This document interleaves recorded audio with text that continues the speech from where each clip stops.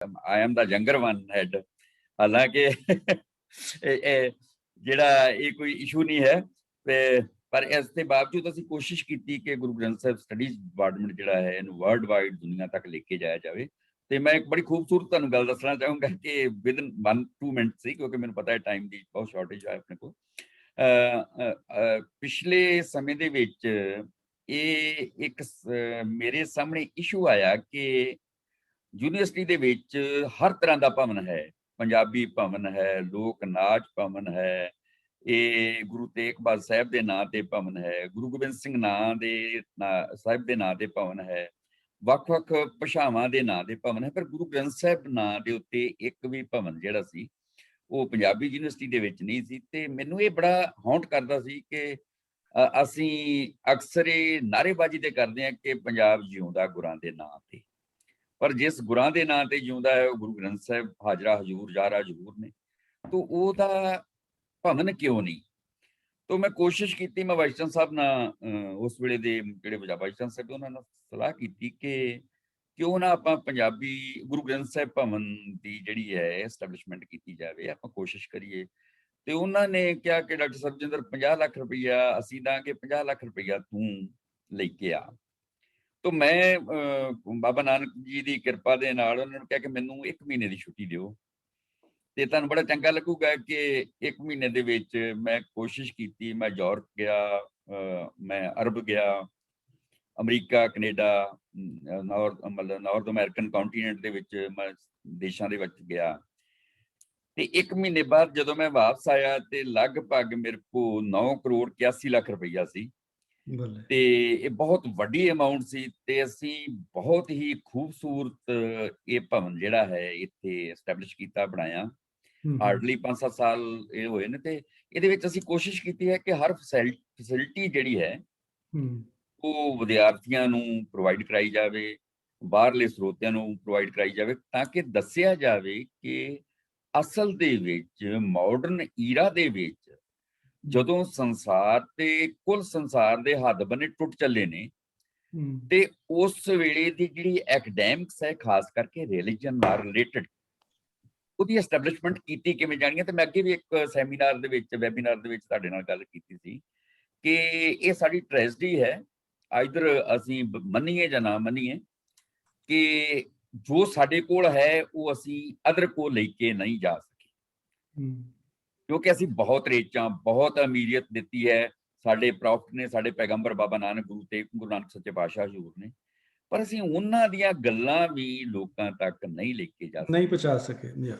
ਬਿਲਕੁਲ ਇਹ ਦਿੱਕਤ ਹੈ। ਵੇਖੋ ਜਿਹੜਾ ਹੈ ਨਾ, ਜਿੰਨਾ ਚਿਰ ਅਸੀਂ ਗੁਰਦੁਆਰਾ ਸਾਹਿਬ ਸਾਡਾ ਮੇਨ ਰੂਟ ਹੈ, ਹਾਂਜੀ, ਪਰ ਡਾਇਲੋਗ ਤਾਂ ਅਸੀਂ ਅਦਰ ਨਾ ਕਰਨੀ ਹੈ ਨਾ, ਅਸੀਂ ਗੁਰਦੁਆਰੇ ਵਿੱਚ ਆਪਣੇ ਨਾਲ ਡਾਇਲੋਗ ਕਰੀ ਜਾਂਦੇ। ਜੀ ਜੀ ਜੀ ਜੀ ਨਹੀਂ, ਬਿਲਕੁਲ ਤੁਹਾਡੀ ਗੱਲ ਡਾਕਟਰ ਸਾਹਿਬ ਬਿਲਕੁਲ ਸਹੀ ਹੈ। ਸੋ ਬਹੁਤ ਇੱਦਾਂ ਦੀਆਂ ਮੁਸ਼ਕਲਾਂ ਨੇ ਜਿਨ੍ਹਾਂ ਦੇ ਵਿੱਚੋਂ ਅੱਜ ਕੱਲ੍ਹ ਸਾਨੂੰ ਗੁਜ਼ਰਨਾ ਪੈ ਰਿਹਾ ਜੀ। ਸੋ ਬਹੁਤ ਚੰਗਾ ਲੱਗਿਆ ਤੁਹਾਡੀਆਂ ਇਹ ਪ੍ਰਾਪਤੀਆਂ ਦੇ ਬਾਰੇ ਜਾਣ ਕੇ। ਥੋੜ੍ਹੀ ਹੋਰ ਆਪਾਂ ਅੱਗੇ ਚੱਲ ਕੇ ਗੱਲਬਾਤ ਕਰਦੇ ਹਾਂ। ਹਾਂਜੀ, ਹੁਣ ਮੈਂ ਬੇਨਤੀ ਕਰਾਂਗਾ ਗੁਰਵਿੰਦਰ ਸਿੰਘ ਜੀ ਨੂੰ, ਕਿਉਂਕਿ ਉਹ ਯੂਨਾਈਟਿਡ ਸਿੱਖਸ ਦੇ ਇੱਕ ਨੁਮਾਇੰਦੇ ਹੋਣ ਦੇ ਨਾਤੇ ਅੱਜ ਆਪਣੇ ਨਾਲ ਜੁੜੇ ਨੇ। ਸੋ ਉਹ ਆਪਣੀ ਇੰਟਰੋਡਕਸ਼ਨ ਦੇ ਵਿੱਚ ਪਲੀਜ਼ 2 ਲਫ਼ਜ਼ ਗੁਰਵਿੰਦਰ ਸਿੰਘ ਜੀ। ਹਾਂਜੀ, ਪਹਿਲਾਂ ਤਾਂ ਸਾਰਿਆਂ ਨੂੰ ਵਾਹਿਗੁਰੂ ਜੀ ਕਾ ਖਾਲਸਾ, ਵਾਹਿਗੁਰੂ ਜੀ ਕੀ ਫਤਿਹ। ਅਸੀਂ ਤਹਿ ਦਿਲੋਂ ਧੰਨਵਾਦੀ ਹਾਂ ਸਾਰਿਆਂ ਨੇ ਸਮਾਂ ਕੱਢਿਆ। ਯੂਨਾਈਟਿਡ ਸਿੱਖਸ ਦੀ ਇੱਕ ਬੜੀ ਖੂਬੀ ਆ ਤੇ ਬੜੀ ਖਾਸੀਅਤ ਹੈ ਕਿ ਜਿਹੜੇ ਅਸੀਂ ਸਾਰੇ ਕਰਦੇ ਹਾਂ, ਅਸੀਂ ਸੇਵਾ ਕਰਦੇ ਹਾਂ। ਸੋ ਵਾਕਈ ਅਸੀਂ ਇੱਕ ਸਾਰੇ ਸੇਵਾਦਾਰ ਹੀ ਹਾਂ। ਜਿਹੜੇ ਅਹੁਦੇ ਦਿੱਤੇ ਨੇ ਉਹ ਤਾਂ ਇੱਕ ਜਿਵੇਂ ਤੁਸੀਂ ਕਹਿ ਸਕਦੇ ਹੋ ਕਾਰਡ ਦੇ ਉੱਪਰ ਛਪਾਉਣ ਵਾਲੀ ਗੱਲ ਹੋ ਜਾਂਦੀ ਹੈ ਕਿਸੇ ਨੂੰ ਮਿਲਣਾ ਹੋਵੇ, ਪਰ ਹਕੀਕੀ ਗੱਲ ਇਹ ਹੈ ਕਿ ਅਸੀਂ ਸਾਰੇ ਜੋ ਹੈ ਕਿ ਗੁਰੂ ਸਾਹਿਬ ਦੇ ਦਰਸਾਏ ਮਾਰਗ 'ਤੇ ਚੱਲਣ ਦੀ ਕੋਸ਼ਿਸ਼ ਕਰਦੇ ਹਾਂ, ਅਤੇ ਆਪਣੇ ਜਿਹੜੇ ਰੁਝੀਆਂ ਤੋਂ ਜਾਂ ਆਪਣੇ ਰੁਝੇਵਿਆਂ ਤੋਂ ਜਿੰਨਾ ਵੀ ਸਮਾਂ ਅਸੀਂ ਕੱਢ ਸਕਦੇ ਹਾਂ ਅਕਾਲ ਪੁਰਖ ਦੀ ਮਿਹਰ ਦੇ ਨਾਲ, ਉਹ ਅਸੀਂ ਚਾਹੁੰਦੇ ਹਾਂ ਕਿ ਦੂਜੀ ਚੀਜ਼ਾਂ ਦੇ ਬਜਾਏ ਅਸੀਂ ਕੌਮ ਦੇ ਲੇਖੇ ਕਿਸੇ ਤਰੀਕੇ ਨਾਲ ਲਾ ਸਕੀਏ। ਤਾਂ ਜੋ ਯੂਨਾਈਟਿਡ ਸਿੱਖਸ ਹੈਗਾ ਉਹ ਇੱਕ ਢਾਂਚਾ ਹੈਗਾ ਆ, ਇੱਕ ਗਲੋਬਲ ਢਾਂਚਾ ਆ, ਜਿਹੜਾ ਅਸੀਂ ਕਹਿ ਸਕਾਂਗੇ ਇੱਕ ਸਿੱਖਾਂ ਦਾ 911 ਆ, ਕਿ ਕਿਤੇ ਵੀ ਕਿਸੇ ਵੀ ਸਿੱਖ ਨੂੰ ਕੋਈ ਮੁਸੀਬਤ ਹੋਵੇ, ਉਹਨੂੰ ਲੋੜ ਪਵੇ, ਉਹ ਆਪਣੇ ਆਪ ਨੂੰ ਇਕੱਲਾ ਨਾ ਮਹਿਸੂਸ ਕਰੇ। ਕਿਉਂਕਿ ਅਸੀਂ ਪਹਿਲਾਂ ਇਹ ਕਈ ਵਾਰ ਦੇਖਦੇ ਹੁੰਦੇ ਸੀਗੇ, ਕਿਸੇ ਬੱਚੇ ਨੂੰ ਸਕੂਲ ਦੇ ਵਿੱਚ ਤਕਲੀਫਾਂ ਆ ਰਹੀਆਂ ਨੇ, ਕਿਸੇ ਆਪਣੀ ਭੈਣ ਨੂੰ ਜਾਂ ਬਜ਼ੁਰਗ ਨੂੰ ਕੰਮ ਤੋਂ ਕੱਢਿਆ ਜਾ ਰਿਹਾ ਆ, ਜਾਂ ਕਿਸੇ ਭਰਾ ਨੂੰ ਉਹ ਨੌਕਰੀ ਤੋਂ ਉਹਨੂੰ ਸਮਝ ਨਹੀਂ ਆ ਰਹੀ ਕਿ ਮੈਂ ਨੌਕਰੀ ਵਿੱਚ ਕਿਹੜੇ ਤਰੀਕੇ ਨਾਲ ਮੈਂ ਆਪਣੇ ਕਾਗਜ਼ਾਤ ਭਰਾਂ ਜਾਂ ਮੈਂ ਕਿਵੇਂ ਦਾਖਲ ਹੋਵਾਂ ਜਾਂ ਕਾਨੂੰਨੀ ਤੌਰ ਤੇ ਕੋਈ ਵਿਤਕਰੇ ਹੁੰਦੇ ਸੀਗੇ। ਸੋ ਇਹ ਸਾਡੇ ਕੋਲ ਕੰਪਲੇਨਾਂ ਕਾਫੀ ਪਹਿਲਾਂ ਆਉਂਦੀਆਂ ਸੀਗੀਆਂ। ਅਸੀਂ ਸੋਚਦੇ ਸੀ ਕਿ ਕਿਹੜਾ ਤਰੀਕਾ ਆ ਕਿ ਅਸੀਂ ਇੱਕ ਲੜੀ ਤੇ ਪਰੋ ਕੇ ਜਿਹੜੇ ਆਪਣੇ ਭੈਣ ਭਰਾਵਾਂ ਦਾ ਜਿਹੜਾ ਦਰਦ ਆ ਉਹਨੂੰ ਇਹੀ ਨਹੀਂ ਕਿ ਅਸੀਂ ਸਮਝ ਸਕੀਏ, ਪਰ ਅਸੀਂ ਉਹਦੇ ਬਾਰੇ ਕੁਝ ਕਰ ਵੀ ਸਕੀਏ। ਸੋ ਇੱਕ ਯੂਨਾਈਟਿਡ ਸਿਕਸ ਨੇ ਇੱਕ ਜ਼ਰੀਆ ਬਣਾਇਆ। ਕਾਲਪੁਰ ਦੀ ਮਿਹਰ ਦੇ ਨਾਲ ਹੁਣ 10 ਦੇਸ਼ਾਂ ਤੋਂ ਜ਼ਿਆਦਾ ਆਪਣੇ ਚੈਪਟਰਸ ਨੇ। ਯੂਨਾਈਟਿਡ ਨੇਸ਼ਨਸ ਨਾਲ ਮਾਨਤਾ ਪ੍ਰਾਪਤ ਕੀਤੀ ਆ। ਬਰਾਕ ਓਬਾਮਾ ਨੇ ਵੀ ਜ਼ਿਕਰ ਕੀਤਾ ਯੂਨਾਈਟਿਡ ਨੇਸ਼ਨਸ ਦੇ ਬਾਰੇ। ਕੈਨੀਆ ਦੇ ਪ੍ਰਾਈਮ ਮਿਨਿਸਟਰ ਨਾਲ ਮੈਂ ਖੁਦ ਵੀ ਮਿਲੇ ਆ ਜਦੋਂ ਉਹਨਾਂ ਨੇ ਉਦਘਾਟਨ ਕੀਤਾ ਗੁਰੂ ਨਾਨਕ ਸਾਹਿਬ ਦੇ ਨਾਂ ਤੇ ਜਿਹੜਾ ਸਾਡਾ ਫੂਡ ਬੈਂਕ ਚੱਲ ਰਿਹਾ ਹੈ, ਅੱਜ ਵੀ ਚੱਲ ਰਿਹਾ ਆ। ਸੋ ਇਹ ਸਾਰੀਆਂ ਜਿਹੜੀਆਂ ਉਪਲਬਧੀਆਂ ਨੇ ਇਹ ਕਾਲਪੁਰ ਦੀ ਮਿਹਰ ਸਦਕਾ, ਸਾਡੇ ਜਿਹੜੇ ਸੇਵਾਦਾਰਾਂ ਦੇ ਸਦਕਾ ਜੋ ਨਿਸ਼ਕਾਮ ਤਰੀਕੇ ਦੇ ਨਾਲ ਆਪਣਾ ਤਨੋ ਮਨੋ ਧਨੋ ਜੋ ਸੇਵਾ ਕਰਦੇ ਨੇ, ਤੇ ਜਿਹੜੇ ਦਾਨੀ ਸੱਜਣ ਨੇ ਜਿਨ੍ਹਾਂ ਨੇ ਸਾਨੂੰ ਇਸ ਬਦੌਲਤ ਸਮਝਿਆ ਤੇ ਇਸ ਮੁਕਾਮ ਤੇ ਲੈ ਕੇ ਆਏ। ਯੂਨਾਈਟਿਡ ਸਿਕਸ ਨੇ ਜੀ ਅੱਜ ਤੱਕ 50 ਤੋਂ ਜ਼ਿਆਦਾ ਰਿਲੀਫ ਆਪਰੇਸ਼ਨਸ ਕੀਤੇ ਨੇ, ਜਿਹੜੇ ਹਿਊਮੈਨਿਟੇਰੀਅਨ ਰਿਲੀਫ ਕਹਿ ਸਕਦੇ ਹਾਂ, ਚਾਹੇ ਉਹ ਕੈਨੀਆ ਹੋਵੇ, ਚਾਹੇ ਉਹ ਹੇਟੀ ਹੋਵੇ, ਚਾਹੇ ਪੰਜਾਬ ਹੋਵੇ, ਚਾਹੇ ਇੰਡੋਨੇਸ਼ੀਆ ਹੋਵੇ, ਚਾਹੇ ਫਿਲੀਪੀਨਸ ਹੋਵੇ। ਸੋ ਮੇਰੇ ਖਿਆਲ ਨਾਲ ਕੋਈ ਇਹੋ ਜਿਹਾ ਡਿਜ਼ਾਸਟਰ ਜਾਂ ਆਫਤ ਨਹੀਂ, ਚਾਹੇ ਉਹ ਇਨਸਾਨਾਂ ਨੇ ਬਣਾਈ ਹੋਵੇ, ਚਾਹੇ ਉਹ ਕੁਦਰਤੀ ਹੋਵੇ, ਜਿੱਥੇ ਯੂਨਾਈਟਿਡ ਸਿਕਸ ਨੇ ਆਪਣਾ ਯੋਗਦਾਨ ਨਹੀਂ ਪਾਇਆ। ਅਤੇ ਲੀਗਲ ਏਡ ਕਿ ਜਿੱਥੇ ਵੀ ਕਾਨੂੰਨੀ ਤੌਰ ਤੇ ਸਹਾਇਤਾ ਦੀ ਜ਼ਰੂਰਤ ਹੋਵੇ, ਚਾਹੇ ਉਹ ਅੱਜ ਦੀ ਗੱਲ ਜੇ ਕਰੀਏ ਗੁਰਦੁਆਰਾ ਡੌਂਗਮਾਰ ਜਿੱਥੇ ਮਤਲਬ ਕਬਜ਼ੇ ਦੀ ਗੱਲ ਚੱਲ ਰਹੀ ਆ, ਜਾਂ ਸ਼ਿਲੌਂਗ ਦੇ ਵਿੱਚ, ਜਾਂ ਮੰਗੂ ਮੱਠ ਦੀ ਗੱਲ ਚੱਲ ਰਹੀ ਉੜੀਸਾ ਦੇ ਵਿੱਚ, ਯੂਨਾਈਟਿਡ ਸਿਕਸ ਨੇ ਉਹਦੇ ਵਿੱਚ ਆਪਣਾ ਯੋਗਦਾਨ ਪਾਇਆ। ਹੁਣ ਨੰਦੇੜ ਦੇ ਵਿੱਚ ਵੀ ਜਿਹੜੀ ਗੱਲ ਚੱਲ ਰਹੀ ਆ ਉਹਦੇ ਵਿੱਚ ਵੀ ਅਸੀਂ ਦੇਖ ਰਹੇ ਹਾਂ ਕਿ ਕਿਵੇਂ ਅਸੀਂ ਸਹਾਇਤਾ ਪਹੁੰਚਾ ਸਕਦੇ ਹਾਂ। ਸਾਡੇ ਉੱਥੇ ਟੀਮ ਪਹੁੰਚੀ ਹੋਈ ਆ। ਸੋ ਇਹ ਜੀ ਮੁੱਖ ਦੀ ਗੱਲ ਇਹ ਆ ਕਿ ਸਿੱਖ ਆਪਣੇ ਆਪ ਨੂੰ ਇਕੱਲਾ ਨਾ ਸਮਝ ਸਕਣ। ਯੂਨਾਈਟਿਡ ਸਿਕਸ ਸਾਰੀ ਸੰਗਤ ਦੀ ਸੰਸਥਾ ਆ। ਇਟਸ ਆਫ ਦ ਸੰਗਤ, ਬਾਏ ਦ ਸੰਗਤ, ਫॉर ਦ ਸੰਗਤ। ਇਹਦੇ 'ਚ ਕੋਈ ਨੁਮਾਇੰਦਗੀ ਨਹੀਂ ਹੈਗੀ।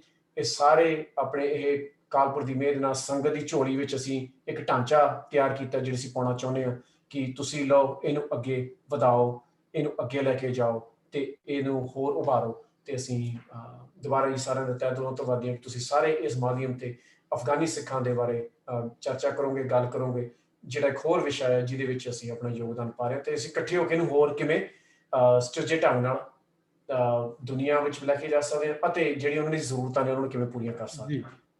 ਬਿਲਕੁਲ, ਬਹੁਤ ਬਹੁਤ ਧੰਨਵਾਦ ਜੀ। ਹੁਣ ਬੇਟਾ ਸਾਹਿਬ ਕੌਰ, ਤੁਸੀਂ ਆਪਣੇ ਬਾਰੇ ਦੱਸੋ ਥੋੜਾ ਕਿ ਥੋੜਾ ਆਪਣੀ ਸਟੱਡੀ ਦੇ ਬਾਰੇ, ਕਿਸ ਗ੍ਰੇਡ ਦੇ ਵਿੱਚ ਤੁਸੀਂ ਸਟੱਡੀ ਕਰਦੇ ਹੋ ਤੇ ਥੋੜਾ ਆਪਣੇ ਬਾਰੇ। ਹਾਂਜੀ, ਕਿੱਥੋਂ ਤੁਸੀਂ ਸਭ ਤੋਂ ਪਹਿਲਾਂ ਤਾਂ? ਠੀਕ ਹੈ ਜੀ, ਮੇਰਾ ਨਾਮ ਸਾਹਿਬ ਕੌਰ ਹੈ। ਮੈਂ ਟੈਕਸਸ USA ਤੋਂ ਬੋਲ ਰਹੀ ਹਾਂ।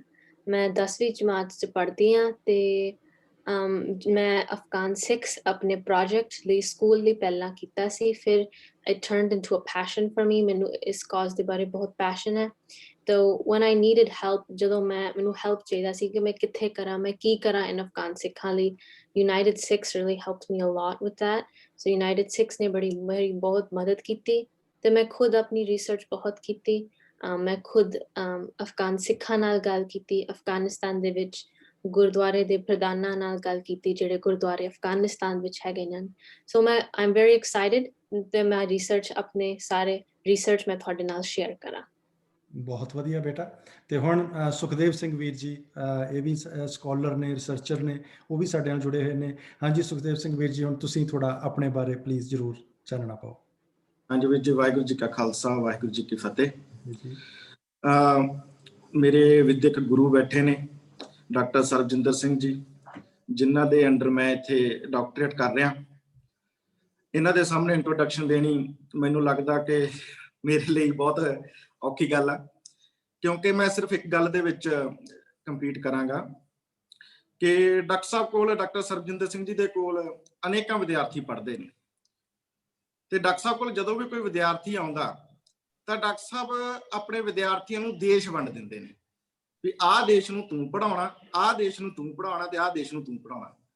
ਤੇ ਮੈਨੂੰ ਇਹਨਾਂ ਨੇ ਅਮਰੀਕਾ ਦੇ ਦਿੱਤਾ ਕਿ ਅਮਰੀਕਾ ਵਾਲੇ ਜਿਹੜੇ ਬੱਚੇ ਨੇ ਉਹਨਾਂ ਨੂੰ ਤੈਂ ਸਟੱਡੀ ਕਰਵਾਉਣੀ।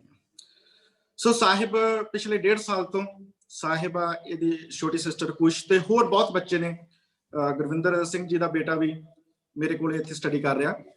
ਸੋ ਮੈਂ ਦੱਸਣਾ ਚਾਹਾਂਗਾ ਕਿ ਸਾਹਿਬ ਨੇ, ਡਾਕਟਰ ਸਾਹਿਬ, ਇੱਕ ਇਹੋ ਜਿਹੇ ਪੈਸ਼ਨ ਦੇ ਤੌਰ ਤੇ ਕੰਮ ਕੀਤਾ ਕਿ ਪਹਿਲਾਂ ਤਾਂ ਇੱਕ ਸਿੰਪਲ ਸਟੂਡੈਂਟ ਸੀ, ਪਰ ਜਦੋਂ ਇਹਦਾ ਪੈਸ਼ਨ ਅਫਗਾਨਿਸਤਾਨ ਦੇ ਵਿੱਚ ਸਿੱਖੀਜ਼ਮ ਦੇ ਲਈ ਇੰਨਾ ਕੁ ਜ਼ਿਆਦਾ ਇਹਨੂੰ ਫੀਲ ਹੋਇਆ ਕਿ ਅਸੀਂ ਤਾਂ ਬੜੇ ਸੁਖੀ ਬੈਠੇ ਆ, ਉਹ ਦੁਖੀ ਕਿਉਂ ਨੇ। ਸੋ ਉਸ ਪੀੜ ਦੇ ਵਿੱਚੋਂ ਇਸ ਨੇ ਜਿਹੜਾ ਪ੍ਰੋਜੈਕਟ ਤਿਆਰ ਕੀਤਾ। ਸੋ ਬੜੀ ਖੁਸ਼ੀ ਦੀ ਗੱਲ ਆ ਕਿ ਆਪਾਂ ਅੱਜ ਇਸ ਦੀ ਜਿਹੜੀ ਪ੍ਰੈਜੈਂਟੇਸ਼ਨ ਆ ਉਹ ਦੇਖਾਂਗੇ ਜੀ। ਬਹੁਤ ਬਹੁਤ ਧੰਨਵਾਦ ਸਾਰੇ ਪੈਨਲਿਸਟ ਦਾ ਇੰਟਰੋਡਕਸ਼ਨ ਦੇ ਲਈ। ਤੇ ਜਿੰਨੇ ਦਰਸ਼ਕ ਜਾਂ ਸਰੋਤੇ ਹੁਣ ਥੋੜੀ ਦੇਰ ਪਹਿਲਾਂ ਸਾਡੇ ਨਾਲ ਜੁੜੇ ਨੇ, ਸੋ ਉਹਨਾਂ ਨੂੰ ਇੱਕ ਵਾਰੀ ਫਿਰ ਅਸੀਂ ਦੱਸ ਦਈਏ ਕਿ ਅੱਜ ਸਾਡੀ ਇਹ ਜਿਹੜੀ ਡਿਸਕਸ਼ਨ ਆ ਤਕਰੀਬਨ 1.5 ਘੰਟਾ ਹੋਰ ਆਪਣੀ ਡਿਸਕਸ਼ਨ ਚੱਲੇਗੀ, ਜਿਹਦੇ ਵਿੱਚ ਆਪਣਾ ਮੇਨ ਜੋ ਮੁੱਦਾ ਹੈ ਉਹ ਹੈ ਸਾਡੇ ਅਫਗਾਨੀ ਸਿੱਖ ਹਿੰਦੂ ਭੈਣ ਭਰਾ, ਉਹਨਾਂ ਦੇ ਹਾਲਾਤ, ਉਹ ਕਿਉਂ ਅੱਜ ਇਹਨਾਂ ਹਾਲਾਤਾਂ ਦੇ ਵਿੱਚ ਨੇ, ਜਾਂ ਉਹਨਾਂ ਦੇ ਲਈ ਸਾਡੇ ਕੋਲ ਕੀ ਸੋਲਿਊਸ਼ਨਸ ਨੇ, ਜਾਂ ਸਾਨੂੰ ਕੀ ਸੋਲਿਊਸ਼ਨਸ ਕਰਨੇ ਚਾਹੀਦੇ ਨੇ। ਸੋ ਉਹਦੇ ਬਾਰੇ ਸਾਡੀ ਗੱਲਬਾਤ ਹੋਏਗੀ। ਪਰ ਜਿਹੜਾ ਮੇਨ ਅੱਜ ਦੇ ਇਸ ਵੈਬੀਨਾਰ ਦਾ ਜੋ ਮੇਨ ਧੁਰਾ ਹੈ ਉਹ ਰਹੇਗੀ ਬੇਟਾ ਸਾਹਿਬ ਕੌਰ ਦੀ ਪ੍ਰੈਜੈਂਟੇਸ਼ਨ, ਜਿਹੜੀ ਕਿ ਇਹਨੇ ਬਹੁਤ ਮਿਹਨਤ ਦੇ ਨਾਲ ਤਿਆਰ ਕੀਤੀ ਹੈ, ਬਹੁਤ ਇਹਨੇ ਖੁਦ ਰਿਸਰਚ ਕੀਤੀ ਹੈ, ਖੁਦ ਇਹਨੇ ਯੂਨਾਈਟਿਡ ਸਿੱਖਸ ਨੂੰ ਅਪਰੋਚ ਕੀਤਾ ਕਿ ਮੈਂ ਅਫਗਾਨੀ ਸਿੱਖ ਭੈਣ ਭਰਾਵਾਂ ਦੀ ਮਦਦ ਕਰਨਾ ਚਾਹੁੰਦੀ ਹਾਂ। ਇਹਨੇ ਖੁਦ ਉਸ ਪ੍ਰੋਜੈਕਟ ਦੇ ਵਿੱਚ ਇਨਵੋਲਵ ਰਹੇ ਨੇ, ਇਹਨਾਂ ਨੇ ਉਹਨਾਂ ਦੇ ਹਾਲਾਤ ਜਾਣੇ ਨੇ ਸਾਰਿਆਂ ਦੇ। ਤੇ ਹੁਣ ਆਪਾਂ ਪਲੀਜ਼ ਦੂਸਰੇ ਸਾਰੇ ਪੈਨਲਿਸਟ ਨੂੰ ਮੇਰੀ ਗੁਜ਼ਾਰਿਸ਼ ਹੈ ਕਿ ਤੁਸੀਂ ਮਿਊਟ ਕਰ ਲੈਣਾ, ਕਿਉਂਕਿ ਕਈ ਵਾਰੀ ਪਿਛਲੀਆਂ ਜਿਹੜੀਆਂ ਆਵਾਜ਼ਾਂ ਨੇ ਉਹ ਥੋੜਾ ਡਿਸਟਰਬ ਕਰਦੀਆਂ ਨੇ। ਸੋ ਬੇਟਾ ਸਾਹਿਬ ਕੌਰ, ਹੁਣ ਤੁਸੀਂ ਆਪਣੀ ਪ੍ਰੈਜੈਂਟੇਸ਼ਨ ਜਿਹੜੀ ਤੁਸੀਂ ਤਿਆਰ ਕੀਤੀ ਹੈ ਉਹ ਪਲੀਜ਼ ਜ਼ਰੂਰ ਸ਼ੇਅਰ ਕਰੋ, ਤੇ ਫਿਰ ਪ੍ਰੈਜੈਂਟੇਸ਼ਨ ਤੋਂ ਬਾਅਦ ਆਪਾਂ ਪ੍ਰੈਜੈਂਟੇਸ਼ਨ ਦੇ ਬਾਰੇ ਥੋੜੀ ਖੁੱਲ੍ਹ ਕੇ ਗੱਲਬਾਤ ਕਰਾਂਗੇ। ਜੀ ਜੀ, ਮੈਂ ਸ਼ੇਅਰ ਕਰਤੀ ਹਾਂ।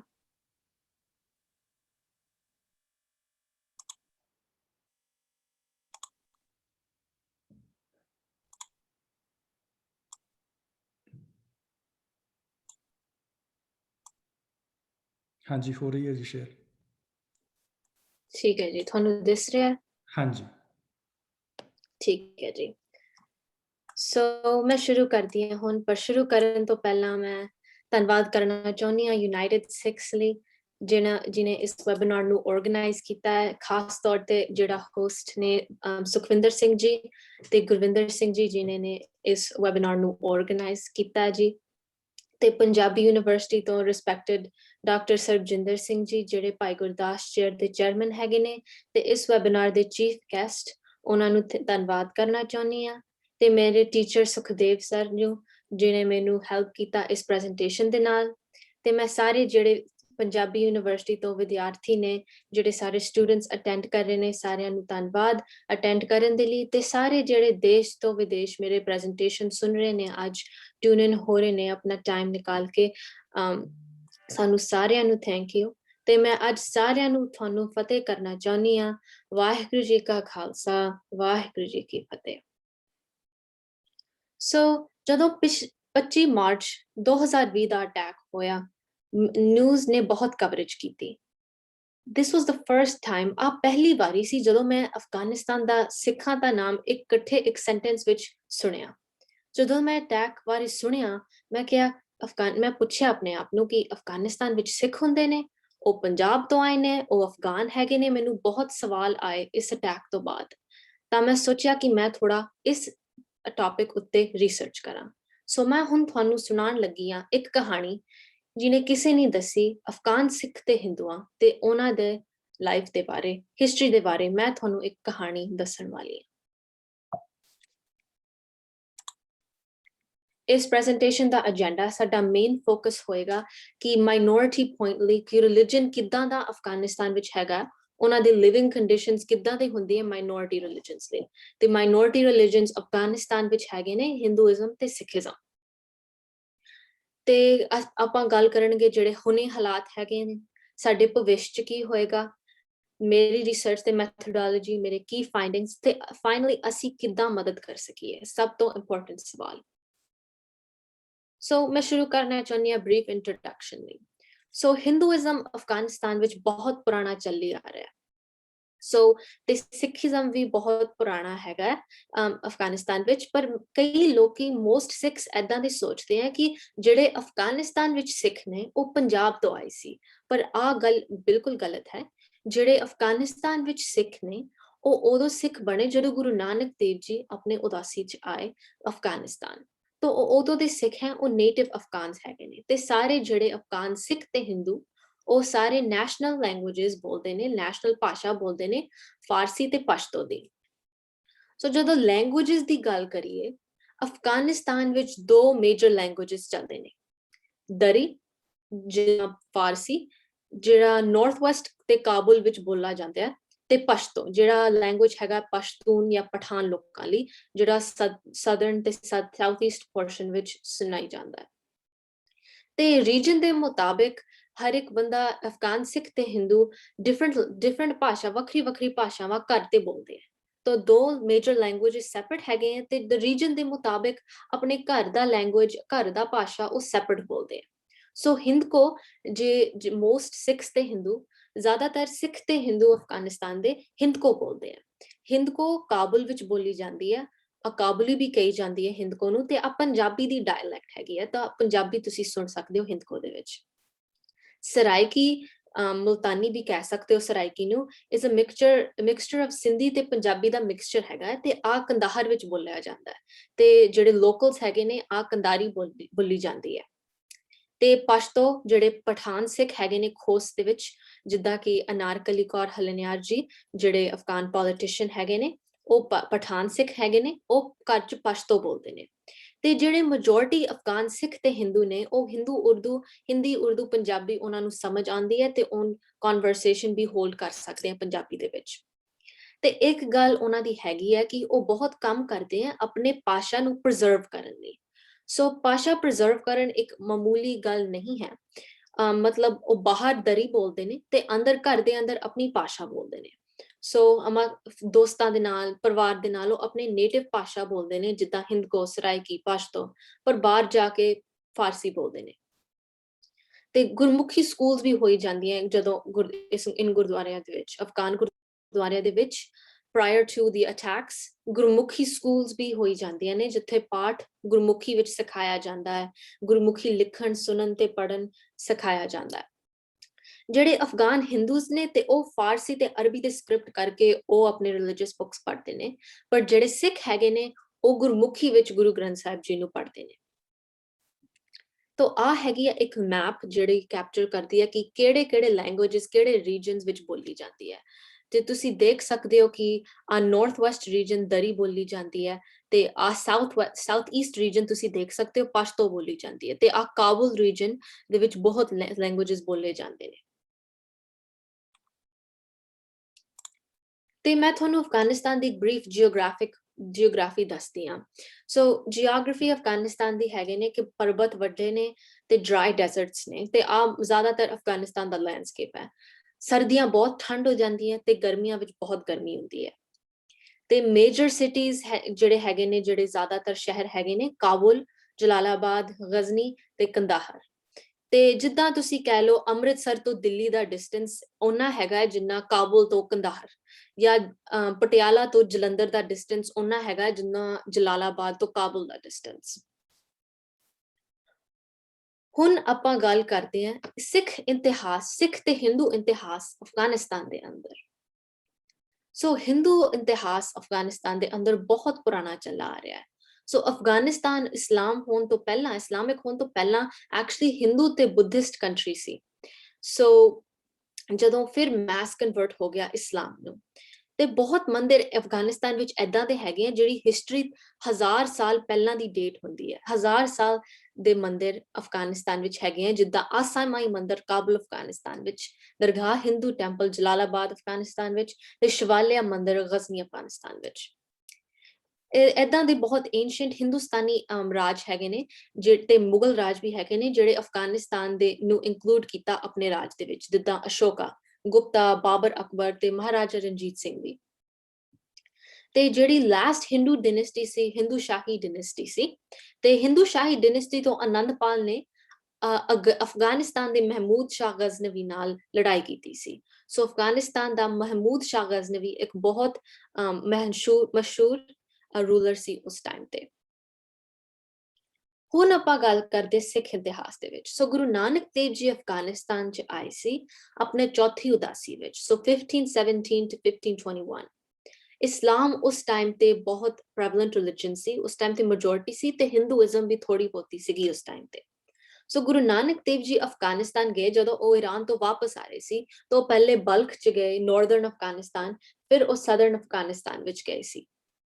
ਤੇ ਜਨਮ ਸਾਖੀ ਟ੍ਰੈਡੀਸ਼ਨ ਦੇ ਮੁਤਾਬਿਕ ਭਾਈ ਮਰਦਾਨਾ ਜੀ ਆਪਣੇ ਸਰੀਰ ਛੱਡ ਗਏ ਸੀ ਕੁੜਮ ਨਦੀ ਤੇ ਅਫਗਾਨਿਸਤਾਨ ਵਿੱਚ, ਤੇ ਉਹ ਕੁੜਮ ਨਦੀ ਹਜੇ ਵੀ ਵਗਦੀ ਹੈ ਅਫਗਾਨਿਸਤਾਨ ਦੇ ਅੰਦਰ। ਤੇ ਗੁਰੂ ਨਾਨਕ ਦੇਵ ਜੀ ਵੀ ਗਏ ਸੀ ਚਸ਼ਮਾ ਸਾਹਿਬ ਜਲਾਲਾਬਾਦ ਅਫਗਾਨਿਸਤਾਨ ਵਿੱਚ। ਸੋ ਚਸ਼ਮਾ ਸਾਹਿਬ ਸਿਮਿਲਰ ਟੂ ਪੰਜਾ ਸਾਹਿਬ ਦਾ ਸਾਖੀ ਸੇਮ ਹੈ। ਸੋ ਚਸ਼ਮਾ ਸਾਹਿਬ ਜਦੋਂ ਗੁਰੂ ਨਾਨਕ ਦੇਵ ਜੀ ਗਏ ਸੀ ਉਦੋਂ ਲੋਕਲਸ ਨੂੰ ਪਾਣੀ ਦੀ ਲੋੜ ਸੀ ਆਪਣੇ ਖੇਤਾਂ ਲਈ। ਸੋ ਗੁਰੂ ਨਾਨਕ ਦੇਵ ਜੀ ਨੇ ਡਾਂਗ ਮਾਰ ਕੇ ਉੱਥੇ ਨਦੀ ਵਗਾਈ ਤੇ ਉਹ ਨਦੀ ਹਜੇ ਵੀ ਉੱਥੇ ਅਫਗਾਨਿਸਤਾਨ ਵਿੱਚ ਵਗਦੀ ਹੈ ਚਸ਼ਮਾ ਸਾਹਿਬ ਤੇ ਗੁਰੂ ਨਾਨਕ ਦੇਵ ਜੀ ਤੋਂ ਬਾਅਦ ਵੀ ਜਿਹੜੀ ਸਿੱਖ ਸੰਗਤ ਹੈ ਉਹ ਹਮੇਸ਼ਾ ਗੁਰੂ ਸਾਹਿਬ ਜੀ ਤੇ ਗੁਰੂ ਸਾਹਿਬਾਨ ਦੀ ਸੇਵਾ ਕਰਦੀ ਸੀ। ਜਿੱਦਾਂ ਕਿ ਸੰਗਤ ਕਾਬੁਲ ਤੋਂ ਆ ਕੇ ਹਰਮੰਦਰ ਸਾਹਿਬ ਦੇ ਕੰਸਟਰਕਸ਼ਨ ਵਿੱਚ ਸੇਵਾ ਕਰਦੀ ਸੀ। ਸੋ ਜਿੱਦਾਂ ਮੈਂ ਚਸ਼ਮਾ ਸਾਹਿਬ ਦਾ ਗੱਲ ਕੀਤੀ, ਆ ਹੈਗਾ ਗੁਰਦੁਆਰਾ ਚਸ਼ਮਾ ਸਾਹਿਬ ਅਫਗਾਨਿਸਤਾਨ ਵਿੱਚ। ਸੋ ਆ ਇੱਕ ਬਹੁਤ ਇੰਪੋਰਟੈਂਟ ਹੈਗਾ ਅਫਗਾਨ ਸਿੱਖਾਂ ਲਈ। ਆ ਗੁਰਦੁਆਰਾ ਬਹੁਤ ਇੰਪੋਰਟੈਂਟ ਹੈ। ਜਦੋਂ ਪੁਰਾਣੇ ਟਾਈਮ ਦੇ ਵਿੱਚ ਤੇ ਮਾਡਰਨ ਟਾਈਮਸ ਤਕਰੀਬਨ 40 ਸਾਲ ਤੋਂ ਪਹਿਲਾਂ ਵਿਸਾਖੀ ਮੇਲਾ ਹੁੰਦਾ ਸੀ ਇਸ ਚਸ਼ਮਾ ਸਾਹਿਬ ਗੁਰਦੁਆਰਾ ਤੇ ਜਲਾਲਾਬਾਦ ਅਫਗਾਨਿਸਤਾਨ ਦੇ ਅੰਦਰ।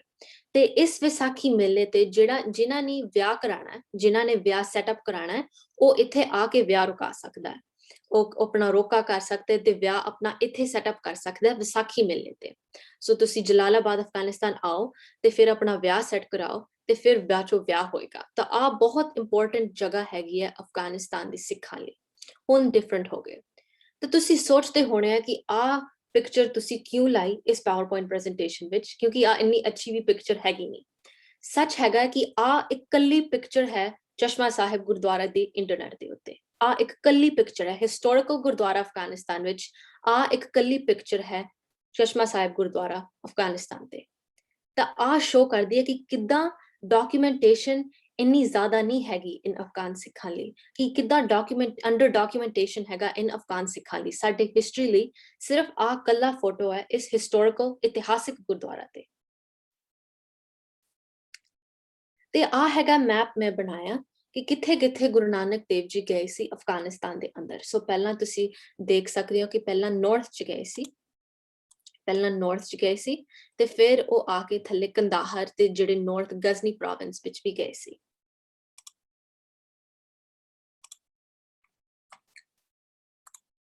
ਤੇ ਜਿਹੜੇ ਭਾਈ ਗੁਰਦਾਸ ਜੀ ਨੇ ਉਹਨਾਂ ਦਾ ਰੋਲ ਸਿੱਖੀ ਵਿੱਚ ਬਹੁਤ ਇੰਪੋਰਟੈਂਟ ਹੈ। ਉਹ ਹਿਸਟੋਰੀਅਨ ਦੇ ਤੌਰ ਤੇ, ਰਾਈਟਰ ਦੇ ਤੌਰ ਤੇ ਥਿਓਲੋਜੀਅਨ ਦੇ ਤੌਰ ਤੇ ਵੀ ਉਹਨਾਂ ਨੇ ਹਰ ਚੀਜ਼ ਡਾਕੂਮੈਂਟ ਕੀਤੀ ਹੈ ਤੇ ਉਹ ਆਪਣੇ ਵਾਰਾਂ ਦੇ ਵਿੱਚ।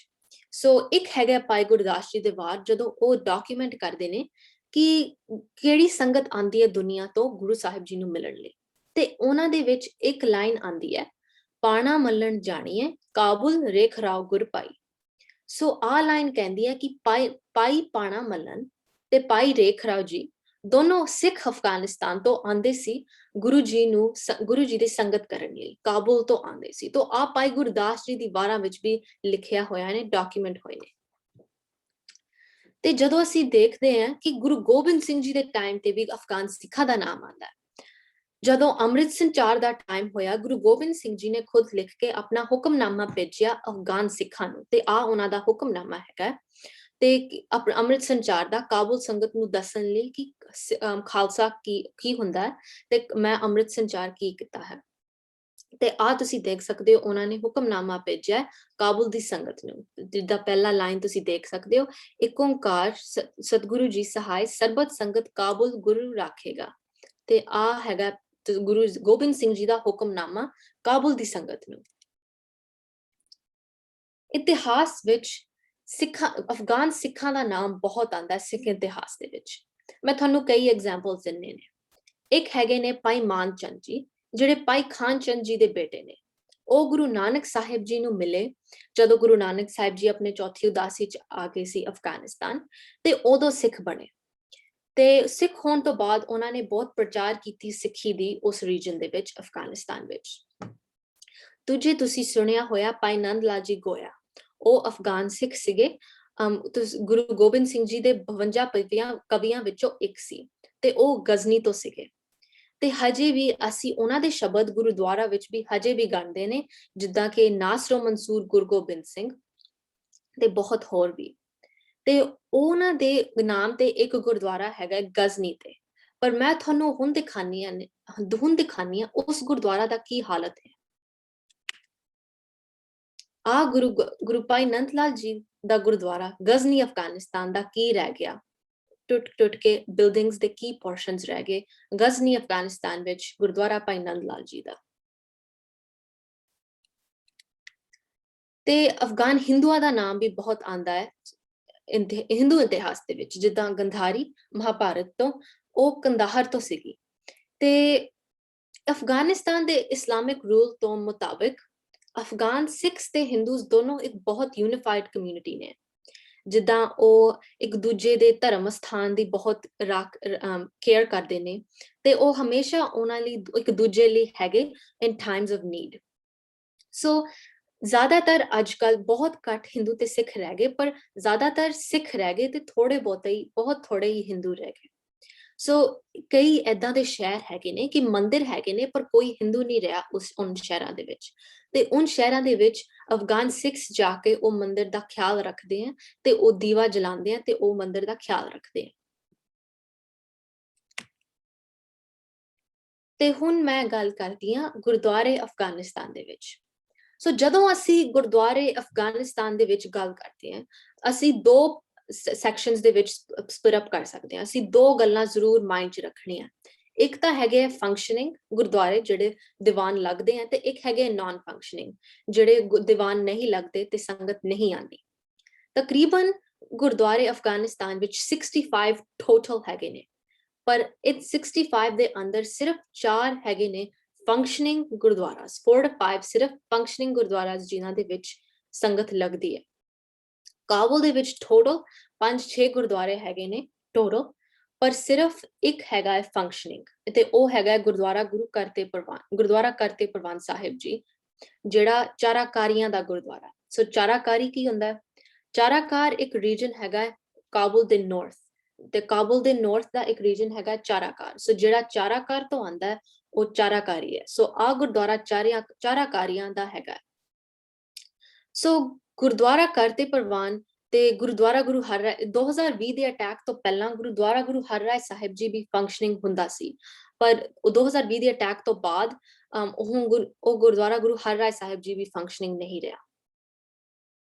ਤੇ ਸਿੱਖੀ ਸਪਿਰਿਟ ਨੂੰ ਅਲਾਈਵ ਰੱਖਣ ਲਈ, ਸਿੱਖੀ ਸਪਿਰਿਟ ਨੂੰ ਜੀਨ ਰੱਖਣ ਲਈ ਜਿਹੜੇ ਥੋੜੇ ਅਫਗਾਨ ਸਿੱਖ ਰਹਿ ਗਏ ਅਫਗਾਨਿਸਤਾਨ ਦੇ ਵਿੱਚ, ਉਹ ਯਾਤਰਾ ਉੱਤੇ ਜਾਂਦੇ ਨੇ, ਤੇ ਹਰ ਇੱਕ ਵੀਕਐਂਡ ਉਹ ਜਾਂਦੇ ਨੇ ਵੱਖਰੇ ਗੁਰਦੁਆਰੇ ਅਫਗਾਨਿਸਤਾਨ ਵਿੱਚ ਖਿਆਲ ਰੱਖਣ ਲਈ, ਤਾਂ ਕਿ ਲੋਕਲਸ ਨੂੰ ਪਤਾ ਹੋਏ, ਤਾਂ ਕਿ ਗਵਰਨਮੈਂਟ ਨੂੰ ਪਤਾ ਹੋਏ ਕਿ ਹਜੇ ਵੀ ਸਿੱਖਸ ਰਹਿ ਰਹੇ ਆ ਅਫਗਾਨਿਸਤਾਨ ਦੇ ਵਿੱਚ, ਤੇ ਅਸੀਂ ਖਿਆਲ ਰੱਖ ਰਹੇ ਹਾਂ ਆਪਣੇ ਗੁਰਦੁਆਰਿਆਂ ਦੇ ਉੱਤੇ, ਤਾਂ ਕਿ ਕੋਈ ਕਬਜ਼ਾ ਨਾ ਕਰੇ ਉਸ ਜ਼ਮੀਨ ਦਾ। ਸੋ ਮੈਂ ਬਹੁਤ ਅਫਗਾਨ ਸਿੱਖਾਂ ਨਾਲ ਮੈਂ ਪਰਸਨਲੀ ਗੱਲ ਕੀਤੀ ਹੈ। ਸੋ ਮੈਂ ਇੱਕ ਅਫਗਾਨ ਸਿੱਖ ਨਾਲ ਗੱਲ ਕੀਤੀ ਹੈ, ਪ੍ਰਿਤਪਾਲ ਸਿੰਘ ਜੀ, ਤੁਸੀਂ ਪ੍ਰੋਬੇਬਲੀ ਨਾਮ ਸੁਣਿਆ ਹੋਇਆ। ਉਹ ਸਕਰੀਨ ਨੇਮ ਉਹਨਾਂ ਦਾ ਹੈਗਾ ਦੀ ਅਫਗਾਨ ਡਚ ਸਿੱਖ। ਉਹ ਡਾਕੂਮੈਂਟਰੀਜ਼ ਬਣਾਉਂਦੇ ਨੇ ਅਫਗਾਨਿਸਤਾਨ ਦੇ ਬਾਰੇ, ਤਾਂ ਉਹ ਖੁਦ ਅਫਗਾਨ ਸਿੱਖ ਨੇ। ਤਾਂ ਮੈਂ ਉਹਨਾਂ ਨੂੰ ਪੁੱਛਿਆ ਕਿ ਤੁਹਾਨੂੰ ਕੀ ਲੱਗਦਾ ਹੈ ਕਿ ਇਨ ਅਫਗਾਨ ਗੁਰਦੁਆਰਿਆਂ ਦਾ ਭਵਿੱਖ ਕੀ ਹੈਗਾ, ਤੇ ਉਹਨਾਂ ਨੇ ਕਿਹਾ quote, "The future is bleak. Our gurdwaras will be occupied and become libraries." ਇਹਦਾ ਮਤਲਬ ਪੰਜਾਬੀ 'ਚ ਭਵਿੱਖ ਅੱਛਾ ਨਹੀਂ ਲੱਗਦਾ ਇਨ ਗੁਰਦੁਆਰਿਆਂ ਦੇ ਲਈ, ਸਾਡੇ ਗੁਰਦੁਆਰੇ ਹੁਣ ਲਾਇਬ੍ਰੇਰੀਆਂ ਬਣਨਗੀ। ਸਾ ਕੀ ਮਤਲਬ ਹੈ ਉਹਨਾਂ ਦਾ ਜਦੋਂ ਉਹ ਕਹਿਣਗੇ ਸਾਡੇ ਗੁਰਦੁਆਰਾ ਲਾਇਬ੍ਰੇਰੀ ਬਣਨਗੀਆਂ? ਮੁਜ਼ੱਫਰਾਬਾਦ ਪਾਕਿਸਤਾਨ ਦੇ ਵਿੱਚ ਭਾਈ ਹਰੀ ਸਿੰਘ ਨਲਵਾ ਜਿਹੜਾ ਡਿਫੈਂਸ ਮਿਨਿਸਟਰ ਸੀ ਮਹਾਰਾਜਾ ਰਣਜੀਤ ਸਿੰਘ ਦਾ ਖਾਲਸੇ ਰਾਜ ਦੇ ਅੰਦਰ, ਉਹਨਾਂ ਦਾ ਜਨਮ ਸਥਾਨ ਹੈਗਾ ਮੁਜ਼ੱਫਰਾਬਾਦ ਪਾਕਿਸਤਾਨ ਦੇ ਵਿੱਚ। ਉਹਨਾਂ ਦੇ ਨਾਮ ਤੇ ਉੱਥੇ ਗੁਰਦੁਆਰਾ ਹੈਗਾ ਉਹਨਾਂ ਦੇ ਜਨਮ ਸਥਾਨ ਲਈ, ਪਰ ਕੋਈ ਸਿੱਖ ਨਹੀਂ ਹੈਗਾ ਉਹਨਾਂ ਦੇ ਗੁਰਦੁਆਰੇ ਲਈ ਖਿਆਲ ਰੱਖਣ ਲਈ। ਹੁਣ ਉਹ ਗੁਰਦੁਆਰਾ ਭਾਈ ਹਰੀ ਸਿੰਘ ਨਲਵਾ ਜੀ ਦਾ ਜਨਮ ਸਥਾਨ ਇੱਕ ਲਾਇਬ੍ਰੇਰੀ ਬਣ ਗਿਆ। ਸੋ ਆਹੀ ਫਿਊਚਰ ਭਵਿੱਖ ਦਿਸਦਾ ਹੈ ਪ੍ਰਿਤਪਾਲ ਸਿੰਘ ਜੀ ਨੂੰ ਸਾਡੇ ਅਫਗਾਨ ਗੁਰਦੁਆਰਿਆਂ ਲਈ। ਅਫਗਾਨ ਮੰਦਿਰਾਂ ਲਈ ਵੀ ਟੋਟਲ ਹੈਗੇ ਨੇ 5-6 ਜਾਂ 4-5-6 ਹੈਗੇ ਨੇ ਅਫਗਾਨਿਸਤਾਨ ਦੇ ਵਿੱਚ। 2 ਹੈਗੇ ਨੇ ਕਾਬੁਲ ਦੇ ਵਿੱਚ, ਆਸਾਮਾਈ ਮੰਦਿਰ, ਦਰਗਾਹ ਪੀਰ ਮੰਦਿਰ, ਜਲਾਲਾਬਾਦ ਦੇ ਵਿੱਚ ਇੱਕ ਹੈ, ਕੰਦਾਹਰ ਵਿੱਚ ਵੀ ਇੱਕ ਹੈ, ਤੇ ਗਜ਼ਨੀ ਵਿੱਚ 2 ਹੈਗੇ ਆ। ਤੇ ਕਈ ਏਦਾਂ ਦੇ ਗੁਰਦੁਆਰੇ ਹੈਗੇ ਆ ਜਿੱਦਾਂ ਮੈਂ ਪਹਿਲਾਂ ਕਿਹਾ ਹੈ ਕਿ ਹਜ਼ਾਰਾਂ ਸਾਲ ਤੱਕ ਉਹਨਾਂ ਦੀ ਡੇਟ ਹੈ, 1000 ਸਾਲ। ਸੋ ਜਦੋਂ ਗੁਰੂ ਸਾਹਿਬ ਜੀ ਦੇ ਪੀਰੀਅਡ ਤੋਂ ਬਾਅਦ ਵੀ ਜਿਹੜੇ ਅਫਗਾਨ ਸਿੱਖ ਅਫਗਾਨਿਸਤਾਨ ਦੇ ਵਿੱਚ ਉਹ ਹਜੇ ਵੀ ਚੱਲੇ ਆ ਰਹੇ ਸੀ, ਤਾਂ ਕਮਿਊਨਿਟੀ ਵੱਧਦੀ ਜਾ ਰਹੀ ਸੀ ਤੇ ਅਫਗਾਨ ਸਿੱਖਸ ਜਿਹੜੇ ਸੀਗੇ ਉਹ ਜ਼ਿਆਦਾਤਰ ਪ੍ਰੋਸਪਰ ਕਰ ਰਹੇ ਸੀ। ਸੋ ਉਹ ਤਕਰੀਬਨ 250,000 ਸੀ 1979 ਤੋਂ ਪਹਿਲਾਂ। 250,000 ਸਿੱਖਸ ਤੇ ਹਿੰਦੂਜ਼ ਰਹਿੰਦੇ ਸੀ ਅਫਗਾਨਿਸਤਾਨ ਦੇ ਵਿੱਚ ਤੇ ਉਹ ਬਹੁਤ ਅਮੀਰ ਕਮਿਊਨਿਟੀ ਹੁੰਦੇ ਸੀ। ਫਿਰ ਰੂਸ ਨੇ ਅਫਗਾਨਿਸਤਾਨ ਉੱਤੇ ਹਮਲਾ ਕੀਤਾ। ਰੂਸ ਦੇ ਹਮਲੇ ਤੋਂ ਬਾਅਦ ਬਹੁਤ ਪੋਲੀਟੀਕਲ ਇੰਸਟੈਬਿਲਿਟੀ ਹੋਈ।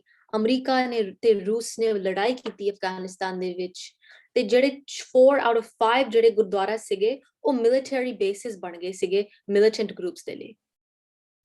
ਸੋ ਆ ਪੋਲੀਟੀਕਲ ਇੰਸਟੈਬਿਲਿਟੀ ਦੇ ਕਾਰਨ ਤੇ ਆ ਵਾਈਡਸਪ੍ਰੈਡ ਹੱਲਾ ਦੇ ਕਾਰਨ ਬਹੁਤ ਜਿਹੜੇ ਅਮੀਰ ਅਫਗਾਨ ਸਿੱਖ ਸੀ ਉਹ ਇਸ ਪੀਰੀਅਡ ਵਿੱਚ ਚਲੇ ਗਏ ਸੀ ਬਾਹਰਲੇ ਦੇਸ਼ਾਂ ਵਿੱਚ। ਤੇ ਜਿਹੜੇ ਰਹਿ ਗਏ ਸੀ ਇੱਕ ਸ਼ਾਇਦ ਅਫੋਰਡ ਨਹੀਂ ਕਰ ਸਕਦੇ ਤੇ ਦੂਜਾ ਉਹ ਆਪਣੇ ਵਤਨ ਨਾਲ ਬਹੁਤ ਪਿਆਰ ਸੀ ਤਾਂ ਇਸ ਕਰਕੇ ਛੱਡਿਆ ਨਹੀਂ ਹਜੇ। ਫਿਰ ਇਸ ਰੂਸ ਦੇ ਹਮਲੇ ਤੇ ਸਿਵਲ ਵਾਰ ਤੋਂ ਬਾਅਦ ਤਾਲਿਬਾਨ ਫਿਰ ਪਾਵਰ 'ਚ ਆਈ। ਤਾਲਿਬਾਨ ਦੇ ਰੂਲ ਦੇ ਅੰਡਰ ਸਿੱਖਾਂ ਤੇ ਹਿੰਦੂਆਂ ਨੂੰ ਧਰਮ ਪ੍ਰੈਕਟਿਸ ਕਰਨ ਦੀ ਮਨਾਹੀ ਤਾਂ ਨਹੀਂ ਸੀ, ਪਰ ਉਹਨਾਂ ਨੂੰ 3 ਰੂਲਾਂ ਨਾਲ ਨਿਭਾਉਣਾ ਪਿਆ। ਇੱਕ ਤਾਂ ਉਹਨਾਂ ਨੂੰ ਜਜ਼ੀਆ ਭਰਾਉਣਾ ਪਿਆ ਜਿਹੜਾ ਇੱਕ ਨਾਨ ਮੁਸਲਿਮ ਟੈਕਸ ਹੈਗਾ ਸਿਰਫ ਨਾਨ ਮੁਸਲਮਾਨਾਂ ਲਈ। ਦੂਜਾ ਅੰਤਿਮ ਸੰਸਕਾਰ ਕਰਨ ਦੀ ਮਨਾਹੀ ਸੀ। ਜਿਹੜੇ ਅੰਤਿਮ ਸੰਸਕਾਰ ਕਰਨ ਦੇ ਜਗ੍ਹਾ ਸੀ ਉਹ ਤਬਾਹ ਕੀਤੇ ਸੀਗੇ ਤਾਲਿਬਾਨ ਨੇ। ਤੀਜਾ ਅਫਗਾਨ ਸਿੱਖਾਂ ਨੂੰ ਪੀਲੇ ਰੰਗ ਦੇ ਕੱਪੜੇ, ਪੀਲੇ ਰੰਗ ਦੇ ਪੱਗ ਤੇ ਪੀਲੇ ਰੰਗ ਦੇ ਬੁਰਕਾ ਆਪਣੇ ਸਿੱਖ ਬੀਬੀਆਂ ਨੂੰ ਪਾਣਾ ਪਿਆ ਤਾਂ ਕਿ ਦੂਰੋਂ ਤਾਲਿਬਾਨ ਦਿਸੇ ਉਹਨਾਂ ਨੂੰ ਪਤਾ ਲੱਗੇ ਕਿ ਆ ਸਿੱਖ ਤੁਰ ਰਿਹਾ। ਤਾਲਿਬਾਨ ਤੋਂ ਬਾਅਦ ਅਮਰੀਕਾ ਫਿਰ ਪਾਵਰ 'ਚ ਆਇਆ ਤੇ ਅਮਰੀਕਾ ਤੋਂ ਬਾਅਦ ਹਾਲਾਤ ਬਹੁਤ ਹੀ ਵਿਗੜ ਗਏ ਸੀ ਤੇ ਅਟੈਕਸ ਬਹੁਤ ਹੀ ਵੱਧ ਗਏ ਸੀ ਅਫਗਾਨ ਸਿੱਖਾਂ ਉੱਤੇ। तो मैं ਤੁਹਾਨੂੰ ਕਈ ਐਗਜ਼ਾਮਪਲਸ ਦਿੰਨੀਆਂ ਨੇ ਅਟੈਕਸ ਦੇ ਬਾਰੇ। 2-3 ਐਗਜ਼ਾਮਪਲਸ ਹੈਗੇ ਨੇ, ਬਹੁਤ ਅਟੈਕਸ ਹੋਏ ਨੇ ਪਰ ਮੈਂ ਤੁਹਾਨੂੰ 2-3 ਐਗਜ਼ਾਮਪਲ ਦਿੰਨੀਆਂ ਨੇ। 1988 ਵਿੱਚ ਵਿਸਾਖੀ ਅਟੈਕ ਜਲਾਲਾਬਾਦ ਗੁਰਦੁਆਰਾ ਗੁਰੂ ਤੇਗ ਬਹਾਦਰ ਸਾਹਿਬ ਜੀ। ਆਤੰਕਵਾਦੀ AK-47 ਲੈ ਕੇ ਗੁਰਦੁਆਰੇ ਦੇ ਅੰਦਰ 13 ਸਿੱਖ ਤੇ 4 ਗਾਰਡਸ ਨੂੰ ਮਾਰਿਆ ਗਨ ਦੇ ਨਾਲ ਤੇ ਉਸ ਤੋਂ ਬਾਅਦ ਗੁਰਦੁਆਰਾ ਰਾਕੇਟ ਦੇ ਨਾਲ ਮੁਜਾਹਿਦੀਨ ਨੇ ਹਿੱਟ ਕੀਤਾ।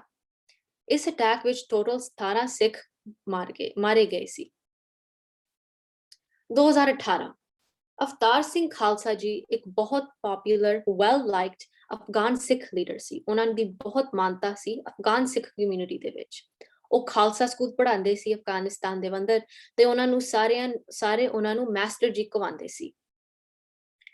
2018 ਵਿੱਚ ਉਹ ਇਕੱਲੇ ਸਿੱਖ ਤੇ ਹਿੰਦੂ ਸੀ ਜਿਹੜੇ ਪਾਰਲੀਮੈਂਟ ਅਫਗਾਨ ਪਾਰਲੀਮੈਂਟ ਲਈ ਰਨ ਕਰ ਰਹੇ ਸੀ। ਉਹ ਤੇ ਇੱਕ ਜੱਥਾ ਸਿੱਖਾਂ ਦਾ ਪ੍ਰੈਜ਼ੀਡੈਂਟ ਅਫਗਾਨਿਸਤਾਨ ਦਾ ਪ੍ਰੈਜ਼ੀਡੈਂਟ ਅਸ਼ਰਫ ਗਨੀ ਨੂੰ ਮਿਲਣ ਦੇ ਕੋਲ ਗਏ। ਉਹ ਪ੍ਰੈਜ਼ੀਡੈਂਟ ਦੇ ਮਿਲਣ ਤੋਂ ਮਿੰਟਾਂ ਪਹਿਲਾਂ ਉਸ ਰੂਮ ਦੇ ਉੱਤੇ ਅਟੈਕ ਹੋਇਆ ਤੇ ਅਵਤਾਰ ਸਿੰਘ ਖਾਲਸਾ ਜੀ ਤੇ ਸਾਰੇ ਜੱਥਾਂ ਦਾ ਸਿੱਖ ਉੱਥੇ ਸ਼ਹੀਦ ਹੋਇਆ। ਆਈਸਿਸ ਖੁਰਾਸਨ ਨੇ ਇਸ ਅਟੈਕ ਦੀ ਰਿਸਪੌਂਸਿਬਿਲਿਟੀ ਲਿੱਤੀ ਤੇ ਟੋਟਲ ਇਸ ਅਟੈਕ ਵਿੱਚ 17 ਸਿੱਖ ਮਾਰੇ ਗਏ। ਤੇ ਸਾਧ ਸੰਗਤ ਜੀ ਆ ਸੋਚੋ ਕਿ ਇੱਕ ਅਟੈਕ ਵਿੱਚ ਸਾਰੀ ਸਿੱਖ ਲੀਡਰਸ਼ਿਪ ਵਾਈਪ ਆਊਟ ਹੋ ਗਈ। ਇੱਕੋ ਹੀ ਅਟੈਕ ਵਿੱਚ ਸਾਰੀ ਅਫਗਾਨਿਸਤਾਨ ਦੀ ਸਿੱਖ ਲੀਡਰਸ਼ਿਪ ਤਬਾਹ ਹੋ ਗਈ ਸੀ। ਤੇ ਇਸ ਤੋਂ ਬਾਅਦ ਇਮੀਗ੍ਰੇਸ਼ਨ ਬਹੁਤ ਹੀ ਵੱਧ ਗਈ ਸੀ ਬਾਹਰਲੇ ਦੇਸ਼ਾਂ ਦੀ ਤੇ ਬਹੁਤ ਹੀ ਇਨਕਰੀਜ਼ ਹੋ ਗਈ ਸੀ ਕਿਉਂਕਿ ਅਵਤਾਰ ਸਿੰਘ ਖਾਲਸਾ ਬਹੁਤ ਹੀ ਵੈਲ ਲਾਈਕਡ ਫਿਗਰ ਸੀ ਤੇ ਉਹਨਾਂ ਦੀ ਸ਼ਹੀਦੀ ਹੋ ਗਈ ਸੀ। ਮਾਰਚ 25 2020 ਗੁਰਦੁਆਰਾ ਗੁਰੂ ਹਰਰਾਏ ਸਾਹਿਬ ਜੀ ਸ਼ੋਰ ਬਾਜ਼ਾਰ ਕਾਬੁਲ। ਸਵੇਰ ਦੇ 8 ਵਜੇ ਸੀ। ਦੀਵਾਨ ਦੀ ਸਮਾਪਤੀ ਹੋ ਰਹੀ ਸੀ। ਪ੍ਰਸ਼ਾਦ ਵੰਡਿਆ ਜਾ ਰਿਹਾ ਸੀ। 4 ਆਤੰਕਵਾਦੀ ਪੁਲਿਸ ਦੇ ਵਰਦੀ ਵਿੱਚ ਗੁਰਦੁਆਰੇ ਉੱਤੇ ਹਮਲਾ ਕੀਤਾ। ਪਹਿਲਾਂ ਗਾਰਡ ਨੂੰ ਮਾਰਿਆ, ਫਿਰ 18 ਸਾਲ ਦਾ ਨੌਜਵਾਨ ਸਿੱਖ ਮੁੰਡਾ ਚਾਹ ਦੀ ਸੇਵਾ ਕਰ ਰਿਹਾ ਸੀ, ਉਹਨੂੰ ਫਿਰ ਮੂੰਹ ਤੇ ਗੋਲੀ ਮਾਰੀ। ਫਿਰ ਸਾਰਾ ਗੁਰਦੁਆਰੇ ਅੰਦਰ ਝਾਂਕ ਕਰ ਸਾਰਿਆਂ ਨੂੰ ਕੋਈ ਨਹੀਂ ਬਚਿਆ, ਕੋਈ ਨਹੀਂ ਉਹਨਾਂ ਨੂੰ ਮਿਹਰ ਕੀਤੀ। ਬੱਚਿਆਂ, ਬਜ਼ੁਰਗਾਂ, ਬੀਬੀਆਂ, ਕੁੜੀਆਂ ਕਿਸੇ ਨੂੰ ਵੀ ਨਹੀਂ ਛੱਡਿਆ। ਸਾਰਾ ਗੁਰਦੁਆਰਾ ਝਾਂਕ ਕੇ। ਆਬਵੀਅਸਲੀ ਕਈ ਤਾਂ ਸਰਵਾਈਵਰ ਸੀਗੇ ਪਰ ਇਸ ਅਟੈਕ ਵਿੱਚ ਟੋਟਲ 25 ਸਿੱਖ ਸ਼ਹੀਦ ਹੋਏ ਸੀ। 25 ਸਿੱਖ ਤੇ 80 ਸਿੱਖ ਇਸ ਅਟੈਕ ਵਿੱਚ ਹੌਸਟੇਜ ਲਿੱਤੇ ਗਏ ਸੀ। ਆਹ attack was the last straw in Afghan ਸਿੱਖਾਂ ਲਈ, ਆਖਰੀ ਵਾਰੀ ਸੀ ਇਨ ਅਫਗਾਨ ਸਿੱਖਾਂ ਲਈ। ਤੇ ਇਸ ਤੋਂ ਬਾਅਦ ਬਹੁਤ ਜਿਹੜੇ ਥੋੜੇ ਬਹੁਤੇ ਵੀ ਰਹਿ ਗਏ ਸੀ ਅਫਗਾਨ ਸਿੱਖ, ਇਸ ਤੋਂ ਬਾਅਦ ਬਹੁਤ ਹੀ ਚੱਲਣੇ ਸ਼ੁਰੂ ਹੋ ਗਏ। ਹੁਣ ਸਿਰਫ ਥੋੜੇ ਹੀ ਫੈਮਲੀਜ਼ ਰਹਿ ਗਏ ਅਫਗਾਨਿਸਤਾਨ ਦੇ ਅੰਦਰ। ਤੇ ਇਸ ਅਟੈਕ ਸਾਡੇ ਯੂਐਸ ਦੇ ex secretary of state Michael Pompeo ਨੇ ਵੀ ਗੱਲ ਕੀਤੀ ਜੀ। ਸੋ ਮੈਂ ਇਨ ਅਟੈਕ ਦੇ ਸਰਵਾਈਵਰਸ ਨਾਲ ਖੁਦ ਗੱਲ ਕੀਤੀ ਤੇ ਇਹਨਾਂ ਨੇ ਮੈਨੂੰ ਖੁਦ ਪਿਕਚਰਸ ਭੇਜੀਆਂ ਕਿ ਗੁਰਦੁਆਰਾ ਕਿੱਦਾਂ ਲੱਗਦਾ ਸੀ ਅਟੈਕ ਤੋਂ ਪਹਿਲਾਂ ਤੇ ਅਟੈਕ ਤੋਂ ਬਾਅਦ। ਸੋ ਉਹਨਾਂ ਨੇ ਮੈਨੂੰ ਖੁਦ ਪਿਕਚਰਸ ਭੇਜੀਆਂ ਕਿ ਗੁਰਦੁਆਰੇ ਦੇ ਅੰਦਰ ਕਿੱਦਾਂ ਲੱਗਦਾ ਸੀ।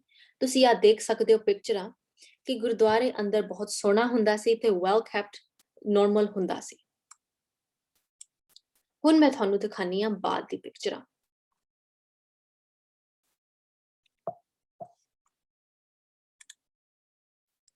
ਆ ਤੁਸੀਂ ਦੇਖ ਸਕਦੇ ਹੋ ਕੀ ਹਾਲਤ ਹੋਈ ਹੈ ਆ ਗੁਰਦੁਆਰੇ ਦੀ।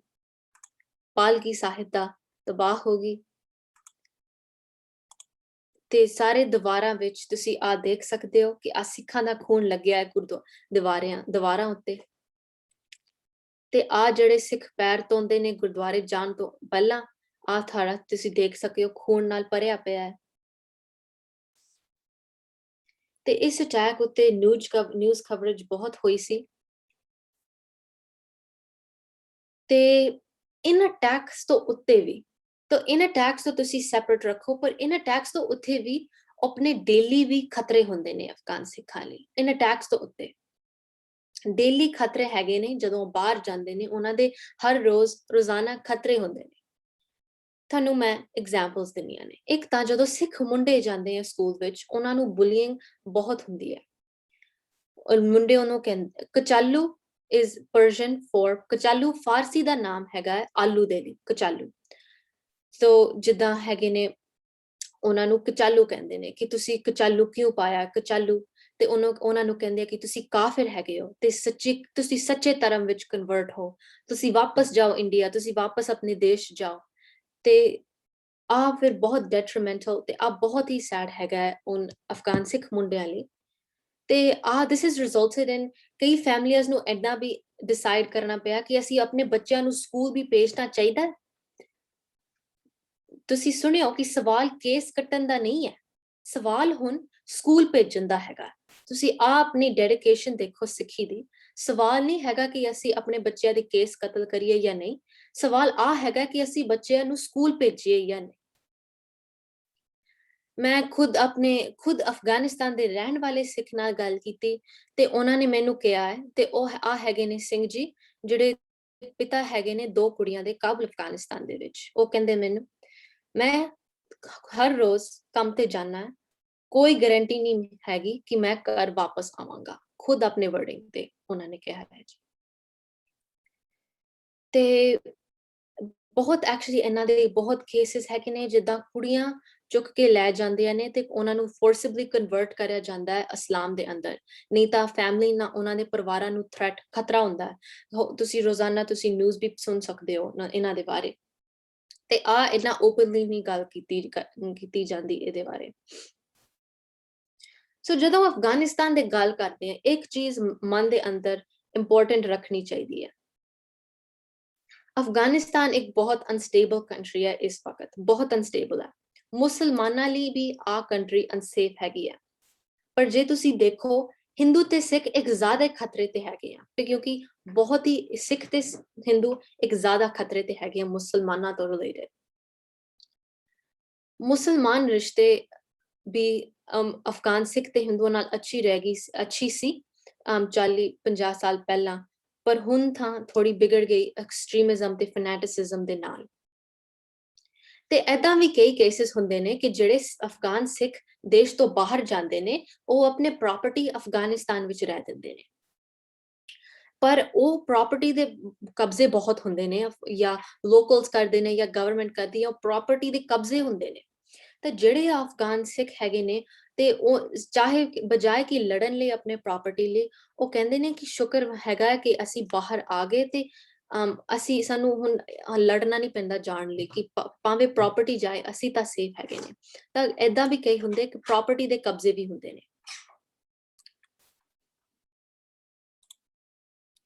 ਤਾਂ ਹੁਣ ਅਸੀਂ ਕਰਨੀ ਹੈ ਕਲਾਚਾ ਬਾਰੇ।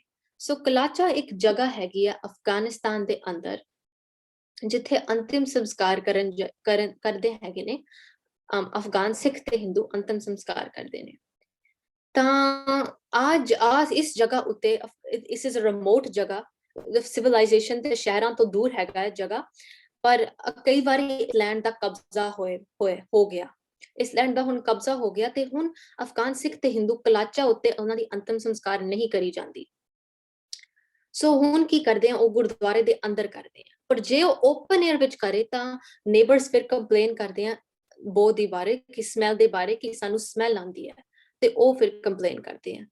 ਤਾਂ ਇਹ ਫਿਰ ਕੀ ਕਰਦੇ ਆ, ਉਹ ਸਾਰੇ ਗੁਰਦੁਆਰੇ ਦੇ ਵਿੰਡੋਜ਼ ਬੰਦ ਕਰਕੇ, ਸੀਲਿੰਗਸ ਬੰਦ ਕਰਕੇ ਉਹ ਸੀਕ੍ਰੇਟ ਵਿੱਚ ਆਪਣੇ ਅੰਤਿਮ ਸੰਸਕਾਰ ਕਰਦੇ ਆ ਉਹਨਾਂ ਦੇ ਪਰਿਵਾਰਾਂ ਲਈ। ਤਾਂ ਮੈਂ ਇੱਕ ਚੀਜ਼ ਨੋਟਿਸ ਕੀਤੀ ਹੈ ਇਨ ਅਫਗਾਨ ਸਿੱਖਾਂ ਬਾਰੇ, ਇਹਨਾਂ ਦੇ ਗੁਰਦੁਆਰੇ ਆਪਣੇ ਗੜੀ ਹੁੰਦੀਆਂ ਨੇ, ਇਹਨਾਂ ਦੇ ਗੁਰਦੁਆਰੇ ਹਮੇਸ਼ਾ ਵੈਲ ਮੇਨਟੇਨਡ ਹੁੰਦੀਆਂ ਨੇ, ਸਾਰੇ ਐਕਟੀਵਿਟੀ ਇੱਥੇ ਹੁੰਦੀ ਹੈ, ਤੇ ਜਿਹੜੇ ਸਾਰੇ ਤੁਸੀਂ ਇੱਥੇ ਰਹਿ ਵੀ ਸਕਦੇ ਹੋ, ਖਾਣਾ ਵੀ ਮਿਲ ਸਕਦਾ, ਲੰਗਰ ਵੀ ਮਿਲ ਸਕਦਾ, ਤੁਸੀਂ ਇੱਥੇ ਅੰਤਿਮ ਸੰਸਕਾਰ ਵੀ ਕਰ ਸਕਦੇ ਹੋ, ਪਾਠ ਵੀ ਚੱਲਦਾ, ਹਰ ਰੋਜ਼ ਦੀਵਾਨ ਚੱਲਦਾ, ਹਰ ਰੋਜ਼ ਲੰਗਰ ਵਰਤਾ ਜਾਂਦਾ। ਤਾਂ ਇਹ ਇਹਨਾਂ ਦੀ ਗੜੀਆਂ ਹੁੰਦੀਆਂ ਨੇ, this is their safe place. ਤਾਂ ਅਫਗਾਨ ਸਿੱਖਾਂ ਨਾਲ ਗੱਲ ਕਰਕੇ ਮੈਂ ਥੋੜੀ ਉਹਨਾਂ ਦੀ ਪਰਸਨੈਲਿਟੀ ਟ੍ਰੇਟਸ ਬਾਰੇ ਤੁਹਾਨੂੰ ਦੱਸਦੀ ਹਾਂ ਕਿ ਕਿਹੜੇ ਉਹਨਾਂ ਦੇ ਕੀ ਪਰਸਨੈਲਿਟੀ ਟ੍ਰੇਟਸ ਹੈਗੇ ਨੇ। ਇੱਕ ਹੈਗੇ ਨੇ ਉਹਨਾਂ ਦੇ ਬੜਾ ਟਰਾਮਾ ਹੈਗਾ, ਕਿਉਂਕਿ ਉਹਨਾਂ ਨੇ ਬੜਾ ਟਰਾਮਾ ਇੰਡੋਰ ਕੀਤਾ ਹੈਗਾ ਉਹਨਾਂ ਦੇ ਆਪਣੇ ਕੰਟਰੀ ਦੇ ਵਿੱਚ। ਇਸ ਕਰਕੇ ਉਹ ਵਾਚਫੁਲ ਹੈਗੇ ਨੇ ਕਿ ਅਸੀਂ ਕਿਹਦੇ ਨਾਲ ਗੱਲ ਕਰ ਰਹੇ ਹਾਂ, ਕੀ ਗੱਲ ਕਰ ਰਹੇ ਹਾਂ ਤੇ ਮੈਂ ਕੀ ਕਹਿ ਰਿਹਾ। ਉਹ ਬੜੇ ਨਾਨ ਕਨਫਰੰਟੇਸ਼ਨਲ ਹੈਗੇ ਨੇ, ਉਹ ਗੱਲ ਨਹੀਂ ਕਰਨਾ ਚਾਹੁੰਦੇ, ਕਿ ਬੁਰਾ ਕਿਸੇ ਦਾ ਗੱਲ ਨਹੀਂ ਕਰਨਾ ਚਾਹੁੰਦੇ, ਤੇ ਉਹ ਬਹੁਤ ਦੇਸ਼ ਭਗਤ ਹੈਗੇ ਨੇ, ਉਹ ਬਹੁਤ ਆਪਣੇ ਦੇਸ਼ ਵਤਨ ਨੂੰ ਪਿਆਰ ਕਰਦੇ ਨੇ, ਵਤਨ ਨੂੰ ਪਿਆਰ ਕਰਨ ਵਾਲੇ ਹੈਗੇ ਨੇ। ਤੇ ਤੀਜਾ, ਉਹ ਹੈਲਪ ਤਾਂ ਉਹਨਾਂ ਨੂੰ ਚਾਹੀਦੀ ਹੈਗੀ ਆ, ਪਰ ਉਹ ਕੰਫਰਟੇਬਲ ਨਹੀਂ ਹੈਗੇ ਹੈਲਪ ਲੈਣ ਲਈ, ਤੇ ਉਹ ਇੰਦਾ ਵੀ ਕੰਫਰਟੇਬਲ ਨਹੀਂ ਹੈਗੇ ਕਿ ਅਸੀਂ ਆਪਣੇ ਦੁੱਖ ਆਪਣੀ ਦੁਨੀਆ ਨੂੰ ਦਿਖਾਏ ਕਿ ਅਸੀਂ ਅਫਗਾਨ ਸਿੱਖ ਕੀ ਬੀਤ ਰਹੇ ਨੇ ਸਾਡੇ ਉੱਤੇ। ਤੇ ਦੂਜਾ, ਤੇ ਫਿਰ ਆਲਸੋ ਹੈਗੇ ਨੇ ਕਿ ਇੱਕ ਕਲੋਸ ਨਿਟ ਕਮਿਊਨਿਟੀ ਹੈ, ਇੱਕ ਹਮੇਸ਼ਾ ਇੱਕ ਦੂਜੇ ਦੀ ਹੈਲਪ ਕਰਦੇ ਨੇ, ਤੇ ਸਿੱਖੀ ਤੇ ਬੜੇ ਸਟਰੋਂਗ ਹੈਗੇ ਨੇ, ਭਾਵੇਂ ਜਾਨ ਦੇ ਸਕਦੇ ਆ ਪਰ ਸਿੱਖੀ ਨਹੀਂ ਦੇ ਸਕਦੇ। ਮੈਂ ਕਈ ਅਫਗਾਨ ਸਿੱਖਾਂ ਨਾਲ ਗੱਲ ਕੀਤੀ ਤੇ ਉਹਨਾਂ ਨੇ ਮੈਨੂੰ ਦੱਸਿਆ ਕਿ ਕਈ ਮਾਵਾਂ ਏਦਾਂ ਤੇ ਹੈਗੀਆਂ ਨੇ ਕਿ ਪੂਰਾ ਜਨਰੇਸ਼ਨ ਸਿੱਖਾਂ ਦਾ, ਪੂਰਾ ਜਨਰੇਸ਼ਨ ਅਫਗਾਨ ਸਿੱਖਾਂ ਦਾ ਐਜੂਕੇਸ਼ਨ ਨਹੀਂ ਲੈ ਰਹੀ, ਕਿਉਂਕਿ ਕੇਸ ਐਜੂਕੇਸ਼ਨ ਤੋਂ ਪਿਆਰੀ ਹੈ। ਤੇ ਆਲਸੋ ਜਿੱਦਾਂ ਅਸੀਂ ਇੰਡੀਆ ਦੇ ਵਿੱਚ ਕਰਦੇ ਹਾਂ ਕਿ ਪੰਜਾਬੀ ਦੇ ਨਾਲ ਵਿਆਹ ਕਰਦਾ ਹੈ, ਗੁਜਰਾਤੀ ਦੇ ਨਾਲ ਵਿਆਹ ਕਰਦਾ ਹੈ, ਏਦਾਂ ਦੇ ਅਫਗਾਨਿਸਤਾਨ ਦੇ ਵਿੱਚ ਜਿਹੜੇ ਕਾਬੁਲ ਤੋਂ ਹੈਗੇ ਆ ਕਾਬੁਲੀ, ਉਹ ਜ਼ਿਆਦਾਤਰ ਕਾਬੁਲੀ ਨਾਲ ਵਿਆਹ ਕਰਦੇ ਆ, ਕੰਦਾਹਰੀ ਨਾਲ ਵਿਆਹ ਕਰਦੇ ਆ, ਤੇ ਖੋਸਤੀ ਨਾਲ ਵਿਆਹ ਕਰਦੇ ਆ। ਪਰ ਹੁਣ ਕਿਉਂਕਿ ਮੈਸ ਇਮੀਗ੍ਰੇਸ਼ਨ ਤੇ ਖਤਰਾ ਹੁੰਦਾ ਹੈ ਇਹਨਾਂ ਦੀ ਐਗਜ਼ਿਸਟੈਂਸ ਤੇ, ਹੁਣ ਆ ਥੋੜਾ ਬਦਲ ਗਿਆ। ਤੇ ਭਾਵੇਂ ਉਹ ਬਾਹਰ ਦੇ ਕੰਟਰੀਆਂ ਵਿੱਚ ਜਾਏ, ਉਹਨਾਂ ਦਾ ਉਹ ਕਦੇ ਆਪਣੇ ਕਲਚਰ, ਲੈਂਗੁਏਜ ਜਾਂ ਧਰਮ ਕਦੇ ਨਹੀਂ ਭੁੱਲਦੇ, ਤੇ ਆਲਸੋ ਕੰਮ ਨਹੀਂ ਕਰਨਾ ਪ੍ਰੈਫਰ ਕਰਦੇ, ਉਹ ਕੰਮ ਪ੍ਰੈਫਰ ਕਰਨਾ ਚਾਹੁੰਦੇ ਆ ਕਿ ਅਸੀਂ ਬਿਜ਼ਨਸ ਚਲਾਈਏ, ਜਿੱਦਾਂ ਘਰੋਂ ਅਸੀਂ ਬਿਜ਼ਨਸ ਚਲਾਈਏ, ਪੰਸਾਰੀ, ਮੈਡੀਸਿਨ, ਹਕੀਮ, ਕਲੋਥਿੰਗ, ਐਕਸਪੋਰਟ ਇੰਪੋਰਟਸ, ਉਹ ਬਾਹਰ ਦੇ ਦੇਸ਼ਾਂ ਵਿੱਚ ਵੀ ਜਾ ਕੇ ਉਹ ਬਿਜ਼ਨਸ ਰਨ ਕਰਦੇ ਨੇ। ਤੇ ਜਿਹੜੇ ਬਜ਼ੁਰਗ ਹੈਗੇ ਨੇ ਇਸ ਅਫਗਾਨ ਸਿੱਖ ਕਮਿਊਨਿਟੀ ਵਿੱਚ, ਉਹਨਾਂ ਦੀ ਬਹੁਤ ਮਹਾਨਤਾ ਹੈਗੀ ਹੈ ਇਸ ਕਮਿਊਨਿਟੀ ਦੇ ਵਿੱਚ। ਜਿਹੜੇ ਬਾਕੀ ਸਾਰੇ ਸਿੱਖ ਨੇ, ਉਹ ਸਾਰੇ ਬਜ਼ੁਰਗਾਂ ਲਈ ਸਲਾਹ ਲਈ ਪੁੱਛਦੇ ਨੇ, ਉਹ ਆਪਣੇ ਹਮੇਸ਼ਾ ਉਹਨਾਂ ਦੀ ਸਲਾਹ ਲੈ ਕੇ ਕੁਛ ਕਰਦੇ ਨੇ। ਜਿਹੜੇ ਅਫਗਾਨ ਸਿੱਖ ਹੈਗੇ ਨੇ ਹਮੇਸ਼ਾ ਉਹਨਾਂ ਦੇ ਬਜ਼ੁਰਗਾਂ ਲਈ ਸਲਾਹ ਲੈ ਕੇ ਕੁਛ ਕਰਦੇ ਨੇ, ਤੇ ਸਾਰੇ ਅਫਗਾਨ ਸਿੱਖ ਬਜ਼ੁਰਗਾਂ ਲਈ ਉਹ ਹਮੇਸ਼ਾ ਉਹਨਾਂ ਦੀ ਦਿਲ ਦੀ ਖੁਆਇਸ਼ ਹੈ ਕਿ ਉਹ ਆਪਣੇ ਵਤਨ ਵਾਪਸ ਜਾਈਏ ਕਿਸੇ ਦਿਨ।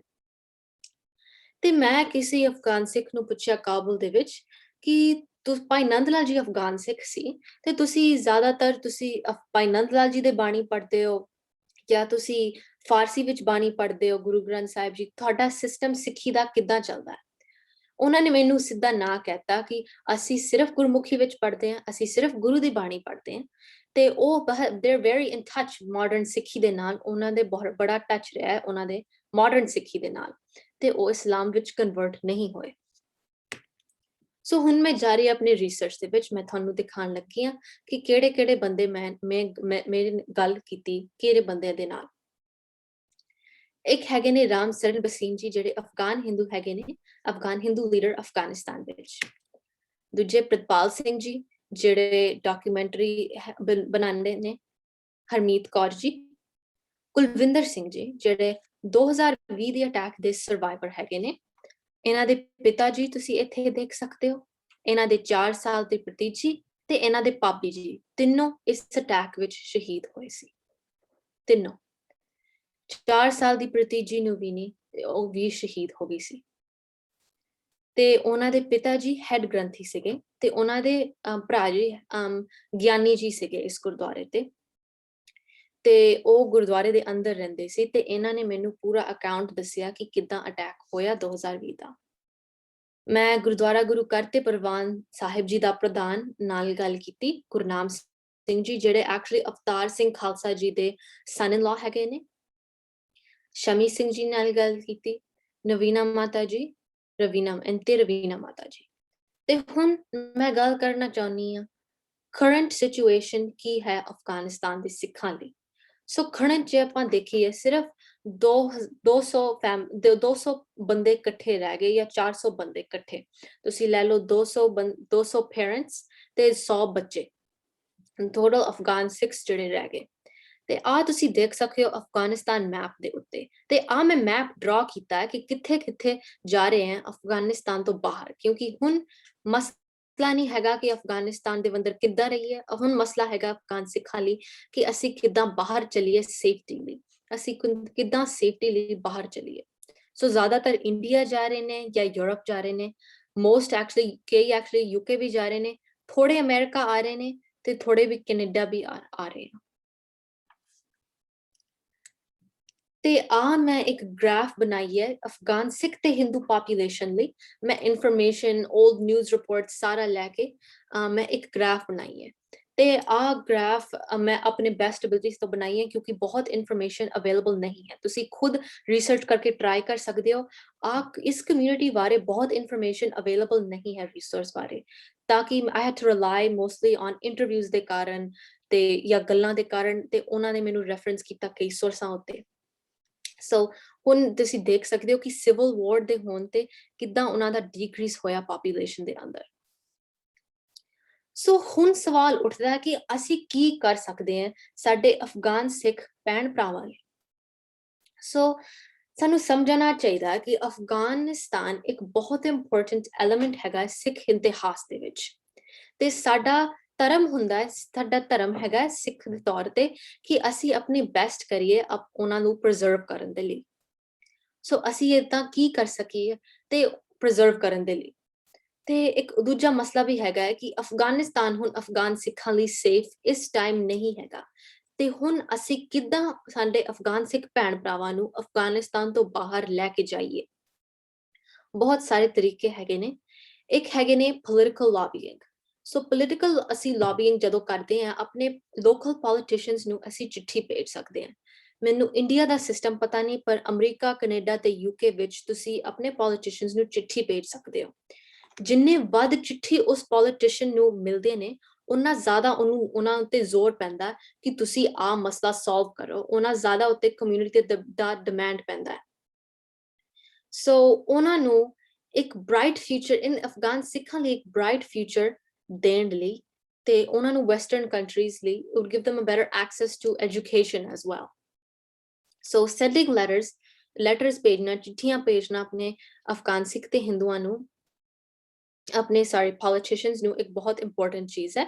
I will give my website at the end. ਮੈਂ ਆਪਣੇ ਵੈਬਸਾਈਟ ਦਵਾਂਗੀ, ਤੁਸੀਂ ਮੇਰੇ ਵੈਬਸਾਈਟ ਤੇ ਇੱਕ ਕਾਪੀ ਲੈ ਸਕਦੇ ਹੋ ਲੈਟਰ ਲਈ, ਤੁਸੀਂ ਪ੍ਰਿੰਟ ਕਰ ਸਕਦੇ ਹੋ, ਆਪਣਾ ਨਾਮ ਸਾਈਨ ਕਰਕੇ ਤੁਸੀਂ ਉਹ ਲੈਟਰ ਆਪਣੇ ਤੁਸੀਂ ਲੋਕਲ ਪੋਲੀਟੀਸ਼ੀਅਨ ਨੂੰ ਭੇਜ ਸਕਦੇ ਹੋ।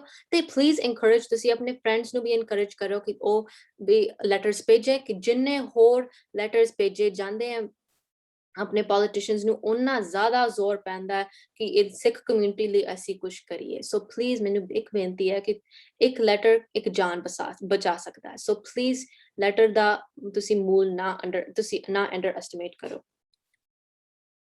ਤੇ ਦੂਜੇ ਤਰੀਕੇ ਅਸੀਂ ਵੀ ਹੈਲਪ ਕਰ ਸਕਦੇ ਹਾਂ ਹਿਸਟਰੀ ਦੇ ਤੌਰ ਤੇ ਵੀ। ਸੋ ਜਿਹੜੇ ਅਫਗਾਨ ਸਿੱਖ ਹੈਗੇ ਨੇ, ਉਹ ਫਾਰਸੀ ਤੇ ਦਰੀ ਤੇ ਪਸ਼ਤੋ ਦੇ ਨੇਟਿਵ ਸਪੀਕਰਸ ਹੈਗੇ ਨੇ। ਸੋ ਮੋਸਟ ਜਿਹੜੇ ਐਕਚੁਅਲੀ ਕੰਟੈਂਪਰੇਰੀ ਸੋਰਸਸ ਤੁਸੀਂ ਹਿਸਟਰੀ 'ਚ ਦੇਖੋ ਸਿੱਖ ਇਤਿਹਾਸ ਦੇ ਵਿੱਚ, ਉਹ ਫਾਰਸੀ ਦੇ ਵਿੱਚ ਲਿਖੇ ਨੇ। ਸੋ ਉਹ ਵੀ ਹੈਲਪ ਕਰ ਸਕਦੇ ਆ ਫਾਰਸੀ ਦੇ ਵਿੱਚ ਟ੍ਰਾਂਸਲੇਟ ਕਰਨ ਲਈ, ਉਨ ਸੋਰਸਾਂ ਲਈ, ਉਨ ਸੋਰਸ ਲਈ ਉਹ ਹੈਲਪ ਵੀ ਕਰ ਸਕਦੇ ਆ ਕਿ ਟ੍ਰਾਂਸਲੇਸ਼ਨ ਕਰਨ ਦੇ ਵਿੱਚ। ਤੇ ਦੂਜਾ ਵੀ ਕੈਨ ਆਲਸੋ ਅਸੀਂ ਇੰਪਲੋਏ ਵੀ ਕਰ ਸਕਦੇ ਆ ਟ੍ਰਾਂਸਲੇਸ਼ਨ ਦੇ ਵਿੱਚ ਵੀ।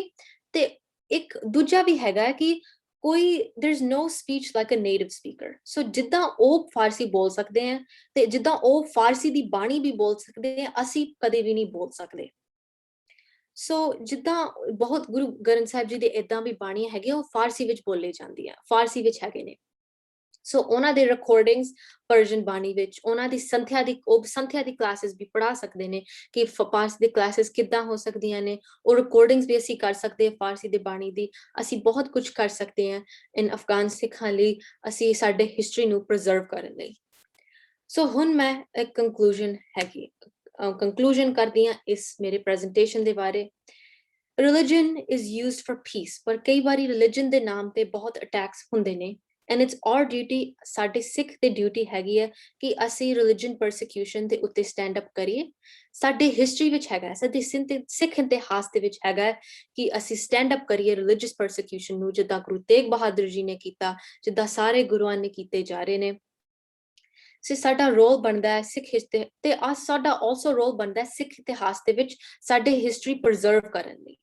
ਸੋ ਬਹੁਤ ਅੰਡਰ ਡਾਕੂਮੈਂਟੇਸ਼ਨ ਹੈਗਾ ਸਿੱਖ ਇਤਿਹਾਸ, ਅਫਗਾਨ ਸਿੱਖ ਇਤਿਹਾਸ ਦਾ ਬਹੁਤ ਹੀ ਕਮ ਹਿਸਟਰੀ ਹੈਗੇ ਨੇ ਆਨਲਾਈਨ। ਸੋ ਮੈਂ ਸਾਰੇ ਜਿਹੜੇ ਸਕਾਲਰਸ ਹੈਗੇ ਨੇ ਜਿਹੜੇ ਦੇਖ ਰਹੇ ਨੇ, ਮੈਂ ਤੁਹਾਨੂੰ ਸਾਰਿਆਂ ਨੂੰ ਅਰਜ ਕਰਦੀ ਹਾਂ ਕਿ ਤੁਸੀਂ ਹੋਰ ਰਿਸਰਚ ਕਰੋ ਇਸ ਫੀਲਡ ਦੇ ਬਾਰੇ, ਹੋਰ ਅਸੀਂ ਰਿਸੋਰਸਿਸ ਲਾਈਏ, ਕਿਉਂਕਿ ਬਹੁਤ ਹੀ ਘੱਟ ਰਿਸੋਰਸਿਸ ਹੈਗੇ ਨੇ ਅਫਗਾਨ ਸਿੱਖ ਹਿਸਟਰੀ ਦੇ ਬਾਰੇ।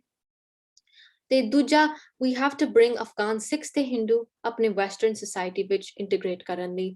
We have to do that in order to provide them a safe future, which is everyone's basic human right. So I would like to end off also by saying ਅਸੀਂ ਤੁਸੀਂ ਆਪਣੇ socials ਵੀ ਆਪਣੇ follow ਕਰ ਸਕਦੇ ਹੋ। ਮੇਰੇ Instagram ਸਾਡਾ ਹੈਗਾ @AfghanSikhHindu, ਮੈਂ ਲਿੰਕ ਵੀ ਪਾਵਾਂਗੀ ਚੈਟ ਦੇ ਵਿੱਚ ਤਾਂ ਕਿ ਤੁਸੀਂ ਉਹ ਦੇਖ ਸਕਿਓ। ਸਾਡਾ ਵੈਬਸਾਈਟ ਵੀ ਪਾ ਸਕਦਾ ਹੈ, ਤੁਸੀਂ ਐਕਚੁਅਲੀ ਆਪਣੇ ਫੋਨ ਵੀ ਨਿਕਾਲ ਸਕਦੇ ਹੋ, ਸਕੈਨ ਕਰ ਸਕਦੇ ਹੋ ਇਨ QR ਕੋਡ ਕੋ, and they will take you to ਮੇਰੇ ਵੈਬਸਾਈਟ ਤੇ ਮੇਰੇ ਸੋਸ਼ਲਸ ਤੇ ਤੁਸੀਂ ਮੈਨੂੰ ਫੋਲੋ ਕਰ ਸਕਦੇ ਹੋ। ਕਿਉਂਕਿ ਮੈਂ ਇਸ ਤੋਂ ਬਾਅਦ ਵੀ ਆਪਣਾ ਕੰਮ ਹਜੇ ਵੀ ਕਰਨਾ ਹੈ, ਮੇਰਾ ਕੰਮ ਬਹੁਤ ਰਹਿੰਦਾ ਹੈ, ਤਾਂ ਮੇਰੇ ਕੰਮ ਦੇ ਇਨ ਟੱਚ ਰਹਿਣ ਲਈ ਤੁਸੀਂ ਮੇਰੇ ਨੂੰ ਫੋਲੋ ਕਰ ਸਕਦੇ ਹੋ ਤਾਂ ਕਿ ਤੁਸੀਂ ਇਨ ਟੱਚ ਰਹੋ ਕਰੰਟ ਸਿਚੁਏਸ਼ਨਸ ਦੀ ਤੇ ਮੇਰਾ ਵੀ ਕੀ ਕੰਮ ਚੱਲ ਰਿਹਾ ਹੈ। ਸੋ ਮੈਂ ਤੁਹਾਨੂੰ ਸਾਰਿਆਂ ਨੂੰ ਧੰਨਵਾਦ ਕਹਿਣਾ ਚਾਹੁੰਦੀ ਹਾਂ। ਥੈਂਕ ਯੂ ਮੈਨੂੰ ਸੁਣਨ ਲਈ। ਸੋ ਵਾਹਿਗੁਰੂ ਜੀ ਕਾ ਖਾਲਸਾ, ਵਾਹਿਗੁਰੂ ਜੀ ਕੀ ਵਾਹਿਗੁਰੂ ਜੀ ਕੀ ਫਤਿਹ। ਬੇਟਾ ਸਾਹਿਬ ਕੌਰ ਜੀ, ਬਹੁਤ ਵਧੀਆ ਤਰੀਕੇ ਦੇ ਨਾਲ ਤੁਸੀਂ ਇਹ ਸਾਰੀ ਪ੍ਰੈਜੈਂਟੇਸ਼ਨ ਤਿਆਰ ਕੀਤੀ ਹੈ, ਬਹੁਤ ਮਿਹਨਤ ਕੀਤੀ ਹੈ ਤੁਸੀਂ ਸ਼ੁਰੂ ਤੋਂ ਲੈ ਕੇ ਸਿੱਖਾਂ ਦੀ, ਹਿੰਦੂਆਂ ਦੀ ਹਿਸਟਰੀ ਅਫਗਾਨਿਸਤਾਨ ਤੋਂ, ਤੇ ਤੁਸੀਂ ਅੱਜ ਦੇ ਹਾਲਾਤਾਂ ਤੱਕ ਉਸ ਕਹਾਣੀ ਨੂੰ ਲੈ ਆਏ ਹੋ। ਕਹਿ ਲਓ ਵੀ ਤੁਹਾਨੂੰ ਦਿਲ ਕਰਦਾ ਸੀ ਕਿ ਪ੍ਰੈਜੈਂਟੇਸ਼ਨ ਹੋਰ ਇਸੇ ਤਰ੍ਹਾਂ ਚੱਲਦੀ। ਵਾਕਈ ਸਾਨੂੰ ਬੜਾ ਮਾਣ ਹੈ ਕਿ ਅੱਜ ਸਾਹਿਬ ਕੌਰ ਸਾਡੇ ਨਾਲ ਨੇ ਤੇ ਤੁਸੀਂ ਆਪਣੀ ਇਹ ਰਿਸਰਚ ਸ਼ੇਅਰ ਕੀਤੀ ਹੈ। ਇੱਕ ਵਾਰ ਫਿਰ ਮੈਂ ਤੁਹਾਨੂੰ ਆਪਣੇ ਵੱਲੋਂ ਪਰਸਨਲੀ ਕੰਗ੍ਰੈਚੁਲੇਸ਼ਨਸ ਕਹਿਣਾ, ਤੁਹਾਨੂੰ, ਤੁਹਾਡੇ ਪੇਰੈਂਟਸ ਨੂੰ ਜਿਨ੍ਹਾਂ ਨੇ ਤੁਹਾਨੂੰ ਇਨਕਰੇਜ ਕੀਤਾ, ਤੁਹਾਨੂੰ ਸਪੋਰਟ ਕੀਤਾ, ਤੇ ਤੁਹਾਡੇ ਜਿਹੜੇ ਕਹਿ ਲਓ ਵੀ ਮੈਂਟੋਰਸ ਨੇ ਜਿਹੜੇ ਇੱਥੇ ਬੈਠੇ ਨੇ, ਡਾਕਟਰ ਸਰਬਜਿੰਦਰ ਸਿੰਘ ਜੀ ਨੇ, ਸੁਖਦੇਵ ਸਿੰਘ ਜੀ ਨੇ, ਤੇ ਯੂਨਾਈਟਿਡ ਸਿੱਖਸ ਵੀ ਤੁਹਾਡੇ ਲਈ ਕਹਿ ਲਓ ਆਲਵੇਜ਼ ਕਹਿ ਲਓ ਤੁਹਾਡੀ ਸਪੋਰਟ ਦੇ ਵਿੱਚ ਰਹੀ ਹੈ। ਸੋ ਬਹੁਤ ਹੀ ਵਧੀਆ ਲੱਗਿਆ। ਤੇ ਹੁਣ ਮੈਂ ਸਭ ਤੋਂ ਪਹਿਲਾਂ ਸੁਖਦੇਵ ਸਿੰਘ ਜੀ ਤੁਹਾਨੂੰ ਪੁੱਛਣਾ ਚਾਹਾਂਗਾ ਕਿ ਇਸ ਪ੍ਰੈਜੈਂਟੇਸ਼ਨ ਨੂੰ ਦੇਖਣ ਤੇ ਵਾਚਣ ਤੋਂ ਬਾਅਦ ਕੀ ਕਹਿਣਾ ਚਾਹੁੰਦੇ ਹੋ?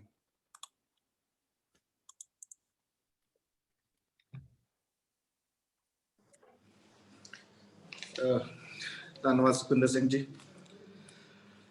ਸਾਹਿਬ ਨੇ ਜਿਹੜੀ ਪ੍ਰੈਜੈਂਟੇਸ਼ਨ ਤਿਆਰ ਕੀਤੀ ਆ, ਮੈਨੂੰ ਨਹੀਂ ਲੱਗਦਾ ਕਿ ਕੋਈ ਆਸਪੈਕਟ ਇਹੋ ਜਿਹਾ ਰਹਿ ਗਿਆ ਹੋਵੇਗਾ ਕਿ ਜਿਹੜਾ ਆਪਾਂ ਇਹ ਕਹਿ ਸਕਦੇ ਹੋਈਏ ਕਿ ਇਹ ਆਸਪੈਕਟ ਦੇ ਉੱਤੇ ਸਾਹਿਬ ਨੂੰ ਕੁਝ ਕੰਮ ਹੋਰ ਕਰਨਾ ਚਾਹੀਦਾ ਸੀ ਜੀ।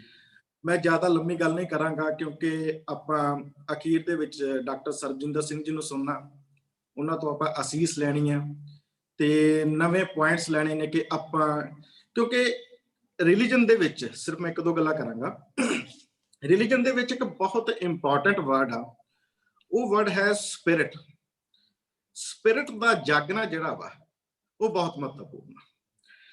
ਜਿਸ ਤਰੀਕੇ ਦੇ ਨਾਲ ਸਾਹਿਬ ਨੇ ਪ੍ਰੈਜੈਂਟੇਸ਼ਨ ਦਿੱਤੀ ਹੈ, ਜਿਸ ਤਰੀਕੇ ਦੇ ਨਾਲ ਇਸ ਨੇ ਰਿਸਰਚ ਕੀਤੀ ਹੈ, ਜਿਸ ਡੈਡੀਕੇਸ਼ਨ ਦੇ ਨਾਲ, ਜਿਸ ਕੌਨਫੀਡੈਂਸ ਦੇ ਨਾਲ ਇਹਨੇ ਪ੍ਰੈਜ਼ੈਂਟ ਕੀਤਾ, ਸੋ ਮੈਨੂੰ ਲੱਗਦਾ ਕਿ ਜਿਹੜਾ ਗੁਰੂ ਪਾਤਸ਼ਾਹ ਦਾ ਵਾਕ ਆ, ਪਿਓ ਦਾਦੇ ਕਾ ਖੋਲ ਡਿੱਠਾ ਖਜ਼ਾਨਾ, ਜਿਹੜੀ ਉਸ ਵਾਕ ਦੀ ਸਪਿਰਿਟ ਆ, ਉਹ ਮੈਨੂੰ ਲੱਗਦਾ ਕਿ ਉਸ ਨੂੰ ਸਾਹਿਬ ਨੇ ਆਪਣੇ ਅੰਦਰ ਕੰਸੀਵ ਕਰ ਲਿਆ। ਉਸ ਸਪਿਰਿਟ ਦੇ ਉੱਤੇ ਚੱਲ ਕੇ, ਕਿਉਂਕਿ ਇੱਥੇ ਇਹ ਚੀਜ਼ ਬੜੀ ਇੰਪੋਰਟੈਂਟ ਆ ਕਿ ਜੇ ਅੱਜ ਉਸਨੇ ਜਿਹੜੀ ਪ੍ਰੈਜੈਂਟੇਸ਼ਨ ਦਿੱਤੀ ਆ, ਇਹਦੇ ਪਿੱਛੇ ਇਹਦਾ ਹਾਰਡ ਵਰਕ ਬਹੁਤ ਆ। ਕਿਉਂਕਿ ਲਗਾਤਾਰ ਮੇਰੇ ਨਾਲ ਪਿਛਲੇ 6 ਮਹੀਨਿਆਂ ਤੋਂ ਇਸ ਟੌਪਿਕ ਦੇ ਉੱਤੇ ਗੱਲ ਚੱਲ ਰਹੀ। ਸਾਡਾ ਟਾਈਮ ਦਾ ਬੈਰੀਅਰ ਸੀ ਕਿ ਇੰਡੀਆ ਦੇ ਵਿੱਚ ਮੇਰੀ ਰਾਤ ਹੁੰਦੀ ਸੀ, ਇਹਦਾ ਦਿਨ ਹੁੰਦਾ ਸੀ। ਸਕੂਲ ਤੋਂ ਟਾਈਮ ਕੱਢ ਕੇ ਇਹ ਆਪਣੇ ਇਸ ਵਰਕ ਦੇ ਬਾਰੇ ਕੰਮ ਕਰਦੇ ਸੀ। 2-3 ਪੁਆਇੰਟ ਮੈਂ ਡਾਕਟਰ ਸਰਬਜਿੰਦਰ ਸਿੰਘ ਜੀ ਨੂੰ ਮਤਲਬ ਕਹਿਣਾ ਚਾਹਾਂਗਾ ਕਿ ਸਾਨੂੰ ਉਹਦੇ ਬਾਰੇ ਹੋਰ ਵੀ ਸਾਨੂੰ ਉਹਦੇ ਬਾਰੇ ਚਾਨਣਾ ਪਾਉਣ। ਅਕਸਰ ਇਹ ਸਵਾਲ ਕੀਤਾ ਜਾਂਦਾ ਜਦੋਂ ਅਸੀਂ 18ਵੀਂ ਸਦੀ ਦੇ ਸਿੱਖ ਇਤਿਹਾਸ ਬਾਰੇ ਗੱਲ ਕਰਦੇ ਹਾਂ, ਜਦੋਂ ਅਸੀਂ ਕਹਿੰਦੇ ਹਾਂ ਕਿ ਸਿੱਖ ਜੰਗਲਾਂ ਦੇ ਵਿੱਚ ਰਹਿੰਦੇ ਸੀ, ਸਿੱਖ ਭੁੱਖੇ ਵੀ ਸੌ ਜਾਂਦੇ ਸੀ, ਸਿੱਖਾਂ ਦੇ ਉੱਤੇ ਤਸ਼ੱਦਦ ਬਹੁਤ ਹੁੰਦਾ ਸੀ, ਪਰ ਉਹ ਕਦੀ ਵੀ ਆਪਣਾ ਧਰਮ ਨਹੀਂ ਸੀ ਛੱਡਦੇ। ਤਾਂ ਸਵਾਲ ਕਰਨ ਵਾਲੇ ਇਹ ਸਵਾਲ ਕਰਦੇ ਨੇ ਕਿ ਤੁਹਾਡੇ ਕੋਲੇ ਕੀ ਪ੍ਰੂਫ ਆ, ਜਦ ਕਿ ਪ੍ਰੂਫ ਬਹੁਤ ਨੇ, ਹਿਸਟੋਰੀਕਲ ਸੋਰਸਸ ਦੇ ਵਿੱਚ ਪ੍ਰੂਫ ਬਹੁਤ ਨੇ, ਪਰ ਫਿਰ ਵੀ ਜਿਹੜੀ ਉਹਨਾਂ ਦੀ ਤਰਕ ਵਿਤਰਕ ਦੀ ਬਿਰਤੀ ਆ, ਉਹ ਇਹ ਮੰਨਣ ਨੂੰ ਤਿਆਰ ਨਹੀਂ। ਤੇ ਮੈਨੂੰ ਲੱਗਦਾ ਕਿ ਸਾਹਿਬ ਨੇ ਜਿਹੜੀ ਪ੍ਰੈਜੈਂਟੇਸ਼ਨ ਤਿਆਰ ਕੀਤੀ ਹੈ, ਜਿਹੜੇ ਉਹਦੇ ਵਿੱਚ ਅਫਗਾਨਿਸਤਾਨ ਦੇ ਸਿੱਖ ਡੇਲੀ ਡੇਂਜਰ ਦੇ ਵਿੱਚ ਜਿਉ ਰਹੇ ਨੇ, ਭਾਵੇਂ ਕਿ ਉਹਨਾਂ ਨੂੰ ਐਜੂਕੇਸ਼ਨ ਮਿਲੇ ਚਾਹੇ ਨਾ ਮਿਲੇ, ਪਰ ਉਹ ਆਪਣੇ ਕੇਸ ਨਹੀਂ ਕਤਲ ਕਰਾਉਂਦੇ। ਭਾਵੇਂ ਕਿ ਉਹ ਉਹਨਾਂ ਨੂੰ ਜਾਨ ਉਹਨਾਂ ਦੀ ਚਲੀ ਜਾਵੇ, ਪਰ ਉਹ ਸਿੱਖ ਧਰਮ ਨਹੀਂ ਛੱਡ ਰਹੇ। ਇਹ ਮੈਨੂੰ ਲੱਗਦਾ ਕਿ ਉਹ 18ਵੀਂ ਸਦੀ ਦੇ ਸਿੱਖਾਂ ਦੀ ਇੱਕ ਐਗਜ਼ਾਮਪਲ ਆ ਕਿ ਉਹ ਉਸ ਬਾਬੇ ਨਾਨਕ ਦੀਆਂ, ਉਸ ਗੁਰੂ ਨਾਨਕ ਸਾਹਿਬ ਦੀਆਂ ਪੈੜਾਂ ਦੇ ਉੱਤੇ ਚੱਲ ਰਹੇ ਨੇ। ਦੂਸਰਾ ਇੱਕ ਨੁਕਤਾ ਲਗਾਤਾਰ ਵਿਚਾਰ ਅਧੀਨ ਰਿਹਾ ਕਿ ਇੱਕ ਤਾਂ ਹੈ ਕਿ how to protect Afghan Sikhs, ਕਿ ਅਸੀਂ ਅਫਗਾਨ ਸਿੱਖਾਂ ਨੂੰ ਕਿਵੇਂ ਪ੍ਰੋਟੈਕਟ ਕਰ ਸਕਦੇ ਹਾਂ। ਦੂਸਰਾ issue C how Afghan Sikh can help ਅਸ, ਕਿ ਅਫਗਾਨ ਸਿੱਖ ਸਾਡੀ ਮਦਦ ਕਿਵੇਂ ਕਰ ਸਕਦੇ ਨੇ। ਜੀ ਹੁਣ ਇਹ ਕੁਐਸਚਨ ਆਪਣੇ ਆਪ ਦੇ ਵਿੱਚ ਇਹ ਲੱਗਦਾ ਕਿ ਉਹਨਾਂ ਨੂੰ ਤੇ ਜਾਣ, ਉਹਨਾਂ ਦੇ ਤੇ ਜਾਣ ਤੇ ਬਣੀ ਪਈ ਹੈ, ਉਹ ਸਾਡੀ ਹੈਲਪ ਕਿਵੇਂ ਕਰ ਸਕਦੇ ਆ। ਪਰ ਇੱਥੇ ਇੱਕ ਬੜਾ ਵਧੀਆ ਜਦੋਂ ਸਾਰੀ ਡਿਸਕਸ਼ਨ ਹੋਈ, ਸਾਹਿਬ ਦੇ ਨਾਲ ਵਿਚਾਰ, ਇਹਨਾਂ ਦੇ ਫਾਦਰ ਮਦਰ ਬੜੇ ਡੈਡੀਕੇਟਡ ਨੇ ਸਾਰੇ, ਸੋ ਉੱਥੇ ਇੱਕ ਜਿਹੜਾ ਇਹਦਾ ਸਵਾਲ ਦਾ ਆਨਸਰ ਸਾਨੂੰ ਮਿਲਿਆ ਕਿ ਜਦੋਂ ਅਸੀਂ ਸਿੱਖ ਹਿਸਟਰੀ ਦੇ ਵਿੱਚ ਜਾਂਦੇ ਹਾਂ ਤਾਂ ਸਿੱਖ ਹਿਸਟਰੀ ਦੇ ਵਿੱਚ ਸਾਨੂੰ ਪਰਸ਼ੀਅਨ ਸੋਰਸਸ ਦੀ ਹੈਲਪ ਲੈਣੀ ਪੈਂਦੀ ਆ। ਕਿਉਂਕਿ ਫੋਰ ਐਗਜ਼ਾਮਪਲ ਬੰਦਾ ਸਿੰਘ ਬਹਾਦਰ ਦੀ ਜੇ ਤੁਸੀਂ ਹਿਸਟਰੀ ਪੜ੍ਹਨੀ ਹੋਵੇ ਤਾਂ ਸਾਨੂੰ ਘੱਟੋ ਘੱਟ 12 ਤੋਂ 13 ਜਿਹੜੇ ਪਰਸ਼ੀਅਨ ਸੋਰਸ ਨੇ ਜਿਨ੍ਹਾਂ ਦੇ ਵਿੱਚੋਂ ਸਾਨੂੰ ਬੰਦਾ ਸਿੰਘ ਬਹਾਦਰ ਦੀ ਲਾਈਫ ਬਾਰੇ ਹੈਲਪ ਮਿਲਦੀ ਹੈ। ਹੁਣ ਸਾਨੂੰ ਪਰ ਸਾਡਾ ਜਿਹੜਾ ਲੈਂਗੁਏਜ ਬੈਰੀਅਰ ਆ, ਪਰ ਉਹਨਾਂ ਨੂੰ ਪਰਸ਼ੀਅਨ ਆਉਂਦੀ ਆ ਜੀ, ਅਸੀਂ ਉਹਨਾਂ ਦੀ ਹੈਲਪ ਫਾਈਨੈਂਸ਼ੀਅਲੀ ਕਰ ਸਕਦੇ ਹਾਂ, ਕਿਸੇ ਵੀ ਤਰੀਕੇ ਨਾਲ ਹਰੇਕ ਸਿੱਖ ਨੂੰ ਕਰਨੀ ਚਾਹੀਦੀ ਆ, ਪਰ ਉਹ ਵੀ ਸਾਡੀ ਹੈਲਪ ਕਰ ਸਕਦੇ ਨੇ। ਸਾਨੂੰ ਜਿਹੜੇ ਸਾਡੇ ਸੋਰਸਸ ਨੇ ਉਹਨਾਂ ਦੇ ਬਾਰੇ ਟ੍ਰਾਂਸਲੇਟ ਗੱਲ ਕਰ ਸਕਦੇ ਨੇ। ਗੁਰੂ ਗ੍ਰੰਥ ਸਾਹਿਬ ਦੇ ਵਿੱਚ ਜਿਹੜੀ ਆ ਪਰਸ਼ੀਅਨ ਦੇ ਲਫ਼ਜ਼ ਨੇ, ਜਿਸ ਤਰੀਕੇ ਦੇ ਨਾਲ ਉਹ ਇੰਟਰੋਡਿਊਸ ਕਰਾ ਸਕਦੇ ਨੇ, ਮੈਨੂੰ ਲੱਗਦਾ ਨਹੀਂ ਕਿ ਉਹਨਾਂ ਇਨਸਾਫ ਅਸੀਂ ਕਰ ਸਕੀਏ। ਫਾਈਨਲੀ ਮੈਂ ਸਾਹਿਬ ਨੂੰ, ਸਾਹਿਬ ਦੇ ਪੇਰੈਂਟਸ ਨੂੰ ਵਧਾਈ ਦੇਣਾ ਕਿ ਉਹਨਾਂ ਨੇ ਇਸ ਡੈਡੀਕੇਸ਼ਨ ਦੇ ਨਾਲ ਵਰਕ ਕਰਾਇਆ, ਤੇ ਡਾਕਟਰ ਸਰਬਜਿੰਦਰ ਸਿੰਘ ਜੀ ਨੂੰ ਮੈਂ ਰਿਕੁਐਸਟ ਕਰਾਂਗਾ ਕਿ ਉਹ ਬੱਚੀ ਨੂੰ ਅਸੀਸ ਦੇਣ। ਇਨਡਾਇਰੈਕਟਲੀ ਅਸੀਂ ਡਾਕਟਰ ਸਾਹਿਬ ਦੇ ਸਟੂਡੈਂਟ ਆ, ਤੇ ਮੈਨੂੰ ਲੱਗਦਾ ਕਿ ਹੁਣ ਡਾਕਟਰ ਸਾਹਿਬ ਨੂੰ ਜਿਹੜੇ ਡਾਕਟਰ ਸਾਹਿਬ ਦਾ ਹੋਣਹਾਰ ਵਿਦਿਆਰਥੀ ਨੇ ਉਹਨਾਂ 'ਚ ਪਹਿਲੇ ਨੰਬਰ ਤੇ ਹੁਣ ਸਾਹਿਬ ਦਾ ਨਾਮ ਆ ਜਾਣਾ ਚਾਹੀਦਾ, ਕਿਉਂਕਿ ਬੜੇ ਵਧੀਆ ਤਰੀਕੇ ਦੇ ਨਾਲ ਇਸ ਨੇ ਜਿਹੜੀ ਆ ਤਿਆਰ ਕੀਤੀ। ਬਹੁਤ ਵਧੀਆ ਸੁਖਦੇਵ ਸਿੰਘ ਜੀ, ਬਹੁਤ ਵਧੀਆ। ਤੁਸੀਂ ਇੱਕ ਦੋ ਜਿਹੜੇ ਪੁਆਇੰਟ ਬੜੇ ਕਹਿ ਲਓ ਵੀ ਪਾਏਦਾਰ ਟੱਚ ਕੀਤੇ ਨੇ ਵੀ ਅਸੀਂ ਤਾਂ ਅਫਗਾਨੀ ਸਿੱਖਾਂ ਦੀ ਮਦਦ ਕਰਨੀ ਹੈ, ਕਿਉਂਕਿ ਉਹਨਾਂ ਤੇ ਜੋ ਮੁਸ਼ਕਿਲ ਭੀੜ ਬਣੀ ਹੋਈ ਹੈ ਤੇ ਉਹ ਵੀ ਸਾਡੀ ਕਿਸੇ ਤਰੀਕੇ ਨਾਲ ਹੈਲਪ ਕਰ ਸਕਦੇ ਨੇ। ਬਹੁਤ ਹੀ ਵਧੀਆ। ਸੋ ਜਿੰਨੇ ਵੀ ਇਸ ਟਾਈਮ ਸਾਡੇ ਨਾਲ ਅਟੈਂਡੀਜ਼ ਜੁੜੇ ਹੋਏ ਨੇ, ਤੇ ਪਲੱਸ ਹੁਣ ਅਸੀਂ ਫੇਸਬੁੱਕ ਤੇ ਵੀ ਲਾਈਵ ਇਹ ਸਾਰਾ ਵੈਬੀਨਾਰ ਜਾ ਰਿਹਾ ਤੇ ਰਿਕਾਰਡਿੰਗ ਵੀ ਇਹਦੀ ਹੋ ਰਹੀ ਹੈ, ਤੇ ਅਸੀਂ ਇਸ ਨੂੰ ਆਪਣੇ ਸੋਸ਼ਲ ਮੀਡੀਆ ਚੈਨਲ ਤੇ ਪੋਸਟ ਵੀ ਕਰ ਦੇਵਾਂਗੇ, ਤੇ ਯੂਨਾਈਟਿਡ ਸਿੱਖਸ ਦੀ ਵੈਬਸਾਈਟ ਤੇ ਵੀ ਇਹ ਪੋਸਟ ਹੋਵੇਗਾ ਵੈਬੀਨਾਰ। ਤੋਂ ਸਾਰਿਆਂ ਨੂੰ ਦੱਸ ਦਈਏ ਇੱਕ ਵਾਰ ਫਿਰ ਕਿ ਅਫਗਾਨੀ ਸਿੱਖਾਂ ਦੇ ਜੋ ਹਾਲਾਤ ਨੇ ਅੱਜ, ਕਿਸ ਤਰੀਕੇ ਦੇ ਨਾਲ ਉਹ ਅੱਜ ਦੇ ਹਾਲਾਤਾਂ ਤੱਕ ਪਹੁੰਚੇ ਤੇ ਹੁਣ ਕਿਸ ਤਰੀਕੇ ਦੇ ਨਾਲ ਅਸੀਂ ਉਹਨਾਂ ਦੀ ਹੈਲਪ ਕਰ ਸਕਦੇ ਹਾਂ। ਸੋ ਇਹਦੇ ਬਾਰੇ ਸਾਡੀ ਡਿਸਕਸ਼ਨ ਚੱਲ ਰਹੀ ਹੈ, ਜਿਹਦੇ ਵਿੱਚ ਬੇਟੀ ਸਾਹਿਬ ਕੌਰ ਨੇ ਆਪਣੀ ਪ੍ਰੈਜੈਂਟੇਸ਼ਨ ਸ਼ੇਅਰ ਕੀਤੀ, ਜਿਹੜੀ ਸਾਰੀ ਇਹਨੇ ਰਿਸਰਚ ਕੀਤੀ ਹੈ, ਤੇ ਸਾਡੇ ਨਾਲ ਦੋ main scholars doctor ਸਰਬਜਿੰਦਰ Singh ji ਤੇ ਸੁਖਦੇਵ ਸਿੰਘ ਜੀ ਇਹ ਸਾਡੇ ਨਾਲ ਨੇ, ਤੇ ਨਾਲ ਦੀ ਨਾਲ ਸਾਡੇ ਨਾਲ ਗੁਰਵਿੰਦਰ ਸਿੰਘ ਜਿਹੜੇ ਕਿ ਡਾਇਰੈਕਟਰ ਨੇ ਯੂਨਾਈਟਿਡ ਸਿੱਖਸ ਤੋਂ, ਉਹ ਵੀ ਇਸ ਵੈਬੀਨਾਰ ਦੇ ਵਿੱਚ ਜੁੜੇ ਹੋਏ ਨੇ। ਤੇ ਹੁਣ ਮੈਂ ਡਾਕਟਰ ਸਰਬਜਿੰਦਰ ਸਿੰਘ ਜੀ, ਕਿਉਂਕਿ ਸਾਹਿਬ ਕੌਰ ਨੂੰ ਕਹਿ ਲਓ ਵੀ ਤਰਾਸ਼ਣ ਦੇ ਵਿੱਚ ਤੁਹਾਡਾ ਬਹੁਤ ਵੱਡਾ ਯੋਗਦਾਨ ਹੈ, ਇਹਨੂੰ ਮੈਂਟਰਸ਼ਿਪ ਤੁਸੀਂ ਸਾਹਿਬ ਕੌਰ ਨੂੰ ਦੇ ਰਹੇ ਹੋ ਤੇ ਇਹਨੂੰ ਤੁਸੀਂ ਗਾਈਡ ਕਰ ਰਹੇ ਹੋ ਕਿ ਇਹ ਕਿਸ ਤਰੀਕੇ ਦੇ ਨਾਲ ਜੋ ਇਹਨੇ ਅਫਗਾਨੀ ਸਿੱਖ ਭੈਣ ਭਰਾਵਾਂ ਦਾ, ਉਹਨਾਂ ਦੀ ਮਦਦ ਕਰਨ ਦਾ ਬੀੜਾ ਚੁੱਕਿਆ ਵੀ ਕਿਸ ਤਰੀਕੇ ਦੇ ਨਾਲ ਅੱਗੇ ਵੱਧ ਸਕਦੀ ਹੈ। ਸੋ ਜਿਹੜੀ ਇਹ ਪ੍ਰੈਜੈਂਟੇਸ਼ਨ ਸਾਹਿਬ ਨੇ ਆਪਣੇ ਸਾਹਮਣੇ ਪੇਸ਼ ਕੀਤੀ ਹੈ, ਇਹਦੇ ਬਾਰੇ ਤੁਸੀਂ ਕੀ ਕਹਿਣਾ ਚਾਹੁੰਦੇ ਹੋ ਡਾਕਟਰ ਸਰਬਜਿੰਦਰ ਸਿੰਘ ਜੀ?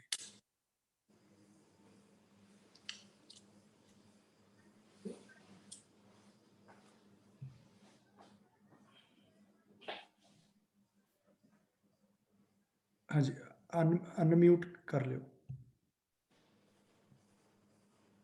ਹਾਂਜੀ, ਥੈਂਕ ਯੂ ਵੈਰੀ ਮਚ ਸਰਦਾਰ ਸੁਖਵਿੰਦਰ ਸਿੰਘ ਜੀ, ਗੁਰਵਿੰਦਰ ਸਿੰਘ ਜੀ।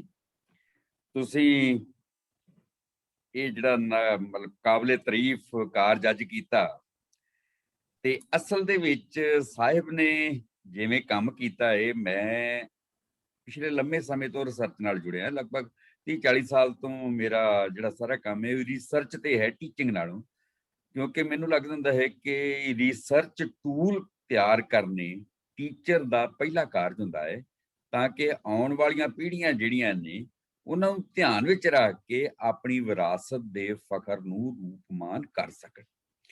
ਸੋ ਸਾਹਿਬ ਪੁੱਤਰ ਜਿਹੜਾ ਹੈਗਾ, ਕਿ ਸਭ ਤੋਂ ਪਹਿਲਾਂ ਤਾਂ ਮੈਂ ਤੈਨੂੰ ਵਧਾਈ ਇਸ ਕਰਕੇ ਦਿੰਦਾ ਕਿ ਤੂੰ ਸਾਨੂੰ ਉਹ ਟੂਲ ਤਿਆਰ ਕਰ ਦਿੱਤਾ, ਕਿਉਂਕਿ ਤੇਰੇ ਉਸ ਟੂਲ ਦੇ ਮਾਧਿਅਮ ਰਾਹੀਂ ਸਾਡੇ ਅੰਦਰ ਇੱਕ ਜਿਗਿਆਸਾ ਪੈਦਾ ਹੋਈ, ਕਿਉਰਿਓਸਿਟੀ ਪੈਦਾ ਹੋਈ, ਤੇ ਅਸੀਂ ਜਿਉਂ-ਜਿਉਂ ਤੇਰੇ ਇਸ ਟੂਲ ਦੇ ਮਾਧਿਅਮ ਰਾਹੀਂ ਤੇਰੀ ਤਿਆਰ ਕੀਤੀ ਹੋਈ ਰਿਸਰਚ ਦੇ ਵਿੱਚੋਂ ਦੀ ਲੰਘਾਂਗੇ, ਸਾਡੇ ਅੰਦਰ ਜਿਗਿਆਸਾ ਪ੍ਰਬਲ ਹੋਏਗੀ ਅਤੇ ਅਸੀਂ ਉਹਨਾਂ ਸਾਰੇ ਪੱਖਾਂ ਨੂੰ ਹੋਰ ਘੋਖਣ ਦਾ ਯਤਨ ਕਰਾਂਗੇ ਤਾਂ ਕਿ ਅਸੀਂ ਸੱਚ ਦੇ ਹੋਰ ਨੇੜੇ ਹੋ ਸਕੀਏ।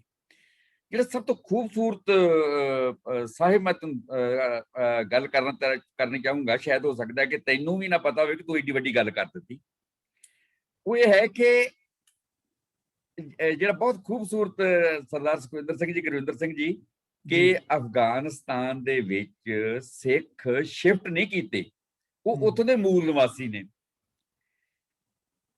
ਹੁਣ ਜੇ ਥੋੜਾ ਜਿਹਾ ਸਾਹਿਬ ਹੋਰ ਕੋਸ਼ਿਸ਼ ਕਰੇਗੀ ਤੇ ਇਰਾਨ ਦੇ ਮਾਧਿਅਮ ਰਾਹੀਂ ਸਾਊਦੀ 'ਚ ਜਾਏਗੀ, ਜਦੋਂ ਇਹ ਕਿਉਂਕਿ ਮੈਂ ਸਭ ਤੋਂ ਪਹਿਲਾਂ ਤੇ ਤੇਰੇ ਨਾਲ ਇਹ ਵਾਅਦਾ ਕਰਦਾ ਕਿ ਮੈਂ ਤੇਰਾ ਛਾਪ ਰਿਹਾ ਵਾਂ, ਤੇਰੀ ਜਿਹੜੀ ਰਿਸਰਚ ਹੈ ਇਹਨੂੰ ਮੈਂ ਯੂਨੀਵਰਸਿਟੀ ਦੀ ਇੱਕ ਪੁਸਤਕ ਦੇ ਵਿੱਚ ਛਾਪ ਰਿਹਾ। ਇਹ ਸਾਡੇ ਲਈ ਆਨਰ ਹੋਏਗਾ, ਤੇਰੇ ਲਈ ਕਿਉਂ ਨਹੀਂ, ਕਿਉਂਕਿ ਤੂੰ ਇਹ ਸਾਨੂੰ ਕੰਮ ਦਿੱਤਾ ਤੇ ਸਾਨੂੰ ਖੁਸ਼ੀ ਹੋਊਗੀ ਕਿ ਇੱਕ ਅਮਰੀਕਨ ਬੱਚਾ, ਜਿਹੜਾ ਮੈਂ ਇਹ ਕਹੂੰਗਾ ਕਿ ਮੇਰੇ ਵਿਦਿਆਰਥੀ ਦਾ ਵਿਦਿਆਰਥੀ ਹੈ, ਕਿਉਂਕਿ ਮੈਂ ਪਹਿਲੀ ਵਾਰ ਇਹਨਾਂ ਰਾਬਤਾ ਮੇਰਾ ਹੋਇਆ ਸਾਹਿਬ ਨੇ, ਸ਼ਾਇਦ ਮੈਂ ਵੈਬੀਨਾਰ ਕੀਤਾ ਸੀ, ਉਦੋਂ ਇਹਨੇ ਮੈਨੂੰ ਸੁਣਿਆ ਹੋਏਗਾ ਕਿ ਮੇਰੇ ਵਿਦਿਆਰਥੀ ਨੇ ਇਹਨਾਂ ਦੇ ਨਾਲ ਕੰਮ ਕੀਤਾ, ਇਹਨੂੰ ਉਤਸ਼ਾਹਿਤ ਕੀਤਾ ਤੇ ਇਹਨੇ ਉਹ ਉਤਸ਼ਾਹ ਤੋਂ ਇਹ ਇੰਨਾ ਸੋਹਣਾ ਕੰਮ ਕੀਤਾ। ਤੋ ਤੇਰਾ ਕੰਮ ਛਾਪ ਕੇ ਬੇਟਾ ਮੈਨੂੰ ਬੇਹੱਦ ਖੁਸ਼ੀ ਹੋਏਗੀ, ਨੰਬਰ 1।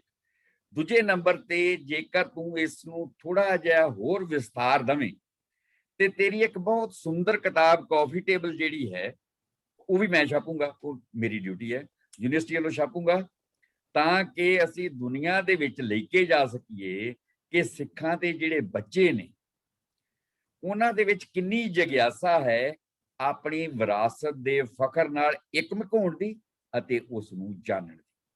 ਮੈਂ ਗੱਲ ਕਰ ਰਿਹਾ ਸੀ ਕਿ ਜੇਕਰ ਈਰਾਨ ਦੇ, ਕਿਉਂਕਿ ਮੈਂ ਉਹਨਾਂ ਸਾਹਮਣੇ ਕੋਸ਼ਿਸ਼ ਕੀਤੀ ਕਿ ਪਿਛਲੇ 2-3 ਸਾਲ ਤੋਂ, ਕਰੋਨਾ ਆਉਣ ਤੋਂ ਪਹਿਲਾਂ, ਕਿ ਮੈਂ ਉਹਨਾਂ ਥਾਵਾਂ ਤੇ ਜਾਵਾਂ ਜਿੱਥੇ ਗੁਰੂ ਨਾਨਕ ਸੱਚੇ ਪਾਤਸ਼ਾਹ ਦੀਆਂ ਪੈੜਾਂ ਪਈਆਂ। ਤੋਂ ਉਹਦੇ ਲਈ ਮੈਂ, ਹਾਲਾਂਕਿ ਇਰਾਕ ਦੇ ਵਿੱਚ ਜਾਣਾ ਬਹੁਤ ਔਖਾ ਹੈ ਅੱਜ ਕੱਲ੍ਹ, ਬਹੁਤ ਹੀ ਜ਼ਿਆਦਾ, ਪਰ ਮੈਂ ਉਸ ਪਲੇਸ ਤੇ ਜਦੋਂ ਗਿਆ, ਇਰਾਕ ਦੇ 1-2 ਥਾਵਾਂ ਤੇ, ਤੇ ਮੈਨੂੰ ਹੈਰਾਨੀ ਹੋਈ ਕਿ ਗੁਰੂ ਨਾਨਕ ਸੱਚੇ ਪਾਤਸ਼ਾਹ ਇੱਥੇ ਆਏ ਕਿ ਨਹੀਂ। ਦੂਸਰਾ ਮੈਂ ਤੁਹਾਨੂੰ ਦੱਸਣਾ ਚਾਹੂੰਗਾ ਕਿ ਮੈਂ ਰਸਤਾ ਉਹ ਚੁਣਿਆ, ਮੈਂ ਬਾਈ ਏਅਰ ਨਹੀਂ ਗਿਆ, ਮੈਂ ਜਾਣ ਦੀ ਕੋਸ਼ਿਸ਼ ਕੀਤੀ ਜਿਵੇਂ ਬਾਬਾ ਜੀ ਗਏ ਸਮੁੰਦਰੀ ਜਹਾਜ਼ 'ਚ। ਹਾਲਾਂਕਿ ਇਸ ਗੱਲ ਨੂੰ ਸ਼ਾਇਦ ਮਤਲਬ ਜਦੋਂ ਅਸੀਂ ਮਤਲਬ ਟ੍ਰੈਡੀਸ਼ਨ 'ਚ ਜਾਂਦੇ ਆ ਤੇ ਅਨੇਕਾਂ ਕਹਾਣੀਆਂ ਪ੍ਰਚਲਿਤ ਨੇ, ਪਰ ਸਾਨੂੰ ਇਹਨਾਂ ਕਹਾਣੀਆਂ ਤੋਂ ਪਾਰ ਹੋ ਕੇ ਗੱਲ ਕਰਨੀ ਪਏਗੀ ਕਿ ਆਫਟਰ ਬਾਬਾ ਜੀ ਉੱਥੇ ਪਹੁੰਚੇ ਗਏ। ਤੇ ਮੈਂ ਤੁਹਾਨੂੰ ਦੱਸਣਾ ਚਾਹੂੰਗਾ ਕਿ ਮੈਂ ਜਦੋਂ ਸਮੁੰਦਰ ਦੇ ਰਸਤੇ ਤੇ ਜਾ ਰਿਹਾ ਸੀ ਤੇ ਮੇਰੇ ਕੋਲ ਹਰ ਤਰ੍ਹਾਂ ਦੀ ਪ੍ਰੋਟੈਕਸ਼ਨ ਸੀ, ਕਿਉਂਕਿ ਉਹ ਜਹਾਜ਼ ਜਿਹੜਾ ਸੀ, ਸਮੁੰਦਰੀ ਬੇੜਾ ਜਿਹੜਾ ਸੀ, ਇੰਨਾ ਸੇਫ ਐਂਡ ਸਿਕਿਉਰ ਸੀ। ਤੇ ਸੇਫ ਐਂਡ ਸਿਕਿਉਰ ਦੇ ਬਾਵਜੂਦ ਵੀ ਜੇ ਸਮੱਸਿਆ ਹੋ ਜਾਂਦੀ ਤੇ ਫਿਰ ਵੀ ਮੈਨੂੰ ਬਚਾਉਣ ਲਈ ਬਹੁਤ ਕੁਝ ਸੀ। ਪਰ ਬਾਬਾ ਨਾਨਕ ਜਦੋਂ ਮੈਂ ਵਿੱਚ ਗਿਆ, ਮਤਲਬ ਮੈਂ ਲਗਭਗ ਅੱਧਾ ਸਫ਼ਰ ਤੈਅ ਕਰ ਰਿਹਾ ਤੇ ਮੇਰੇ ਅੰਦਰੋਂ ਤਰਾਹ ਨਿਕਲ ਰਿਹਾ ਸੀ ਕਿ ਅਸੀਂ ਪਾਰਲੀ ਸਾਈਡ ਲੱਗ ਵੀ ਜਾਵਾਂਗੇ ਕਿ ਨਹੀਂ ਲੱਗ, ਕਿ ਇੰਨਾ ਭਿਅੰਕਰ ਡੂੰਘਾ ਸਮੁੰਦਰ, ਚਾਰ ਚੁਫੇਰੇ ਐ ਲੱਗਦਾ ਸੀ ਕਿ ਮੌਤ ਦਾ ਸਨਾਟਾ ਹੈ, ਅਸੀਂ ਜਾ ਰਹੇ ਹਾਂ। ਸੋ ਬਾਬਾ ਨਾਨਕ ਸੱਚੇ ਪਾਤਸ਼ਾਹ ਹਜ਼ੂਰ ਉੱਥੇ ਜਦੋਂ ਪਹੁੰਚੇ ਹੋਣਗੇ ਅੱਜ ਤੋਂ 550 ਸਾਲ ਪਹਿਲਾਂ, ਤੇ ਤੁਸੀਂ ਇਮੇਜਿਨ ਕਰੋ ਉਹਨਾਂ ਪਲਾਂ ਨੂੰ ਕਿ ਉਹ ਹਾਲਾਤ ਕਿਹੋ ਜਿਹੇ ਹੋਣਗੇ।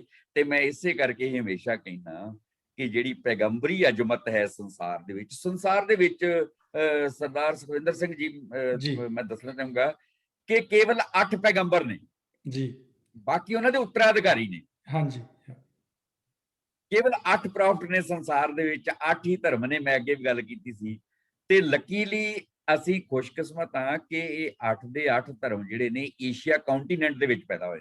ਬਿਲਕੁਲ। ਉਹਦੇ ਵਿੱਚ 4 ਹਿੰਦੁਸਤਾਨ ਦੇ ਵਿੱਚ ਨੇ, 4 ਹਿੰਦੁਸਤਾਨ ਦੇ ਪੱਛਮ ਚ, ਪੱਛਮ ਮੀਨ ਨਾਟ ਯੂਰਪ, ਹਿੰਦੁਸਤਾਨ ਦਾ ਪੱਛਮ ਜਿਹੜਾ ਹੈ ਉਹ ਏਸ਼ੀਆ ਹੈ, ਜਿਵੇਂ ਅਫਗਾਨਿਸਤਾਨ ਜਿਹੜਾ ਹੈ ਉਹ ਮੱਧ ਏਸ਼ੀਆ ਦੇ ਵਿੱਚ ਆਉਂਦਾ ਹੈ। ਤੇ ਜਦੋਂ ਇਹ ਤੋਂ ਪਾਰ ਤੁਸੀਂ ਆਓਗੇ ਤੇ ਉੱਥੋਂ ਜਿਹੜੀ ਹੈ ਬਾਕੀ 4 ਧਰਮਾਂ ਦੀ, ਜਦੋਂ ਇਰਾਨ ਦੇ ਵਿੱਚ ਵੜ ਜਾਓਗੇ ਤੇ ਜ਼ਰਤੁਸ਼ਤ ਰਿਲੀਜਨ ਜਿਹੜਾ ਹੈ ਉਹ ਸ਼ੁਰੂ ਹੋ ਜਾਂਦਾ ਹੈ। ਜਦੋਂ ਅੱਗੇ ਅਰਬ ਦੇ ਵਿੱਚ ਇਜ਼ਰਾਈਲ ਵਾਲੀ ਸਾਈਡ ਨੂੰ ਜਾਓਗੇ ਤੇ ਉੱਥੇ ਯੂਡਾਇਜ਼ਮ ਤੇ ਕ੍ਰਿਸਚੀਅਨਿਟੀ ਪ੍ਰਫੁੱਲਤ ਹੁੰਦੀ ਹੈ। ਸਾਊਦੀ ਚ ਆ ਜਾਓਗੇ ਤੇ ਮੁਹੰਮਦ ਸਾਹਿਬ ਦਾ ਪ੍ਰਕਾਸ਼ ਹੁੰਦਾ। ਹੁਣ ਇਹ 8 ਪੈਗੰਬਰੀ ਅਜ਼ਮਤ ਨੇ ਸੰਸਾਰ ਦੇ ਵਿੱਚ ਧਰਮ ਲੈ ਕੇ ਆਂਦਾ। ਤੇ ਸਾਹਿਬ ਮੈਂ ਤੈਨੂੰ ਕਹੂੰਗਾ ਕਿ ਇਸ ਗੱਲ ਤੇ ਵੀ ਜ਼ੋਰ ਦੇਣਾ ਹੈ ਕਿ ਧਰਮ ਸ਼ਬਦ ਜਿਹੜਾ ਹੈ ਉਹ ਆਲਵੇਜ ਸਿੰਗੂਲਰ ਹੈ, ਧਰਮ ਸ਼ਬਦ ਪਲੂਰਲ ਨਹੀਂ ਹੈ। ਇਹਦੀ ਐਟਮੋਲੋਜੀ 'ਚ ਚਲੇ ਜਾਓ ਤੇ ਸਾਨੂੰ ਇਹ ਵੇਖਣਾ ਪਏਗਾ ਕਿ ਧਰਮ ਦੇ ਜਿਹੜੇ ਅਰਥ ਨੇ ਉਹ ਅਲਟੀਮੇਟ ਹੌਲੀ ਹੌਲੀ ਸਾਨੂੰ ਪਰਮੇਸ਼ਵਰ ਲੈ ਜਾਂਦੇ ਨੇ। ਜਿਵੇਂ ਬਾਬਾ ਨਾਨਕ ਵੀ ਕਹਿ ਰਹੇ, ਜਿਵੇਂ ਬਾਣੀ ਦੇ ਵਿੱਚ ਵੀ ਅੰਕਿਤ ਹੈ ਕਿ ਏਕੋ ਧਰਮ ਦ੍ਰਿੜੇ ਹਚ ਕੋਈ। ਤੇ ਅੱਗੇ ਭਾਈ ਗੁਰਦਾਸ ਕੀ ਕਹਿੰਦੇ ਨੇ, ਨਾਨਕ ਨਿਰਮਲ ਪੰਥ ਚਲਾਇਆ। ਸੋ ਧਰਮ ਅਤੇ ਪੰਥ ਨੂੰ ਡਿਫਾਈਨ ਕਰਨਾ ਹੈ ਬੇਟਾ ਇਹਦੇ ਵਿੱਚ, ਤੇ ਆਪਣੀ ਇਸ ਸਾਰੀ ਰਿਸਰਚ ਨੂੰ ਅੱਗੇ ਲੈ ਕੇ ਅਫਗਾਨਿਸਤਾਨ ਦੇ ਇਹ ਸਾਰੇ ਮੈਪ ਜਿੱਥੇ ਜਿੱਥੇ ਸਿੱਖ ਜਿਹੜੇ ਸੀ ਉਸ ਵੇਲੇ ਰਹਿੰਦੇ ਸੀ, ਕਿਉਂਕਿ ਹੁਣ ਤੇ ਕੁਝ ਸੈਂਕੜਿਆਂ ਦੀ ਗੱਲ ਰਹਿ ਗਈ ਹੈ, ਅਸੀਂ ਉਹਨਾਂ ਨੂੰ ਪ੍ਰੋਟੈਕਟ ਨਹੀਂ ਕਰ ਸਕਦੇ, ਅਸੀਂ ਉਹਨਾਂ ਨੂੰ ਕੱਢ ਸਕਦੇ ਹਾਂ ਕਿਉਂਕਿ ਸਾਡੇ ਕੋਲ ਕੋਈ ਵੀ ਇਹੋ ਜਿਹਾ ਸਾਧਨ ਨਹੀਂ, ਸਾਡੇ ਕੋਲ ਕੋਈ ਵੀ ਇਹੋ ਜਿਹੀ ਪਾਵਰ ਨਹੀਂ ਕਿ ਅਸੀਂ ਕੋਈ ਇਹੋ ਜਿਹਾ ਢੰਗ ਵਰਤ ਕੇ ਉਹਨਾਂ ਨੂੰ ਉੱਥੇ ਬਚਾ ਸਕੀਏ। ਇਹ ਬਹੁਤ ਚਿੱਟੇ ਦਿਨ ਵਾਂਗੂ ਕਲੀਅਰ ਹੈ ਕਿ ਬਹੁਤ ਸੰਕਟ ਦਾ ਸਮਾਂ ਹੈ। ਸਾਡੀ ਉਹ ਪਲੇਸਿਸ ਜਿਹੜੀਆਂ ਨੇ ਹਿਸਟੋਰੀਕਲ ਪਲੇਸਿਸ ਨੇ ਜਿੱਥੇ ਭਾਈ ਨੰਦ ਲਾਲ ਜੀ ਪੈਦਾ ਹੋਏ ਹੋਣ, ਅਸੀਂ ਉਹਨੂੰ ਕਿਵੇਂ ਛੱਡ ਦਈਏ? ਪਰ ਛੱਡਣੀ ਪਏਗੀ, ਛੱਡ ਦਿੱਤੀ। ਜਿਵੇਂ ਸਾਹਿਬ ਨੇ ਦਿਖਾ ਲਿਆ ਉਸ ਭਲੇ ਗੁਰਦੁਆਰੇ ਦੇ ਹਾਲਾਤ ਵੇਖ ਕੇ ਅੱਖਾਂ ਦੇ ਵਿੱਚ ਅਥਰੂ ਆਉਂਦੇ ਨੇ, ਯਾਰ ਹੱਦ ਹੋ ਗਈ, ਇਹ ਸਿਚੁਏਸ਼ਨ ਹੋ ਗਈ। ਪਰ ਇਹ ਸਿਚੁਏਸ਼ਨ ਸੱਚ ਹੈ, ਪਰ ਇਹਦੇ ਪਿੱਛੇ ਕਾਰਨ ਕੀ ਹੈ ਇਹ ਸਾਨੂੰ ਵੇਖਣਾ ਪਏਗਾ ਕਿ ਜਦੋਂ ਵੀ 2 ਵੱਡੀਆਂ ਤਾਕਤਾਂ ਲੜਦੀਆਂ ਤੇ ਸਮੱਸਿਆਵਾਂ ਵੱਡੀਆਂ ਤਾਕਤਾਂ ਲਈ ਨਹੀਂ ਆਉਂਦੀਆਂ, ਸਮੱਸਿਆਵਾਂ ਜਨ ਸਮੂਹ ਲਈ ਆਉਂਦੀਆਂ। ਇੱਕ ਬੰਨੇ ਸੋਵੀਅਤ ਯੂਨੀਅਨ ਸੀ, ਇੱਕ ਬੰਨੇ ਅਮਰੀਕਾ ਹੈ, ਦੋਵਾਂ ਦੀ ਕੋਲਡ ਵਾਰ ਹੈ। ਦੋਵੇਂ ਜਿਹੜੇ ਨੇ ਆਪਣੀਆਂ ਕਲੋਨੀਜ਼ ਬਣਾਉਣੀਆਂ ਚਾਹੁੰਦੇ ਸੀ, ਆਪਣੀਆਂ ਮੰਡੀਆਂ ਬਣਾਉਣੇ ਚਾਹੁੰਦੇ ਸੀ, ਤੇ ਉਹਨਾਂ ਮੰਡੀਆਂ ਨੂੰ ਬਣਾਉਣ ਦੇ ਇਵਜ ਵਿੱਚ ਹੀ ਜਦੋਂ 40 ਸਾਲ ਚੱਲਦਾ ਅਫਗਾਨ ਦੇ ਵਿੱਚ ਰਾਜ ਸ਼ਾਹ ਸਫਾ ਦਾ, ਉਸ ਨੂੰ ਖਤਮ ਕੀਤਾ। ਹੁਣ ਸ਼ਾਹ ਸਫਾ ਜਿਹੜੀ ਡੈਂਸਿਟੀ ਹੈ, ਤੁਸੀਂ ਹੈਰਾਨ ਹੋਗੇ ਕਿ ਇੰਨੀ ਲਿਬਰਲ ਸੀ ਕਿ ਉਸ ਵੇਲੇ ਕੋਈ ਸੰਕਟ ਹੀ ਨਹੀਂ ਸੀ ਸਿੱਖਾਂ ਨੂੰ। ਸਿੱਖ ਦੁਨੀਆ ਦੇ ਜਿਹੜੇ ਸਭ ਤੋਂ ਅਮੀਰ ਸਿੱਖ ਨੇ ਉਹ ਅਫਗਾਨਿਸਤਾਨ ਦੇ ਵਿੱਚ ਰਹਿੰਦੇ ਸੀ। ਪਰ ਜਦੋਂ ਸੋਵੀਅਤ ਯੂਨੀਅਨ ਦੀ ਐਂਟਰੀ ਹੁੰਦੀ ਹੈ, ਸੋਵੀਅਤ ਯੂਨੀਅਨ ਨੇ ਜਦੋਂ ਅਫਗਾਨ ਪੋਇਟ ਜਦੋਂ ਉਹ ਰਾਜਗੱਦੀ ਤੇ ਬਿਠਾ ਲਿਆ, ਤੇ ਫਿਰ ਉਸ ਤੋਂ ਬਾਅਦ ਨਜੀਬੁੱਲਾ ਨੂੰ ਬਿਠਾ ਲਿਆ। ਪਰ ਬੇਸ਼ੱਕ ਉਹ ਸਮਾਂ ਜਿਹੜਾ 10 ਸਾਲ ਦਾ ਹੈ ਬੜਾ ਹੀ ਖੂਬਸੂਰਤ ਰਿਹਾ, ਕਿਉਂਕਿ ਨਜੀਬੁੱਲੇ ਦੇ ਬਾਰੇ ਜਿਵੇਂ ਇਹ ਬਿਟੀਆ ਨੇ ਗੱਲ ਕੀਤੀ ਹੈ, ਮੈਂ ਐਡ ਕਰਨਾ ਚਾਹੂੰਗਾ, ਇਹ ਅੱਗੇ ਮੈਂਸ਼ਨ ਕਰੇ ਕਿ ਜਿਹੜਾ ਚਸ਼ਮਾ ਸਾਹਿਬ ਗੁਰਦੁਆਰੇ ਦੀ ਗੱਲ ਕਰ ਰਹੀ ਸੀ, ਚਸ਼ਮਾ ਸਾਹਿਬ ਗੁਰਦੁਆਰੇ ਦੀ ਗੱਲ ਕਰ ਰਹੀ ਸੀ ਜੀ ਨਜੀਬੁੱਲਾ ਵਿਸਾਖੀ ਦੇ ਮੌਕੇ ਤੇ, ਹਰ ਵਿਸਾਖੀ ਦੇ ਮੌਕੇ ਤੇ ਉੱਥੇ ਜਾਂਦਾ ਸੀ ਅਤੇ ਪੰਗਤ ਦੇ ਵਿੱਚ ਬੈਠ ਕੇ ਲੰਗਰ ਛਕਦਾ ਸੀ। ਦੂਸਰੀ ਗੱਲ ਜਿਹੜੀ ਬਹੁਤ ਇੰਪੋਰਟੈਂਟ ਸੀ ਉੱਥੇ, ਕਿ ਜਦੋਂ ਤਾਲਿਬਾਨ ਆ ਰਹੇ ਨੇ, ਤਾਲਿਬਾਨ ਕਿਉਂ ਆਏ ਨੇ? ਕਿਉਂਕਿ ਸਾਊਦੀ ਅਤੇ ਅਮਰੀਕਾ ਨੇ ਜਿਹੜੀ ਰਿਲੀਜੀਅਸ ਆਰਥੋਡਾਕਸੀ ਸੀ ਉਹ ਉੱਥੇ ਐਸਟੈਬਲਿਸ਼ ਕੀਤੀ, ਜਿਹੜੀ ਪਹਿਲਾਂ ਨਹੀਂ ਸੀ, ਪਹਿਲਾਂ ਪਤਾ ਹੀ ਨਹੀਂ ਸੀ ਕਿਸ ਨੂੰ ਆਰਥੋਡਾਕਸੀ ਦਾ। ਪਰ ਕਿਉਂਕਿ ਉਹਨਾਂ ਦਾ ਮਸਲਾ ਅਫਗਾਨ ਨਹੀਂ ਸੀ, ਉਹਨਾਂ ਦਾ ਮਸਲਾ ਸੀ ਕਿ ਸੋਵੀਅਤ ਯੂਨੀਅਨ ਦਾ ਲੱਕ ਤੋੜਨਾ, ਤੇ ਉਸ ਲਈ ਉਹਨਾਂ ਨੇ ਸਭ ਤੋਂ ਪਹਿਲਾਂ ਕੀ ਕੀਤਾ, ਸਾਹਿਬ ਤੇਰੇ ਜਾਣਨ ਲਈ, ਕਿ ਉਹਨਾਂ 5-5 7-7 ਸਾਲ ਦੇ ਬੱਚੇ ਘਰਾਂ ਚੋਂ ਲੈ ਲਏ ਤੇ ਉਹਨਾਂ ਬੱਚਿਆਂ ਦੇ ਮਨ ਦੇ ਵਿੱਚ ਜਿਹੜਾ ਇੰਜੈਕਟ ਕੀਤਾ ਦੂਸਰਿਆਂ ਪ੍ਰਤੀ ਨਫ਼ਰਤ, ਤੇ ਉਹ ਭੁੱਲ ਹੀ ਗਏ ਕਿ ਹਮਸਾਇਆ ਕੀ ਹੁੰਦਾ ਹੈ, ਗਵਾਂਢੀ ਕੀ ਹੁੰਦਾ ਹੈ। ਤਾਂ ਕੀ ਹੋਇਆ ਕਿ ਤਾਲਿਬਾਨ ਨੇ ਚਸ਼ਮਾ ਸਾਹਿਬ ਗੁਰਦੁਆਰੇ ਦੇ ਵਿੱਚ ਸਭ ਤੋਂ ਪਹਿਲਾਂ ਕੀ ਸ਼ੁਰੂ ਕੀਤਾ ਕਿ ਉੱਥੇ ਗਊਆਂ ਦਾ ਵਧ ਕਰਨਾ ਸ਼ੁਰੂ ਕੀਤਾ। ਇਹ ਹਿਸਟੋਰੀਕਲ ਐਵੀਡੈਂਸ ਹੈ। ਤੇ ਇਹ ਇੱਕ ਫੇਥ ਹੈ, ਜਿਵੇਂ ਹੁਣੇ ਗੱਲ ਕਰ ਰਿਹਾ ਸੀ ਸੁਖਦੇਵ, ਕਿ ਤਰਕ ਵਿਤਰਕ ਦੀ ਗੱਲ, ਤਰਕ ਵਿਤਰਕ ਜਿਹੜਾ ਹੈ, ਕਿਉਂਕਿ now we are sitting in a laboratory, ਅਸੀਂ ਗੁਰਦੁਆਰਾ ਮੌਸਕ ਤੇ ਮੰਦਿਰ ਵਿੱਚ ਨਹੀਂ ਬੈਠੇ, ਜੋ ਮੈਂ ਵੀ ਇੱਥੇ ਲੈਬੋਰਟਰੀ ਦੇ ਵਿੱਚ ਬੈਠਾ, ਕਿਉਂਕਿ ਮੈਨੂੰ ਆਨਸਰ ਕਰਨਾ ਪਏਗਾ ਵਿਦ ਫੈਕਚੁਅਲ ਟਰੂਥ। ਪਰ ਰਿਲੀਜਨ ਜਿਹੜਾ ਹੁੰਦਾ ਹੈ, ਧਰਮ ਦੀਆਂ ਕੁਝ ਗੱਲਾਂ ਜਿਹੜੀਆਂ ਨੇ ਉਹ ਫੈਕਚੁਅਲ ਟਰੂਥ, ਜਿਹਨੂੰ ਤੁਸੀਂ ਕਹਿੰਦੇ ਜੋ ਰੈਫਰੈਂਸ ਤੋਂ ਪਾਰ ਦੀਆਂ ਗੱਲਾਂ ਹੁੰਦੀਆਂ ਨੇ। ਕਿਉਂਕਿ ਵਕਤ ਨਹੀਂ ਹੈ, ਜੇ ਮੈਂ ਤੁਹਾਨੂੰ ਦੱਸਣਾ ਚਾਹਾਂ ਕਿ ਆਨੰਦਪੁਰ ਦੀ ਧਰਤੀ ਤੇ ਬੜੇ ਖੂਬਸੂਰਤ ਇੱਕ 2 ਮਿੰਟ, ਮੈਂ ਸੁਖਵਿੰਦਰ ਸਿੰਘ ਜੀ ਟਾਈਮ ਹੈ ਨਾ ਥੋੜਾ ਜਿਹਾ? ਹਾਂਜੀ, ਮੈਂ 2-4 ਮਿੰਟ ਹੀ ਲਊਂਗਾ। ਠੀਕ ਹੈ ਜੀ। ਕਿ ਜਿਹੜੀਆਂ 3 ਇਨਫੋਰਮੇਸ਼ਨ ਨੇ ਬੜੀਆਂ ਖੂਬਸੂਰਤ ਨੇ ਉੱਥੇ, ਕਿ ਤੁਹਾਨੂੰ ਤੁਸੀਂ ਸਾਰਿਆਂ ਨੇ ਸੁਣੀਆਂ ਨੇ, ਮੈਂ ਕੋਈ ਨਵੀਂ ਗੱਲ ਨਹੀਂ ਕਰ ਰਿਹਾ, ਪਰ ਮੈਂ ਦੱਸ ਰਿਹਾ ਵਾਂ ਕਿ ਕਈ ਵਾਰ ਰੈਫਰੈਂਸ ਤੋਂ ਪਾਰ ਦੀ ਗੱਲ ਹੋ ਜਾਂਦੀ ਹੈ।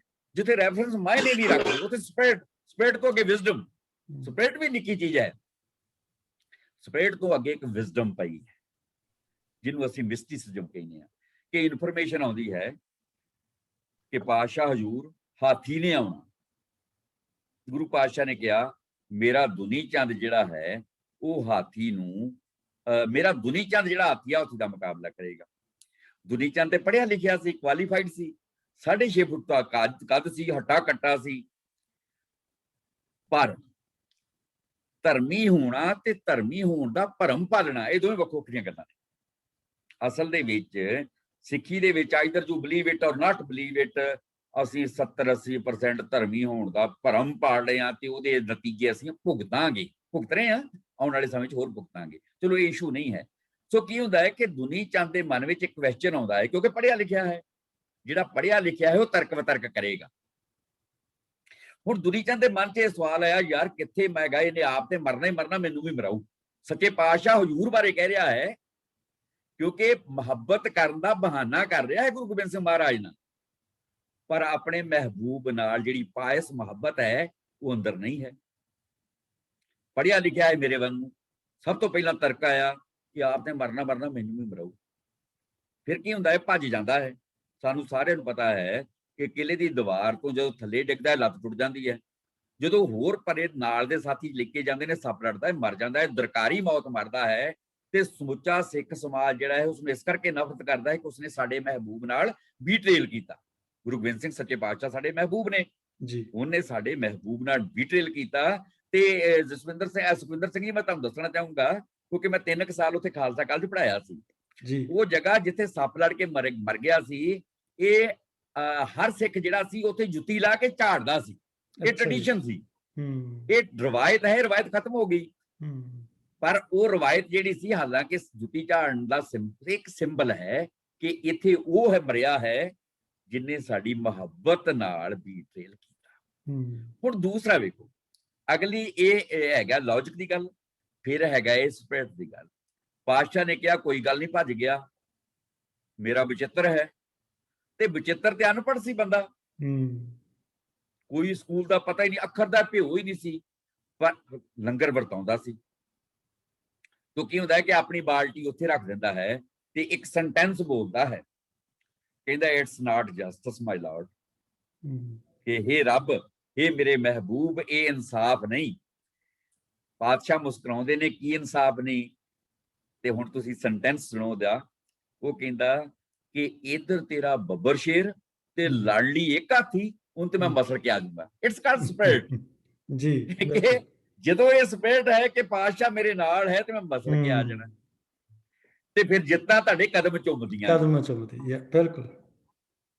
ਹੁਣ ਤੀਸਰਾ ਇਨਸੀਡੈਂਟ ਜਿਹੜਾ ਹੈ ਸਰਦਾਰ ਸੁਖਵਿੰਦਰ ਸਿੰਘ ਜੀ, ਬਹੁਤ ਇੰਪੋਰਟੈਂਟ ਹੈ। ਸਾਡੀ ਸਿੱਖਾਂ ਦੀ ਟ੍ਰੈਜਡੀ ਇਹ ਹੈ ਕਿ ਜਿਵੇਂ ਅਸੀਂ ਅਫਗਾਨਿਸਤਾਨ ਨੂੰ ਭੁੱਲ ਗਏ ਹਾਂ, ਅਫਗਾਨਿਸਤਾਨ ਤਾਂ ਹੁਣ ਹੀ ਭੁੱਲੇ ਆ, ਇਸ ਤੋਂ ਪਹਿਲਾਂ ਅਸੀਂ ਇੱਕ ਹੋਰ ਇਨਸੀਡੈਂਟ ਨੂੰ ਭੁੱਲੇ ਆ।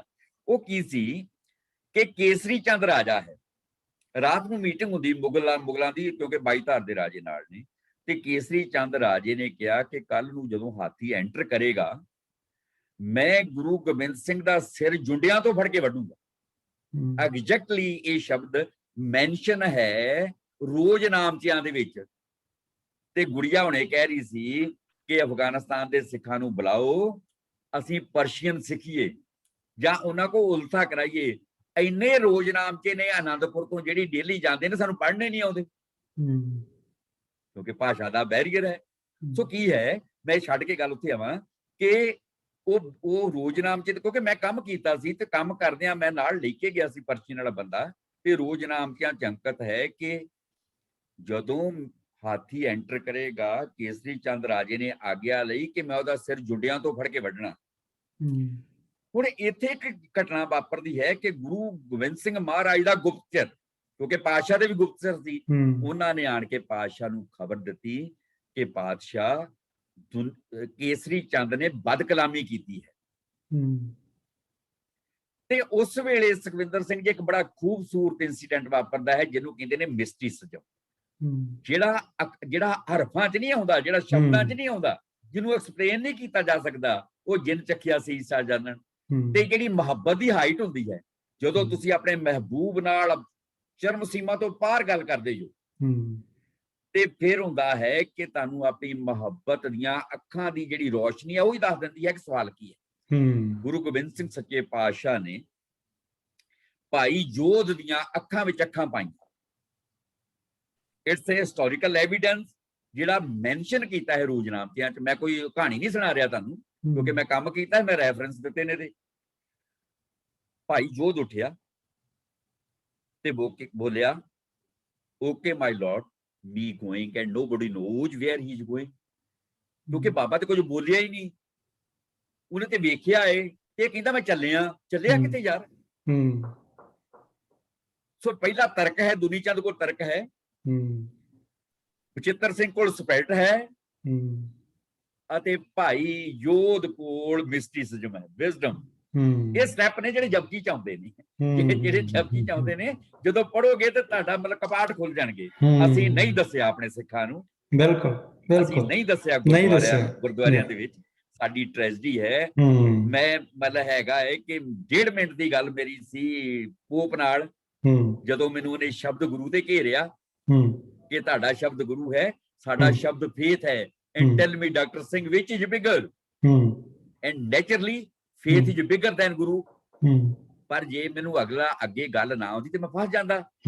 ਤੇ ਜਦੋਂ ਮੈਂ ਫਸਦਾ, ਮੈਂ ਨਹੀਂ ਫਸਦਾ, ਮੇਰਾ ਗੁਰੂ ਨਾਨਕ ਫਸ ਰਿਹਾ ਸੀ, ਕਿਉਂਕਿ ਬਾਬੇ ਨੇ ਕਿਹਾ ਹੈ ਸ਼ਬਦ ਗੁਰੂ ਸੁਰਤ ਧੁਨ ਚੇਲਾ। ਤੋਂ ਮੈਨੂੰ ਦੱਸਣਾ ਪਿਆ, ਸਮਾਂ ਨਹੀਂ, ਫਿਰ ਗੱਲ ਕਰਾਂਗੇ। ਉਹ ਕੀ ਹੈ ਕਿ ਬਚਿੱਤਰ ਸਿੰਘ ਘੋੜੇ ਤੇ ਚੜਿਆ, ਹਾਥੀ ਆ ਰਿਹਾ ਹੈ, ਤੁਹਾਨੂੰ ਪਤਾ ਹੈ ਵਰਤਾਰਾ ਕੀ ਵਾਪਰਿਆ। ਉਸ ਤੋਂ ਬਾਅਦ ਭਾਈ ਜੋਧ ਜਿਹੜਾ ਹੈ ਘੋੜੇ ਤੇ ਚੜ੍ਹਦੇ ਨੇ, ਤੇ ਜਦੋਂ ਹਾਥੀ ਪਿੱਛੇ ਨੂੰ ਭੱਜਦਾ ਹੈ, ਪਿੱਛੇ ਕੇਸਰੀ ਚੰਦ ਆ ਰਿਹਾ ਹੈ, ਤੇ ਵਿਦਨ ਸੈਕਿੰਡ ਬਿਜਲੀ ਵਾਂਗੂ ਉਹ ਪਿੱਛੇ ਜਾ ਕੇ ਕੇਸਰੀ ਚੰਦ ਦੇ ਸਨਮੁਖ ਹੈ।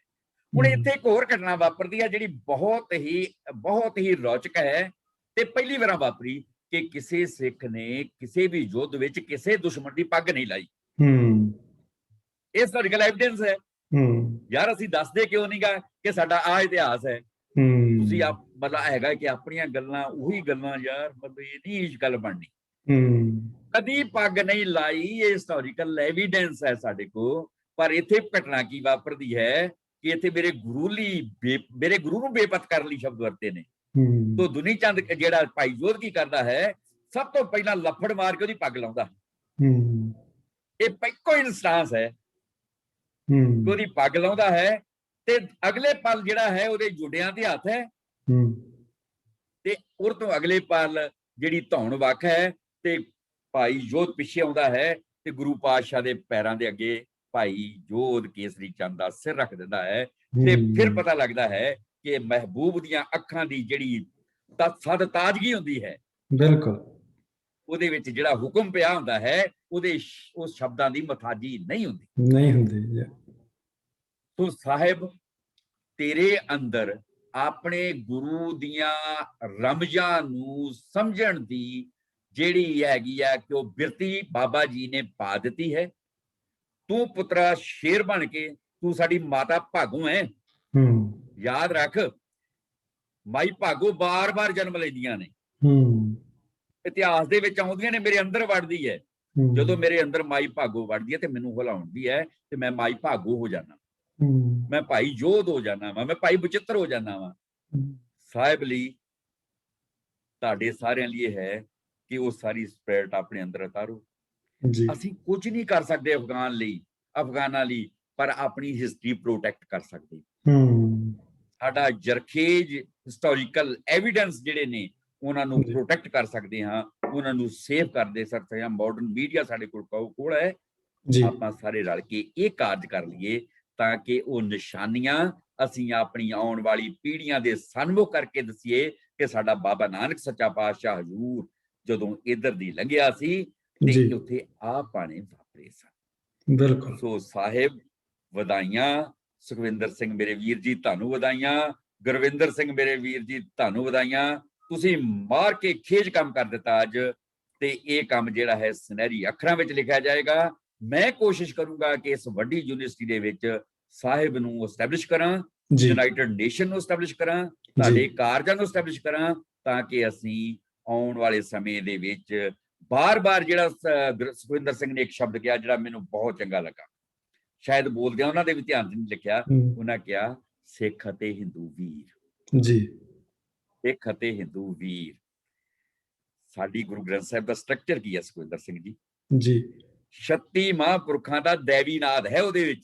ਤੇ ਗੁਰੂ ਨਾਨਕ ਸੱਚੇ ਪਾਤਸ਼ਾਹ ਹਜ਼ੂਰ ਨੇ ਆਪਣੇ ਹੱਥਾਂ ਨਾਲ ਕੰਪਾਈਲ ਕਰਨਾ ਸ਼ੁਰੂ ਕੀਤਾ ਸੀ, ਕਿਉਂਕਿ ਜਿੰਨੀ ਵੀ ਟ੍ਰਾਂਸਲਿਟਰੇਸ਼ਨ ਹੈ 15 ਭਗਤਾਂ ਦੀ, ਉਹ ਗੁਰੂ ਨਾਨਕ ਸੱਚੇ ਪਾਤਸ਼ਾਹ ਹਜ਼ੂਰ ਨੇ ਕੀਤੀ ਹੈ।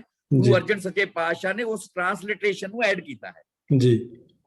ਅਸੀਂ ਗੁਰੂ ਅਰਜਨ ਸੱਚਾ ਪਾਤਸ਼ਾਹ ਸਾਡੇ ਸਿਰ ਦਾ ਤਾਜ ਹੈ, ਸਾਡਾ ਪ੍ਰੋਫਟ ਹੈ, ਸਾਡੇ ਪ੍ਰੋਫਟ ਦਾ ਉੱਤਰਾਧਿਕਾਰੀ ਹੈ।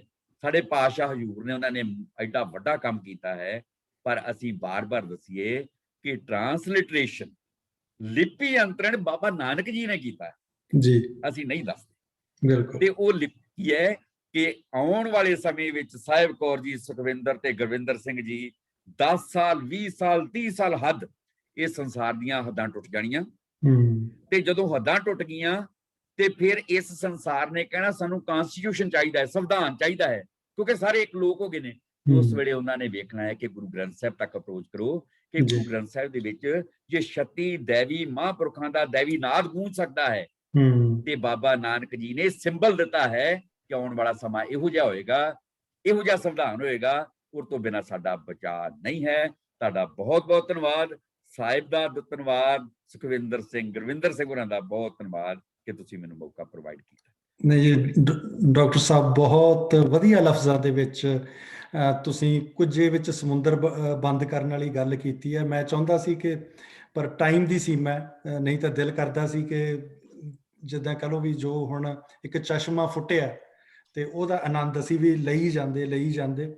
ਪਰ ਆਉਣ ਵਾਲੇ ਦਿਨਾਂ ਦੇ ਵਿੱਚ ਆਪਾਂ ਕੋਸ਼ਿਸ਼ ਕਰਾਂਗੇ ਕਿ ਇੱਦਾਂ ਦੇ ਵੈਬੀਨਾਰਸ, ਇੱਦਾਂ ਦੀਆਂ ਡਿਸਕਸ਼ਨਸ ਆਪਾਂ ਰੈਗੂਲਰ ਬੇਸ ਤੇ ਕਰੀਏ ਤਾਂ ਕਿ ਸਾਨੂੰ ਵੀ ਇੱਥੇ ਬੈਠਿਆਂ ਨੂੰ ਜੋ ਤੁਹਾਡੇ ਕੋਲ ਇੰਨਾ ਖਜ਼ਾਨਾ ਹੈ ਉਹਦਾ ਅਸੀਂ ਵੀ ਕੁਛ ਨਾ ਕੁਛ ਆਨੰਦ ਲੈ ਸਕੀਏ। ਸੋ ਬਹੁਤ ਬਹੁਤ ਧੰਨਵਾਦ। ਤੇ ਸਾਹਿਬ, ਜਿਸ ਤਰ੍ਹਾਂ ਡਾਕਟਰ ਸਾਹਿਬ ਨੇ ਆਪ ਹੀ ਕਹਿਤਾ ਕਿ ਸਾਨੂੰ ਵੀ ਹੁਣ ਵਿਸ਼ਵਾਸ ਹੋ ਗਿਆ ਕਿ ਤੁਸੀਂ ਬਹੁਤ ਹੀ ਅੱਛੇ ਕਹਿ ਲਓ ਵੀ ਰਹਿਨੁਮਾਈ ਦੇ ਅੰਡਰ ਤੁਸੀਂ ਕਹਿ ਲਓ ਵੀ ਅੱਗੇ ਵੱਧ ਫੁੱਲ ਰਹੇ ਹੋ। ਇਹਨਾਂ ਦੇ ਖੰਭਾਂ ਦੇ ਛਾਂ ਦੇ ਅੰਦਰ ਜਿਹੜਾ ਤੁਸੀਂ ਅੱਗੇ ਹੋਰ ਜ਼ਿਆਦਾ ਜ਼ਿੰਦਗੀ ਦੀਆਂ ਕਹਿ ਲਓ ਬੁਲੰਦੀਆਂ ਸਰ ਕਰਨੀਆਂ ਨੇ, ਇਹਦੇ ਵਿੱਚ ਕੋਈ ਸ਼ੱਕ ਨਹੀਂ ਕਿ ਜ਼ਰੂਰ ਬਹੁਤ ਜ਼ਿਆਦਾ ਕਾਮਯਾਬੀ ਤੁਹਾਡਾ ਇੰਤਜ਼ਾਰ ਕਰ ਰਹੀ ਹੈ। ਬਸ ਇਸੇ ਤਰ੍ਹਾਂ ਇਹਨਾਂ ਮੈਂਟਰਸ ਦਾ, ਇਹਨਾਂ ਰਹਿਨੁਮਾ ਦਾ ਪੱਲਾ ਫੜੀ ਰੱਖਿਓ, ਕਿਉਂਕਿ ਸਟੂਡੈਂਟ ਉਹੀ ਹੈ ਜਿਹੜਾ ਆਪਣੇ ਟੀਚਰ ਨੂੰ ਧਿਆਨ ਨਾਲ ਸੁਣਦਾ, ਉਹਦੀ ਮੰਨਦਾ ਤੇ ਉਹਦੇ ਤੇ ਅਮਲ ਕਰਦਾ।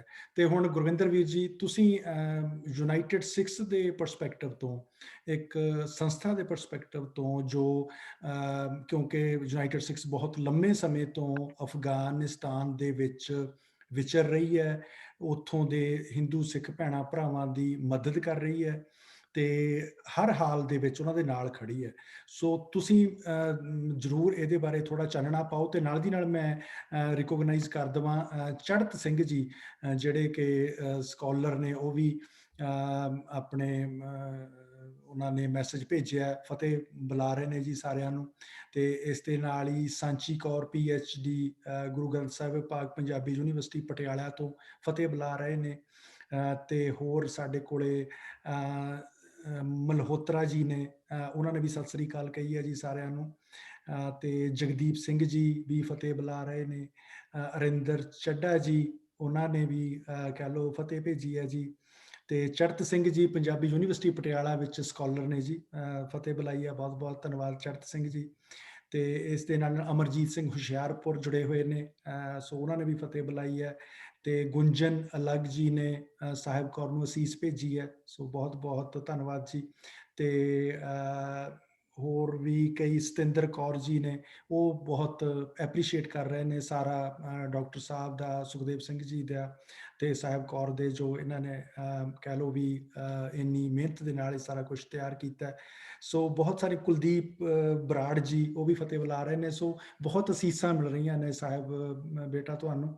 ਸੋ ਇਸੇ ਤਰ੍ਹਾਂ ਤੁਸੀਂ ਇਸ ਚੀਜ਼ ਨੂੰ ਆਪਣਾ ਕੰਟੀਨਿਊ ਰੱਖਣਾ। ਤੇ ਹਾਂਜੀ ਗੁਰਵਿੰਦਰ ਵੀਰ ਜੀ, ਤੁਸੀਂ ਸ਼ੇਅਰ ਕਰੋ, ਯੂਨਾਈਟਿਡ ਸਿਕਸ ਕਿਸ ਤਰੀਕੇ ਦੇ ਨਾਲ ਅਫਗਾਨੀ ਸਿੱਖ ਭੈਣ ਭਰਾਵਾਂ ਦੀ ਬਾਂਹ ਫੜ ਰਿਹਾ ਤੇ ਅੱਗੇ ਕੀ ਪਲੈਨਿੰਗਸ ਨੇ? ਤੇ ਹਾਂਜੀ, ਪਹਿਲਾਂ ਤਾਂ ਜੀ ਅਸੀਂ ਤਹਿ ਦਿਲੋਂ ਧੰਨਵਾਦੀ ਹਾਂ ਸਾਹਿਬ ਕੌਰ ਜੀ ਦਾ, ਡਾਕਟਰ ਸਰਬਜਿੰਦਰ ਸਿੰਘ ਜੀ ਦਾ, ਸੁਖਦੇਵ ਸਿੰਘ ਉਹਨਾਂ ਦੀ ਦਾ, ਤੇ ਸੁਖਿੰਦਰ ਭਾਈ ਤੁਹਾਡਾ, ਜਿਨ੍ਹਾਂ ਨੇ ਇੱਕ ਇਸ ਮਾਧਿਅਮ ਦੇ ਰਾਹੀਂ ਸਾਰਿਆਂ ਨੂੰ ਇਕੱਠਾ ਕੀਤਾ ਤੇ ਜਿਹੜਾ ਇਹ ਵਿਸ਼ਾ ਹੈਗਾ ਇਹਨੂੰ ਅਸੀਂ ਦੁਨੀਆ ਦੇ ਅੱਗੇ ਪ੍ਰਚਲਿਤ ਕਰ ਸਕੀਏ। ਸਰਬਜਿੰਦਰ ਸਿੰਘ ਜੀ, ਜਿਹੜੀ ਤੁਸੀਂ ਅਖੀਰ ਦੇ ਵਿੱਚ ਗੱਲ ਕੀਤੀ ਹੈ, ਮੈਂ ਉਹਨੂੰ ਛੇੜਨਾ ਚਾਹਾਂਗਾ। ਮੈਨੂੰ ਯਾਦ ਆ ਕਿ ਜਦ ਮੈਂ ਕਾਲਜ ਪੜ੍ਹਦਾ ਸੀਗਾ, ਇੱਕ ਇਹ ਕੋਟ ਮੈਨੂੰ ਯਾਦ ਆ ਬਰਟਰੈਂਡ ਰਸਲ ਦਾ, ਤੇ ਮੈਂ ਉਹਨੇ ਦੇਖਿਆ ਕਿ ਉਹਨੇ ਲਿਖਿਆ ਹਕੀਕੀ ਤੌਰ ਤੇ ਕੀ ਸੀਗਾ। ਕਾਫੀ ਮਸ਼ਹੂਰ ਲੇਖਕ ਆ ਉਹ, ਤੇ ਫਿਲਾਸਫਰ ਵੀ। ਉਹਨੇ ਵੀ ਇਹੀ ਕਿਹਾ ਕਿ ਜੇ ਜਦ ਤੀਜੀ ਜੰਗ ਹੋਵੇਗੀ, ਮਨੁੱਖੀ ਜੰਗ ਹੋਵੇਗੀ, ਦੁਨਿਆਵੀ ਜੰਗ ਹੋਵੇਗੀ, ਤੇ ਜੇ ਉਹਦੇ ਵਿੱਚੋਂ ਇਨਸਾਨ ਬਚ ਸਕੇਗਾ, ਪਹਿਲਾਂ ਤਾਂ ਹੋ ਸਕਦਾ ਕਿ ਬਚੇ ਨਾ, ਜੇ ਬਚ ਸਕੇਗਾ ਤਾਂ ਫਿਰ ਉਹਦੇ ਕੋਲ ਇੱਕੋ ਹੀ ਹੀਲਾ ਵਸੀਲਾ ਹੋਵੇਗਾ ਇੱਕ ਨਵੇਂ ਸਮਾਜ ਨੂੰ ਸਿਰਜਣ ਲਈ, ਤੇ ਉਹ ਹੈਗਾ ਗੁਰੂ ਗ੍ਰੰਥ ਸਾਹਿਬ ਜੀ। ਸੋ ਇਹ ਇੱਕ ਬ੍ਰਿਟਿਸ਼ ਫਿਲਾਸਫਰ ਜਿਹਨੇ ਇਹ ਕਿਹਾ ਕਿ if some lucky men survive the onslaught of the Third World War of atomic and hydrogen bombs, then the Sikh religion will be the only means of guiding them. ਸੋ ਇਹ ਬੜੀ ਕਮਾਲ ਦੀ ਗੱਲ ਹੈ ਕਿ ਕਈ ਵਾਰ ਸਾਨੂੰ ਆਪ ਹੀ ਨਹੀਂ ਅਹਿਸਾਸ ਹੁੰਦਾ ਕਿ ਸਾਡੇ ਕੋਲ ਕਿੰਨਾ ਵੱਡਾ ਖਜ਼ਾਨਾ ਆ, ਕਿ ਦੂਜਿਆਂ ਨੂੰ ਕਹਿਣਾ ਪੈਂਦਾ ਆ, ਤੇ ਫਿਰ ਅਸੀਂ ਸਾਡੇ ਜਿਹੜੇ ਦਿਮਾਗ ਦੇ ਜਿਵੇਂ ਐਟਮਸ ਨੇ, ਫਿਰ ਉਹ ਚੱਲਣ ਲੱਗ ਪੈਂਦੇ ਨੇ। ਯਾਰ ਵਾਕਈ ਮੈਂ ਤਾਂ ਬੜਾ ਖੁਸ਼ਨਸੀਬ ਹਾਂ, ਮੈਨੂੰ ਤਾਂ ਆਪ ਹੀ ਨਹੀਂ ਪਤਾ ਹੁੰਦਾ। ਜਿਵੇਂ ਕਈ ਵਾਰ ਬੱਚੇ ਨੂੰ, ਅਸੀਂ ਵੀ ਕਾਲਜ ਜਾਂਦੇ ਸੀਗੇ, ਕਈ ਵਾਰ 15-16 ਸਾਲ ਦੇ ਬੱਚੇ ਨੂੰ ਕਈ ਮਾਪਿਆਂ ਨੇ BMW ਗੱਡੀ ਦੇ ਦੇਣੀ, ਸਾਡੇ ਕੋਲ ਸਾਈਕਲ ਹੋਣਾ, ਤੇ ਉਹ ਜਿਹੜੀ ਜਿਨ੍ਹਾਂ ਕੋਲ BMW ਗੱਡੀ ਹੋਣੀ, ਉਹਨੇ ਕਦੇ ਐਕਸੀਡੈਂਟ ਕਰ ਲੈਣਾ, ਕਦੇ ਚਲਾਨ ਕਟਾ ਲੈਣੇ, ਕਦੇ ਕੁਛ ਕਰਾ ਲੈਣਾ, ਤੇ ਅਸੀਂ ਕਹਿਣਾ ਯਾਰ ਤੂੰ ਕੀ ਕਰੀਏ ਨਾ। ਉਹ ਕਹਿਣਾ, ਉਹਨਾਂ ਨੇ ਕਹਿਣਾ ਫਿਰ ਕੀ ਹੋਇਆ, ਉਹ ਗੱਡੀ ਆ ਗਈ।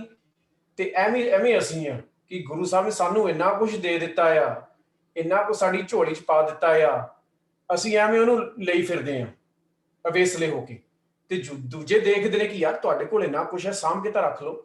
ਸੋ ਇਹ ਚੀਜ਼ ਬਾਰੇ ਮੈਂ ਜ਼ਰੂਰ ਇਹਦੇ ਤਵੱਜੋ ਦੇਣਾ ਚਾਹੁੰਦਾ ਸੀਗਾ। ਤੇ ਜੋ ਸਿੱਖੀ ਦਾ ਫਲਸਫਾ ਜੀ, ਕਿ ਸਿੱਖ ਨੂੰ ਇੱਕ ਸੰਤ ਤੇ ਸਿਪਾਹੀ ਦਾ ਰੂਪ ਧਾਰ ਕੇ ਦੁਨੀਆ ਵਿੱਚ ਵਿਚਰਨਾ ਪੈਣਾ ਆ, ਕਿਉਂਕਿ ਅਸੀਂ ਆਪਣੇ ਬੱਚਿਆਂ ਨੂੰ ਮੂੰਹ ਦਿਖਾਉਣਾ ਆ ਕੱਲ, ਕਿ ਜਦ ਲੁਕਾਈ ਕੁਰਲਾ ਰਹੀ ਸੀਗੀ, ਜਦ ਆਪਣੀ ਕੌਮ ਤੇ ਭੀੜਾਂ ਪੈ ਰਹੀਆਂ ਸੀਗੀਆਂ, ਤਾਂ ਫਿਰ ਤੁਸੀਂ ਕਿੱਥੇ ਸੀਗੇ? ਮੇਰੇ ਬੱਚੇ ਮੈਨੂੰ ਪੁੱਛਣਗੇ ਕੱਲ, ਕਿਉਂਕਿ ਉਹ ਇਤਿਹਾਸ ਪੜ੍ਹਨਗੇ, ਉਹ ਵੀਡੀਓਜ਼ ਦੇਖਣਗੇ, YouTube ਤੇ ਜਾਣਗੇ, Google ਤੇ ਜਾਣਗੇ ਕਿ ਇਹ ਜਦ ਵਾਰਦਾਤਾਂ ਹੋਈਆਂ ਸੀਗੀਆਂ, ਪਾਪਾ ਤੁਸੀਂ ਜਵਾਨ ਸੀ, ਤੁਸੀਂ ਵੀ ਜਿਉਂਦੇ ਸੀਗੇ, ਤੁਸੀਂ ਤੁਹਾਡੇ ਕੋਲ ਘਰ-ਬਾਰ ਸੀ, ਤੁਸੀਂ ਕੀ ਕਰ ਰਹੇ ਸੀਗੇ? ਜਾਂ ਤਾਂ ਮੈਂ ਨੀਵੀਂ ਕਰਕੇ ਉਹਨਾਂ ਨੂੰ ਕਹਿ ਦਾਂਗਾ ਕਿ ਪੁੱਤ ਮੈਂ ਕੰਮ ਕਰ ਰਿਹਾ ਸੀਗਾ, ਮੈਂ ਰੁਝੇਵਿਆਂ 'ਚ ਫਸਿਆ ਸੀਗਾ, ਮੇਰੇ ਕੋਲ ਸਮਾਂ ਨਹੀਂ ਸੀਗਾ, ਜਾਂ ਮੈਂ ਕਹਿ ਸਕਦਾ ਕਿ ਮੈਂ ਗੁਰੂ ਦੇ ਮਾਰਗ ਤੇ ਚੱਲਣ ਦੀ ਜ਼ਰੂਰ ਕੋਸ਼ਿਸ਼ ਕੀਤੀ, ਮੈਂ ਆਪਣਾ ਬਣਦਾ ਯੋਗਦਾਨ ਪਾਇਆ। ਤੇ ਬੜੀ ਖੁਸ਼ੀ ਦੀ ਗੱਲ ਹੈ ਕਿ ਸਾਹਿਬ ਕੌਰ ਨੇ ਇੰਨੀ ਛੋਟੀ ਉਮਰ ਦੇ ਵਿੱਚ ਇਹ ਆਪਣਾ ਮੂਲ ਪਹਿਚਾਣਿਆ ਨੇ ਕਿ ਇਹ ਆਪਣੀ ਕੌਮ ਲਈ, ਆਪਣੇ ਸਮਾਜ ਲਈ ਤੇ ਆਪਣੇ ਪੰਥ ਲਈ ਕੁਝ ਕਰਨਾ ਚਾਹ ਰਹੀ ਆ, ਤੇ ਕੋਈ ਇਹ ਨਹੀਂ ਕਿ ਸੋਚਿਆ, ਇਹਨੇ ਉੱਤੇ ਅਮਲ ਕੀਤਾ। ਸੋ ਬੜੀ ਸ਼ਲਾਘਾਯੋਗ ਵਾਲੀ ਗੱਲ ਆ। ਤੇ ਯੂਨਾਈਟਿਡ ਸਿੱਖਸ ਇੱਕ ਢਾਂਚਾ ਕਦੋਂ ਬਣਿਆ? 1999 ਦੇ ਵਿੱਚ ਯੂਨਾਈਟਿਡ ਸਟੇਟਸ ਦੇ ਵਿੱਚ 5 ਨੌਜਵਾਨ ਇਕੱਠੇ ਹੁੰਦੇ ਨੇ, ਕਿਉਂਕਿ ਉਦੋਂ ਇਮੀਗ੍ਰੇਸ਼ਨ ਦੇ ਤੌਰ ਤੇ ਕਾਫੀ ਸਿੱਖ ਆਪਣੇ ਭੈਣ ਭਰਾ ਆ ਰਹੇ ਨੇ ਤੇ ਉਹਨਾਂ ਨੂੰ ਅੰਗਰੇਜ਼ੀ ਭਾਸ਼ਾ ਵਿੱਚ ਮੁਸ਼ਕਲਾਵਾਂ ਆ ਰਹੀਆਂ ਨੇ, ਉਹਨਾਂ ਨੂੰ ਕਾਗਜ਼ ਪੱਤਰ ਭਰਨੇ ਨਹੀਂ ਆ ਰਹੇ। ਉਹ ਜ਼ਿਆਦਾਤਰ ਜਿਹੜੀਆਂ ਨੌਕਰੀਆਂ ਕਰ ਰਹੇ ਨੇ ਉਹ ਇਹੋ ਜਿਹੀਆਂ ਨੌਕਰੀਆਂ ਨੇ ਜਿਨ੍ਹਾਂ ਵਿੱਚੋਂ ਬੰਦਾ ਇੱਕ ਵਾਰ ਫਸ ਜਾਵੇ ਤਾਂ ਨਿਕਲ ਵੀ ਨਹੀਂ ਸਕਦਾ। ਸੋ ਸਾਡੀ ਕੋਸ਼ਿਸ਼ ਇਹ ਸੀਗੀ ਕਿ ਉਹਨਾਂ ਨੂੰ ਟ੍ਰੇਨਿੰਗ ਦਿੱਤੀ ਜਾਵੇ, ਸਿਖਲਾਈ ਦਿੱਤੀ ਜਾਵੇ, English as a secondary language, ਜਿਹੜੀ ਕਲਾਸਾਂ ਪੜ੍ਹਾਈਆਂ ਜਾਣ, ਜਿਹੜੀ ਟੈਕਨੋਲੋਜੀ ਆ, ਕੰਪਿਊਟਰਸ, ਉਹਨਾਂ ਦੇ ਨਾਲ ਉਹਨਾਂ ਦਾ ਵਰਕਲਾਫ ਹੋ ਸਕੇ ਕਿ ਉਹ ਟ੍ਰੇਨਿੰਗ ਲੈ ਕੇ ਵਧੀਆ ਰੁਜ਼ਗਾਰ ਕਮਾ ਸਕਣ, ਤੇ ਵਧੀਆ ਰੁਜ਼ਗਾਰ ਜਦੋਂ ਕਮਾਉਣਗੇ ਤਾਂ ਫਿਰ ਉਹ ਗੁਰਦੁਆਰਿਆਂ ਵਿੱਚ ਵੀ ਜਾਣਗੇ, ਸਮਾਂ ਕੱਢਣਗੇ ਤੇ ਆਪਣੇ ਪੰਥ ਲਈ ਵੀ ਆਪਣਾ ਸਮਾਂ ਕੱਢ ਸਕਣਗੇ ਤੇ ਦਸਵੰਧ ਉਹ ਦੇ ਸਕਣਗੇ। ਕਿਉਂਕਿ ਜਦ ਤੁਸੀਂ ਆਪਣੇ ਰੁਝੇਵਿਆਂ 'ਚ ਹੀ ਫਸੇ ਹੁੰਦੇ ਹੋ, ਜਾਂ ਤੁਹਾਨੂੰ ਆਪਣੀ ਰੋਟੀ ਦਾ ਹੀ ਖਿਆਲ ਰਹਿੰਦਾ ਆ, ਤਾਂ ਫਿਰ ਦੂਜੇ ਪਾਸੇ ਤੁਸੀਂ ਕਦੇ ਆਪਣਾ ਦਿਮਾਗ ਨਹੀਂ ਲੜਾ ਸਕਦੇ। ਸੋ ਇਹ ਕਰਦੇ ਕਰਦਿਆਂ 1999 ਵਿੱਚੋਂ ਸਾਡਾ ਐਜੂਕੇਟ ਸੈਂਟਰ ਸ਼ੁਰੂ ਹੁੰਦਾ ਜੀ ਨਿਊਯਾਰਕ ਦੇ ਵਿੱਚ, ਤੇ ਉਹ ਤੋਂ ਬਾਅਦ ਕਾਰਜ ਕਰਦੇ ਕਰਦਿਆਂ ਅਸੀਂ ਇਹ ਅਹਿਸਾਸ ਕੀਤਾ ਕਿ ਅਸੀਂ ਆਪਣੇ ਆਪ ਨੂੰ ਤਾਂ ਜ਼ਰੂਰ ਦੱਸਦੇ ਹਾਂ ਕਿ ਸਿੱਖ ਕੌਣ ਨੇ, ਅਸੀਂ ਗੁਰਦੁਆਰਿਆਂ ਵਿੱਚ ਆਪਣੇ ਆਪ ਨੂੰ ਜ਼ਰੂਰ ਸਮਝਾਉਣ ਦੀ ਕੋਸ਼ਿਸ਼ ਕਰਦੇ ਹਾਂ, ਪਰ ਅਸੀਂ ਬਾਹਰ ਇਹ ਨਹੀਂ ਦੱਸ ਸਕੇ, ਅਸੀਂ ਇਹ ਨਹੀਂ ਦਰਸਾ ਸਕੇ ਕਿ ਜਿਹੜੇ ਦਸਤਾਰਾਂ ਬੰਨ੍ਹਦੇ ਨੇ, ਜਿਹੜੀਆਂ ਭੈਣਾਂ ਚੁੰਨੀਆਂ ਲੈਂਦੀਆਂ ਨੇ, ਜਿਹੜੇ ਬਾਹਰੇ ਵਿਚਰਦੇ ਨੇ, ਕਿ ਉਹਨਾਂ ਨੂੰ ਪਤਾ ਵੀ ਲੱਗੇ ਕਿ ਅਸੀਂ ਕੌਣ ਆ, ਜਾਂ ਉਹ ਵੀ ਸਾਨੂੰ ਕੋਈ ਹੋਰ ਹੀ ਸਮਝ ਕੇ ਉਹਦੇ ਦੀ ਆੜ ਦੇ ਵਿੱਚ ਸਾਡੇ ਬਾਰੇ ਉਹ ਤਰਕ ਕਰੀ ਜਾਣ। ਤਾਂ ਸਾਨੂੰ ਇਹ ਮਹਿਸੂਸ ਹੋਇਆ ਕਿ ਜੇ ਅਸੀਂ ਬਾਹਰੇ ਜਾ ਕੇ ਬੋਲਣਾ ਨਹੀਂ, ਕਰਕੇ ਵਿਖਾਉਣਾ, ਕਿਉਂਕਿ ਜੇ ਅਸੀਂ ਕਹੀਏ ਕਿ ਜੀ ਗਰੀਬ ਦੀ ਬਾਂਹ ਫੜਨੀ ਬੜੀ ਜ਼ਰੂਰੀ ਆ, ਠੀਕ ਹੈ, ਬਹੁਤ ਵਧੀਆ ਗੱਲ ਆ, ਪਰ ਤੂੰ ਕਦੇ ਬਾਂਹ ਫੜੀ ਆ? ਭੁੱਖੇ ਨੂੰ ਖਿਲਾਉਣਾ ਬੜਾ ਜ਼ਰੂਰੀ ਆ, ਪਰ ਤੂੰ ਕਦੇ ਭੁੱਖੇ ਨੂੰ ਕੁਝ ਦਿੱਤਾ ਆ? ਜਿਹੜੇ ਬੰਦੇ ਕੋਲ ਛੱਤ ਨਹੀਂ ਹੈ ਉਹਨੂੰ ਸੁਰੱਖਿਆ ਦੀ ਜ਼ਰੂਰਤ ਆ, ਪਰ ਤੂੰ ਕਦੇ ਸੁਰੱਖਿਆ ਦਿੱਤੀ ਆ? ਪਰ ਜਦ ਅਸੀਂ ਜਾਣ ਲੱਗੇ ਤੇ ਅਸੀਂ ਸਹਾਇਤਾ ਕਰਨ ਲੱਗੇ, ਮੈਂ ਆਪਣੀ ਇੱਕ ਗੱਲ ਦੱਸ ਸਕਦਾ ਕਿ ਅਸੀਂ ਲੁਈਜ਼ੀਆਨਾ ਦੇ ਵਿੱਚ ਹਰੀਕੇਨ ਕੈਟਰੀਨਾ ਆਉਂਦੀ ਆ, ਤੇ ਹਰੀਕੇਨ ਕੈਟਰੀਨਾ ਵੇਲੇ ਅਸੀਂ ਲੰਗਰ ਜਦ ਵਰਤਾ ਰਹੇ ਹਾਂ, ਤੇ ਲੁਈਜ਼ੀਆਨਾ ਇੱਕ ਸਟੇਟ ਆ ਜੀ, ਉੱਥੇ ਮੇਰੇ ਖਿਆਲ ਨਾਲ 94 ਸਿੱਖ ਹੋਣਗੇ, ਤੇ ਉੱਥੇ ਹਜ਼ਾਰਾਂ ਦੇ ਹਿਸਾਬ ਨਾਲ ਮਤਲਬ ਲਾਈਨਾਂ ਲੱਗੀਆਂ ਨੇ, ਕਿਉਂਕਿ ਉੱਥੇ ਇਹੋ ਜਿਹਾ ਤੂਫਾਨ ਆਇਆ ਹਰੀਕੇਨ ਕੈਟਰੀਨਾ ਕਿ ਸਾਰਿਆਂ ਨੂੰ ਆਪਣੇ ਘਰ-ਬਾਰ ਛੱਡਣੇ ਪਏ, ਤੇ ਜਿਹੜੇ ਕੱਪੜੇ ਉਹਨਾਂ ਨੇ ਆਪਣੇ ਸੀਨੇ ਤੇ ਪਾਏ ਸੀ ਉਹੀ ਪਾ ਕੇ ਉਹ ਨਿਕਲ ਗਏ, ਟੈਚੇ ਲੈਣ ਦਾ ਸਮਾਂ ਨਹੀਂ ਸੀਗਾ। ਤੇ ਜਦੋਂ ਲਾਈਨਾਂ 'ਚ ਲੱਗੇ ਨੇ ਤਾਂ ਫਿਰ ਇੱਕ ਬੰਦਾ ਮੇਰੇ ਕੋਲ ਆ ਕੇ ਪੁੱਛਦਾ ਕਿ you're not from my community, ਕਿ ਤੂੰ ਸਾਡੇ ਇਸ ਸਮਾਜ ਤੋਂ ਨਹੀਂ, ਸਾਡੇ ਇਲਾਕੇ ਤੋਂ ਨਹੀਂ, you're not from my faith, ਤੂੰ ਸਾਡੇ ਧਰਮ ਨੂੰ ਨਹੀਂ ਮੰਨਦਾ, and you're not from my nationality, ਕਿ ਤੂੰ ਮਤਲਬ ਕਿਸੇ ਹੋਰ ਮੂਲ ਦਾ ਵਸਿੰਦਾ ਆ, ਚਲੋ ਹੁਣ ਤੂੰ ਅਮਰੀਕਾ ਆਇਆ, ਤੂੰ ਸਾਡੀ ਮਦਦ ਕਿਉਂ ਕਰਨਾ ਹੈ?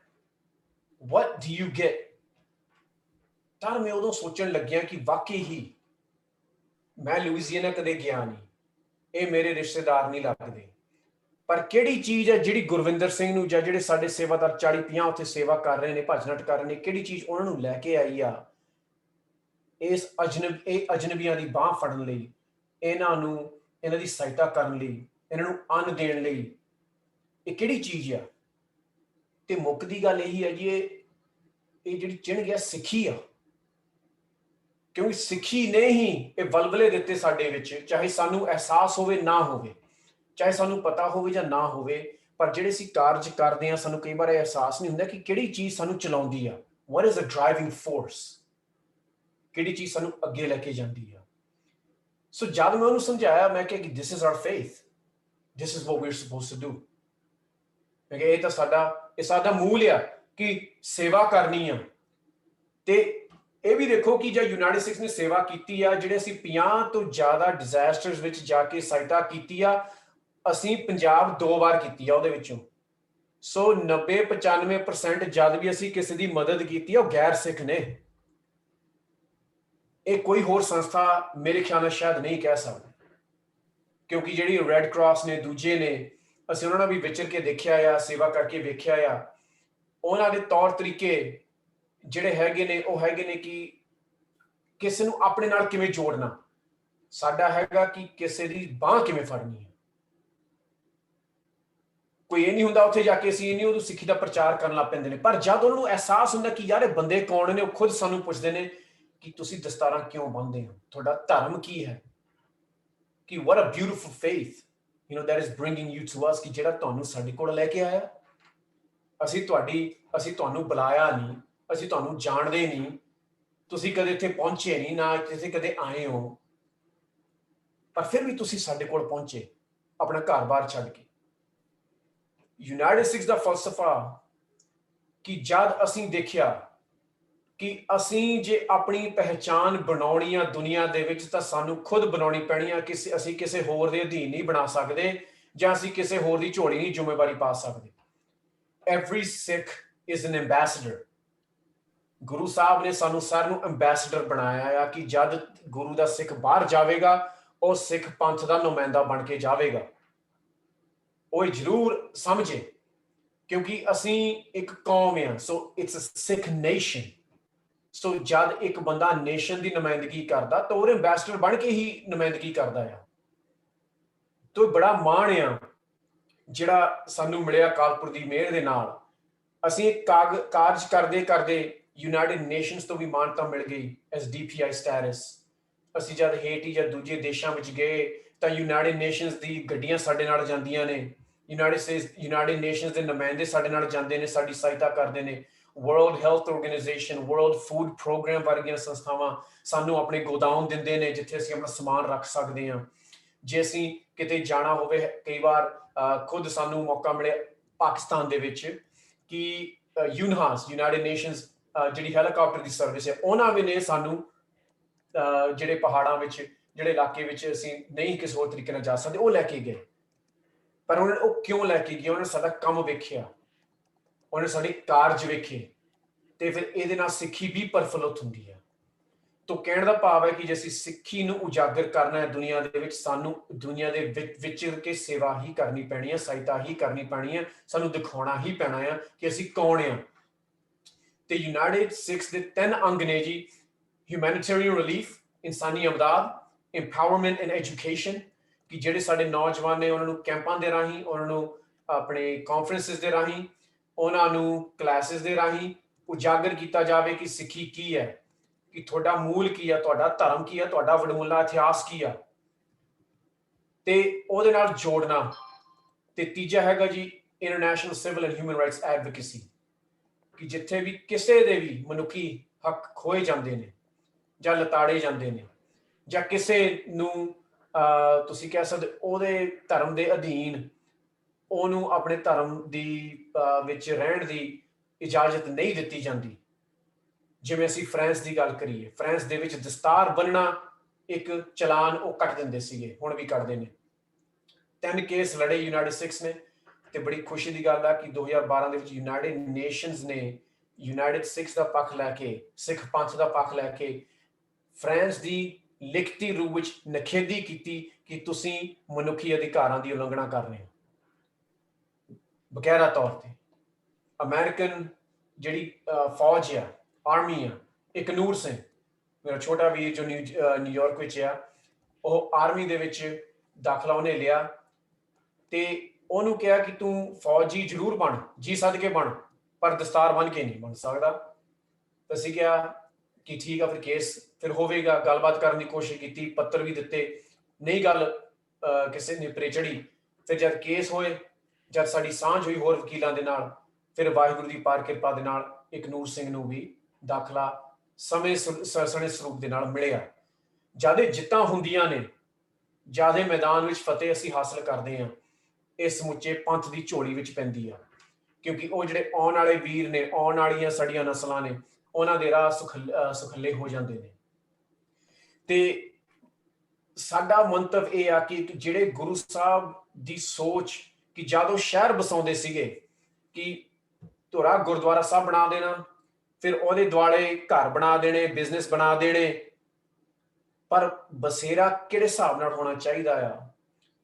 ਤਾਂ ਇਹ ਅਸੀਂ ਮਹਿਸੂਸ ਕਰਦੇ ਹਾਂ ਕਿ ਜੇ ਅਸੀਂ ਆਪਣੇ ਧਰਮ ਦੀ ਬਚਾਅ ਕਰਨੀ ਆ, ਅਸੀਂ ਆਪਣੇ ਪੰਥ ਦੀ ਬਚਾਅ ਕਰਨੀ ਆ, ਤਾਂ ਸਾਨੂੰ ਫੈਲ ਕੇ ਸਮਝਾਉਣਾ ਪੈਣਾ, ਦਰਸਾਉਣਾ ਪੈਣਾ, ਦੱਸਣਾ ਪੈਣਾ ਆ, ਕਿਉਂਕਿ ਐਵੇਂ ਹੀ ਫਲਾਹ ਹੋਵੇਗਾ, ਐਵੇਂ ਹੀ ਪ੍ਰਚਾਰ ਹੋਵੇਗਾ, ਐਵੇਂ ਹੀ ਜਿਹਨੂੰ ਕਹਿੰਦੇ ਨੇ ਅਵੇਅਰਨੈਸ ਹੋਵੇਗੀ।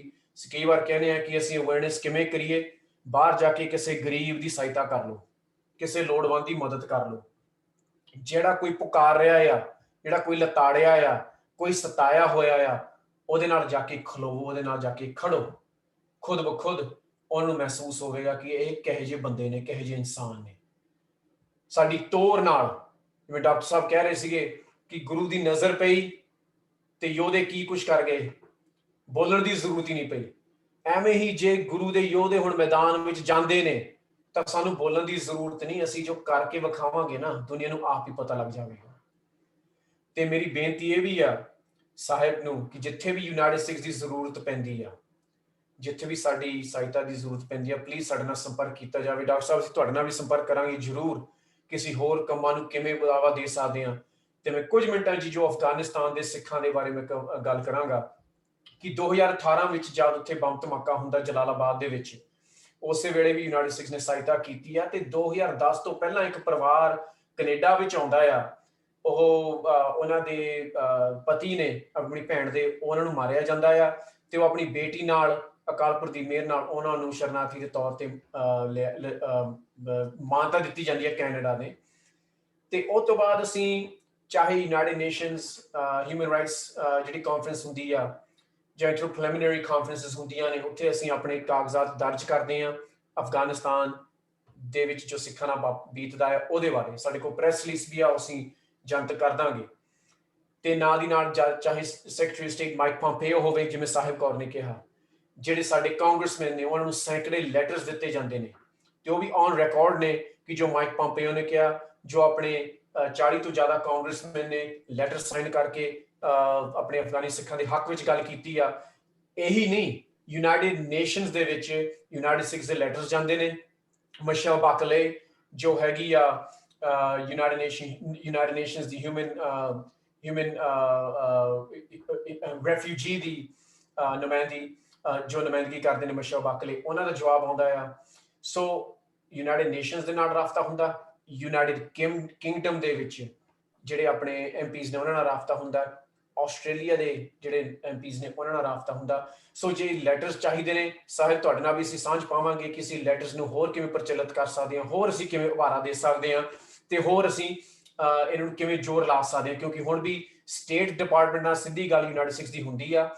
ਤੇ ਡਾਕਟਰ ਸਾਹਿਬ ਤੁਸੀਂ ਇਹ ਬੜੀ ਖੁਸ਼ੀ ਦੀ ਗੱਲ ਆ, ਤੁਹਾਡੀ ਜਾਣਕਾਰੀ ਲਈ ਅਸੀਂ ਦੱਸ ਦਈਏ, ਸੁਖਦੇਵ ਸਿੰਘ ਭਾਜੀ ਤੁਹਾਡੇ ਲਈ ਵੀ ਤੇ ਸਾਹਿਬ ਕੌਰ, ਕਿ ਜਦ ਅਸੀਂ ਸਟੇਟ ਡਿਪਾਰਟਮੈਂਟ ਨਾਲ ਗੱਲ ਕਰਦੇ ਹਾਂ, ਸਾਡੀ 3 ਮੰਗਾਂ ਹੁੰਦੀਆਂ ਨੇ।